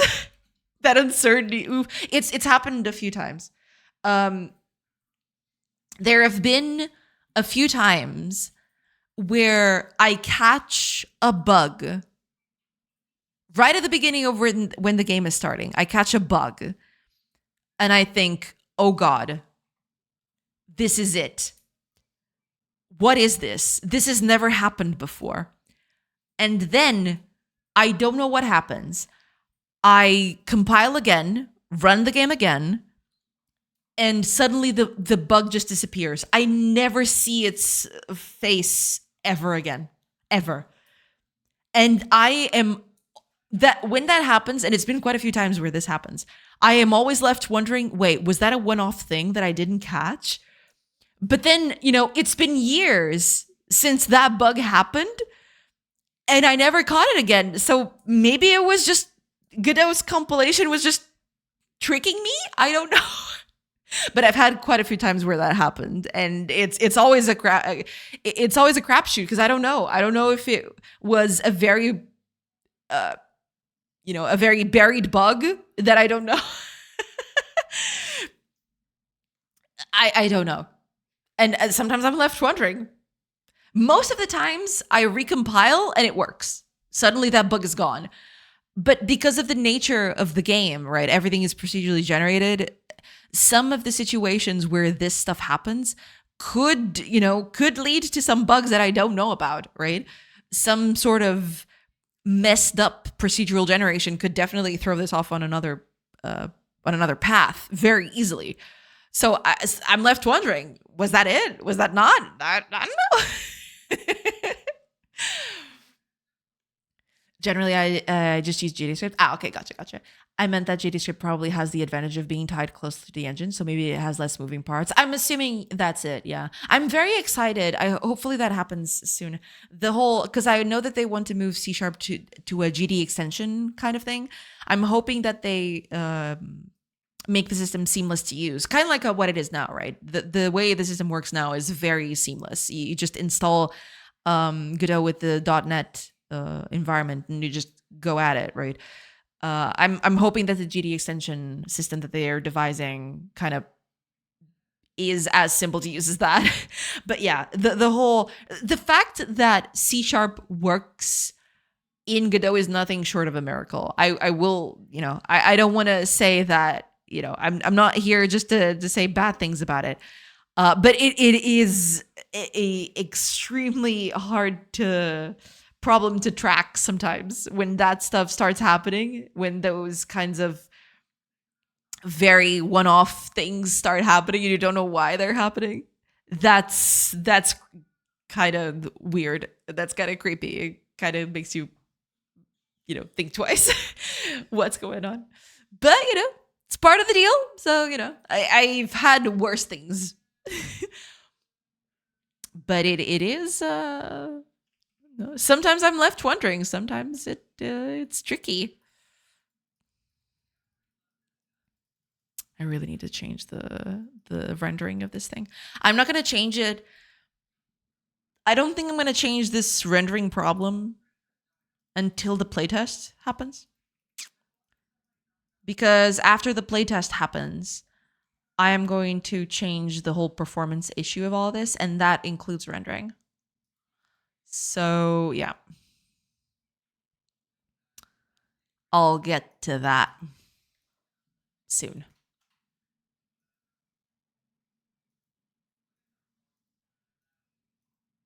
Oh, that's right.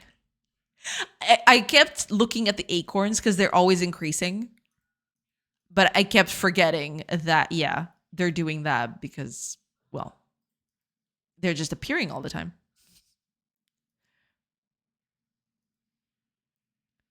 Yeah.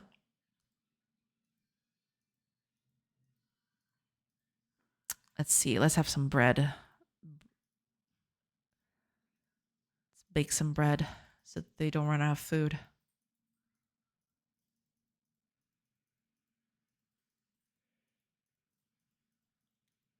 They are running out of food quite fast. Okay, we're getting bread now.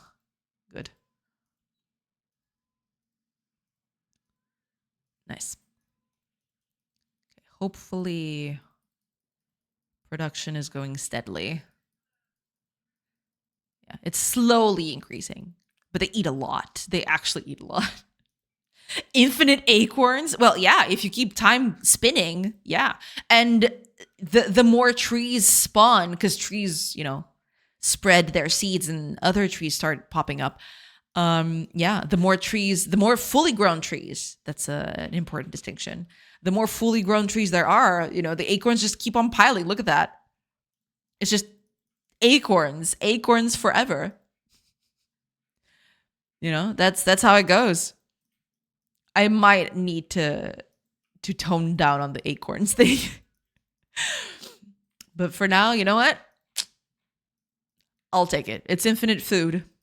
It's all good. Don't worry about it. At least they won't go hungry. They can get tired. They can get very tired. They can get extremely tired, actually. But at least they won't go hungry. See? Not hungry at all. And when they get hungry, they can get more. They can eat more. There you go.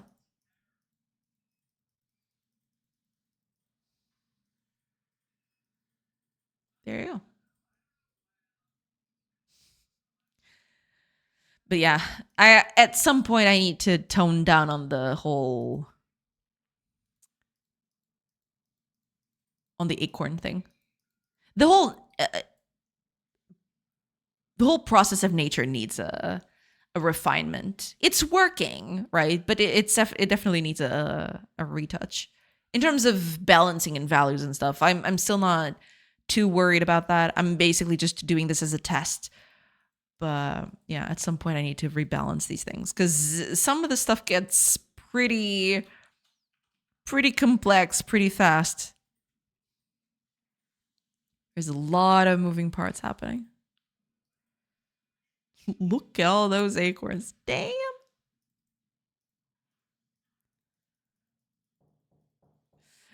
Give me just a minute, everybody. I'll be right back. Let me just snooze these while I'm back. Give me just a minute. Okay, Twitch, can you?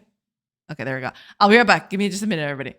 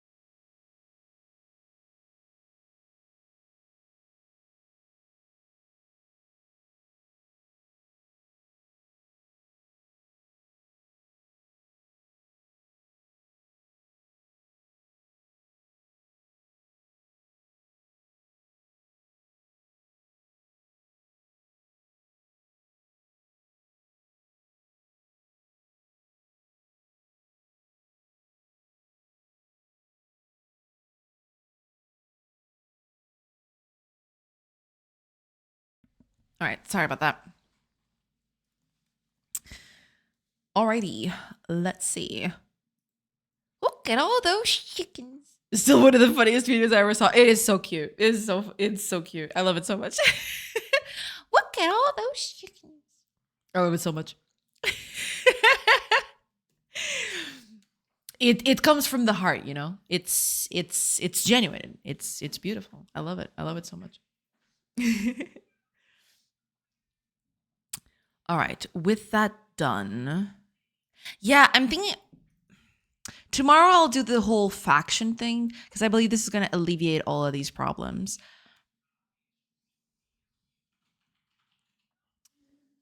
But I do think that adding a faction to resource piles is going to fix this,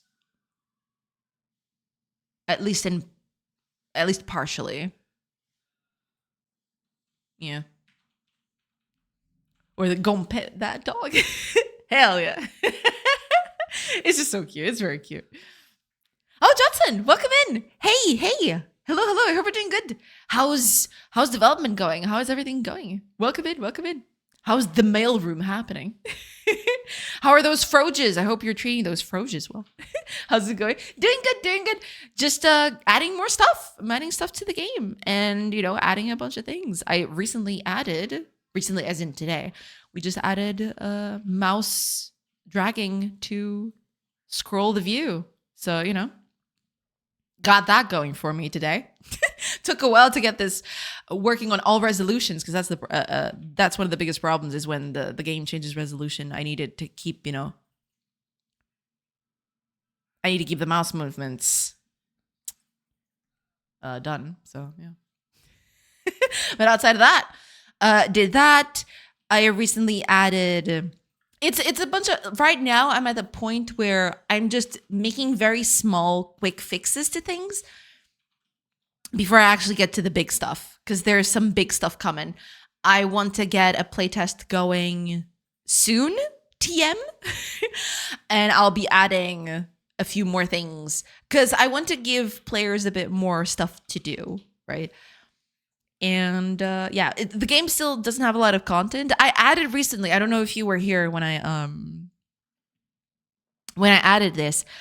But I recently added the ability for them to bake bread. So they mill flour out of acorns and they bake acorn bread.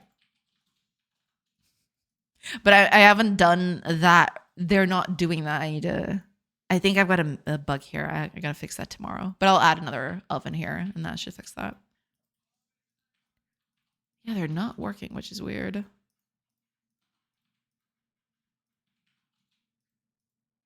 Oh, they don't have wood. That's what's happening. Okay, I'll just give them wood. There. I forgot that they run out of wood so fast. I need to. Yeah, they were running out of wood. That's why they weren't baking bread. So yeah, they currently bake bread. They eat it. I recently added needs to the game, so you can see here. Oh, there we go. So you can see down here, villagers now have needs. They have hunger and tiredness, so they will look for food or a bed if they're, if those needs aren't met. Right now, I don't have beds. They're supposed to sleep outdoors anyway, but I haven't done that yet. Right now, they will search for a bed, so we might need to, place a few beds here and there. If I place some beds, that should fix the problem. Place a few beds right here and they'll go to sleep at night. But they don't work at night, so yeah. There's that. Yeah. There you go. They finish those beds. Almost all of them. There we go. So now every time one of them gets tired, you can see right here, some of them get tired. So they'll just sleep on the bed until they're not tired anymore. And yeah, it's become a lot more of a, it added a lot of complexity very quickly to the game. But yeah, that's been what I've been up to. I've recently added all this stuff, basically. Ask her about the Steam page, no pressure. Yeah, Steam page is coming when the playtest is happening, I'm feeling. So after, I don't know, I'm guessing end of June, but it might spill to July. We'll see how that goes, because I want to add a few more bells and whistles to this. But yeah, when the playtest happens, I'll start having, or I'll try to get a page up on Steam for the game. And then from there we'll see how that goes. Neat, look at them go. Yeah, they're getting busy. They're doing things. 0 days since asking for the Steam page. Sorry about that. No, you're totally fine asking about the Steam page. That gives me incentive to get the Steam page going, right? But that's the thing. I want to have a nice launch, quote unquote, of the Steam page. I want to have nice screenshots and everything there. So I'm going to do my best to just, and I want also to have a trailer. That's something that, for example, Irish John has been consistent. And whenever we talk about Steam pages, he's always banging on about, you need to have a trailer, right? And I can't have a trailer if the game doesn't look slightly decent to play, right? But I need to have the game working fairly well and, look good in motion, right? Just screenshots enough is not going to cut it. So I want to add all the bells and whistles that I can, add a few more new art, and tweak up the art that already exists, because this art is just, most of it is placeholder, especially the buildings. The buildings art is, if not all, but it's mostly placeholder. I think the only thing that's going to survive is probably the wooden pole. That one I'm okay with. The rest of it is just absolute, absolutely terrible, and I want to get a different take on that. But yeah, I want it to look good and to look good in motion, so I can then say, do a nice trailer for it, and then I'll put it up. But that's going to be after I make a few more changes.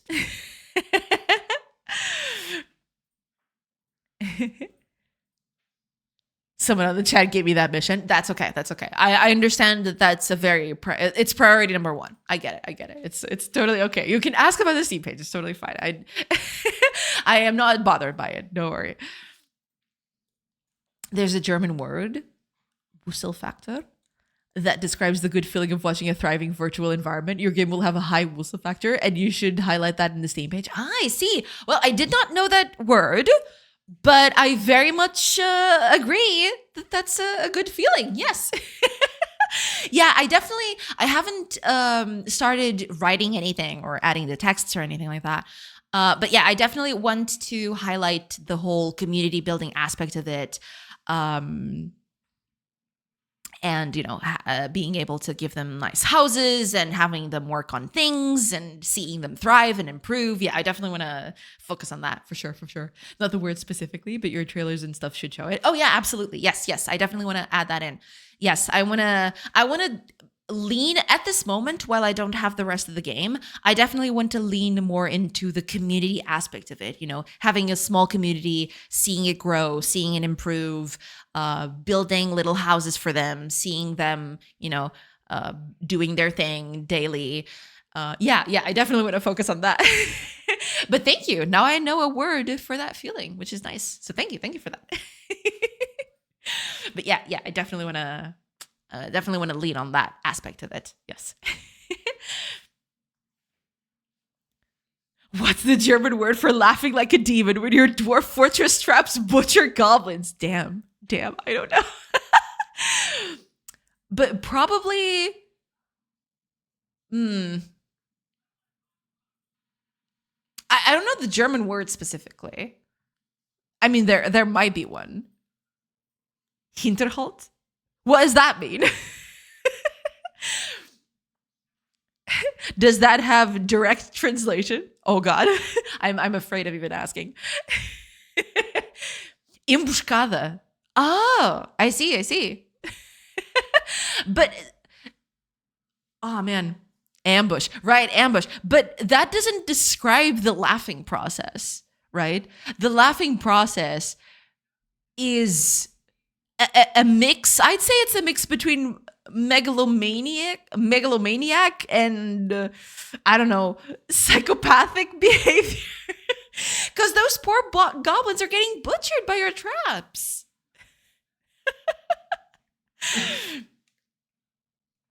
Sadistischer Hinterhalt. Okay. My German is very, very rusty.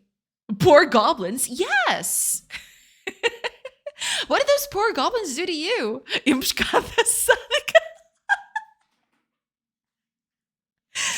A sadistic ambush. I like it. Schadenfreude. I thought about that. But that would imply that the goblins deserve getting butchered in the traps, right? Schadenfreude, from what I understand, is when you derive... Or is it when you derive pleasure from the misery of others? Is that it? Because I thought it was deriving pleasure from the misery of people who deserve that misery, right? I don't know which one it is, but it's one of those. I've always assumed it was you feeling happy that someone who deserved it got a bad thing. Joy from the misery of... Oh, so it's just the misery of others. Straight up. Okay. Gotcha. Because isn't there a word for that? When you feel like someone who deserved it got their up and coming things, and you kind of derive some pleasure out of that.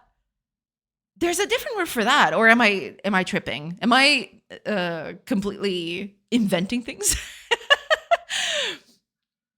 Sorry, it was by Google. Schadenfreude é termo alemão que descreve o sentimento de alegria ou satisfação provocado pelo infortúnio ou fracasso de outra pessoa. Okay. So it's just the bad things happening to other people, no matter what. Yeah.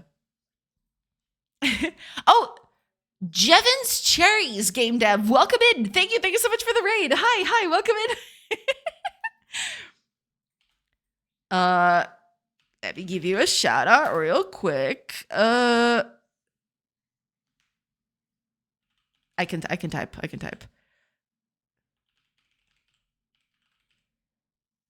Oh, Game Dev. I almost wrote games. Jevons Cherries Game Dev. There we go. Thank you so much for the raid. Thank you so much. Oh, okay. I must have made a mistake. What? Okay. I'm just gonna copy it. I should have done that from the very beginning. Oh well. Welcome in. Thank you so much for the raid. I hope you had a good time. I hope the stream went well. Welcome in. There's a Reddit-ish term for it that I can't say because it's a risque word. Okay. No Germans here. I mean, I have a part of my family lives in Germany, but I haven't talked to them in a while. And also, we usually speak English instead because that's the language we both understand. I mean, some of them still speak Portuguese, but the newer generation only knows German and English. They don't know a lot of Portuguese, so usually we just speak in English. So I don't know a lot of German, sadly. Starts with justice. Okay, gotcha. There should be a word for it. They had it coming. Yeah, because I was under the impression that Schadenfreude was that, but turns out it's just deriving joy from the misfortune of others, no matter if they deserve it or not, right? You folks are very good on German. Apparently, yes. What I know is that you have to emphasize your pronunciation. Are your parents German? No. We're all Portuguese, but part of it's a part of my family on my mother's side moved to Germany quite a few years ago, decades and decades ago. And now they've grown and they had children and their children are German and everything like that. So they're basically German at this point.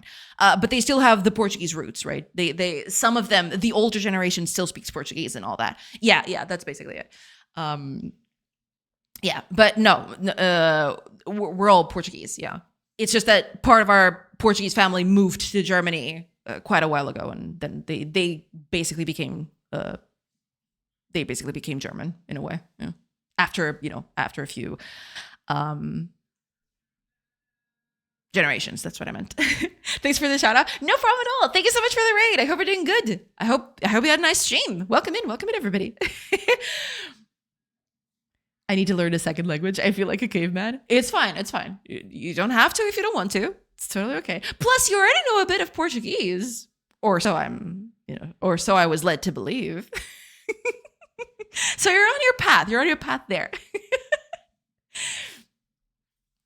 Oh gosh, the ads. I forgot about that. Being bilingual has its advantages. Do it. Yeah, pick a language that you like to learn and just try its basics. Maybe you'll like it. Yeah. I'm between learning French or Mandarin. Nice. Yeah.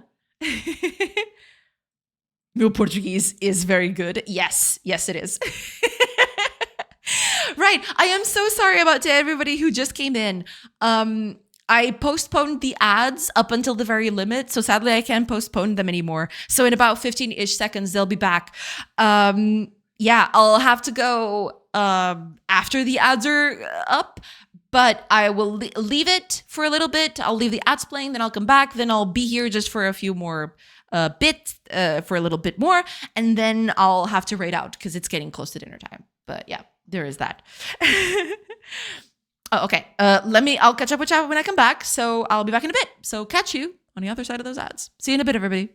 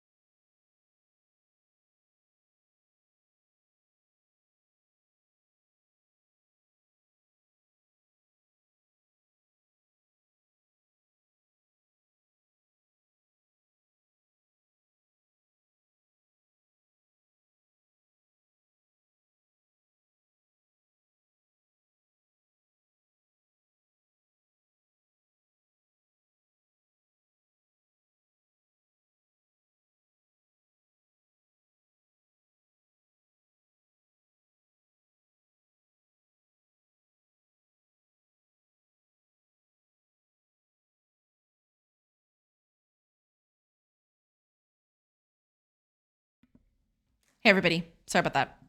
All right. I'll be here for a little bit more, but not too much, sadly, because um, I have a dinner to get going. So let me just catch up a chat, and then I'll figure out who we're rating, and then we're gonna go. So let's get that working. All right, let me catch up. Mi falar pouco também. me falar. Me completamente falar. French is garbage. Trust me, I'm a Frenchman. I had a little bit of French growing up, but I kind of like it. It's got its quirks, but I enjoy it. Yeah.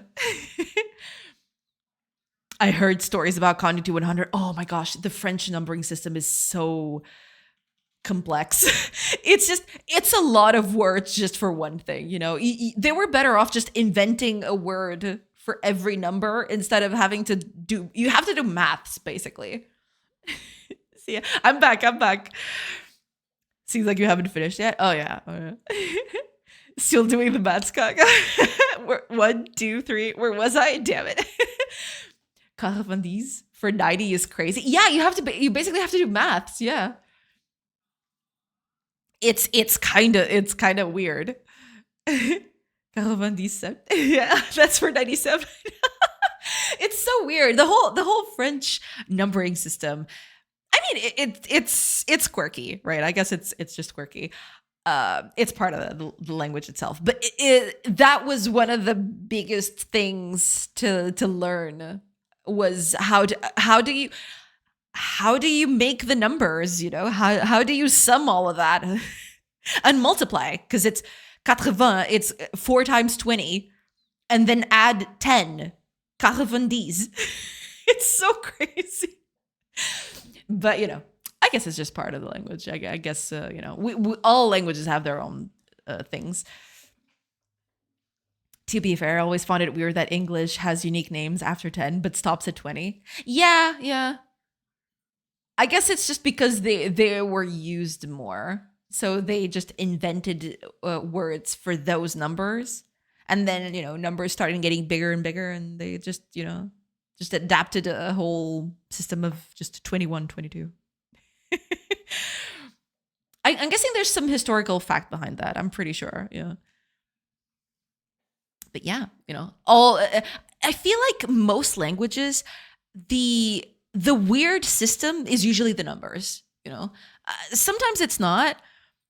But yeah, most of the time, usually what trips people up sometimes is the numbering. Numbering is just off the hook. 25, 25, 26. Yeah, I mean, you know, quirks of languages.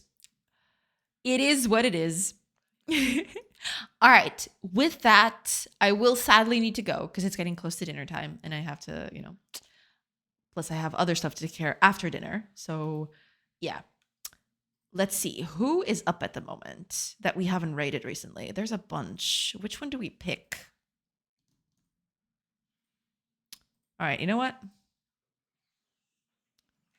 Let's go with BitGamey, because I haven't been there in a while. Plus, he's also doing the partner pushing. So let's get over there and let's help out a little bit. Yeah. Thank you for the stream. Thank you so much for being here, Kagos. Thank you so much. Have a good one. Gonna push the update for my game this week. Ooh, nice. I hope we can test finally. I'm delaying too much. Yeah, I mean, sure. I can definitely test. Let me know when the push is up, and I'll try to test it. It's been, these last few weeks have been crazy on my schedule, so I can't promise it. I can't promise you I'll play it straight away, but I'll definitely try to make the effort. Yeah, I'll try to play it, but it might take a while. Great swings with that bug hammer. Thank you so much, Tours. Have a nice one. Whoop whoop. Thank you so much. Thank you so much for everybody for being here. All right, let's raid BitGamey. Let's go over there and let's say hi. There you go. We're out. We're out in the thing. Heck yeah. Yeah. Tomorrow, I think I'm gonna fix this whole what's the word? Resource storage thing. This whole resource pile thing. and then I'll move on to other things. This week is going to probably be the last one in a while where I do these small tweaks to things, because I want to add more content to the game next. The game needs more content to feel like you have stuff to do. Because right now, in less than a minute, you've already seen everything, which is not ideal, right? I want to add more stuff so that, people can play around with it, basically. But that's going to take some time. So I might just, we'll see. We'll see how that goes. Yeah, doing good. I fixed 3 things today, almost four. But I fixed the 3 things I set out myself to do today. So I'm very happy about that, especially the camera one. The camera one is very nice. It feels very nice and smooth. Look at that. That looks great. So yeah, we'll see how that goes tomorrow. But yeah, thank you so much for being here. Huge thanks to Squid Pie, Meowface, and Jevons Cherry's GameDev for the raids today. And yeah, I hope you have a great rest of your day. And I'll hope to see you tomorrow for more GameDev shenanigans. So catch you on the other side. Bye everyone. Let's raid. Let's go.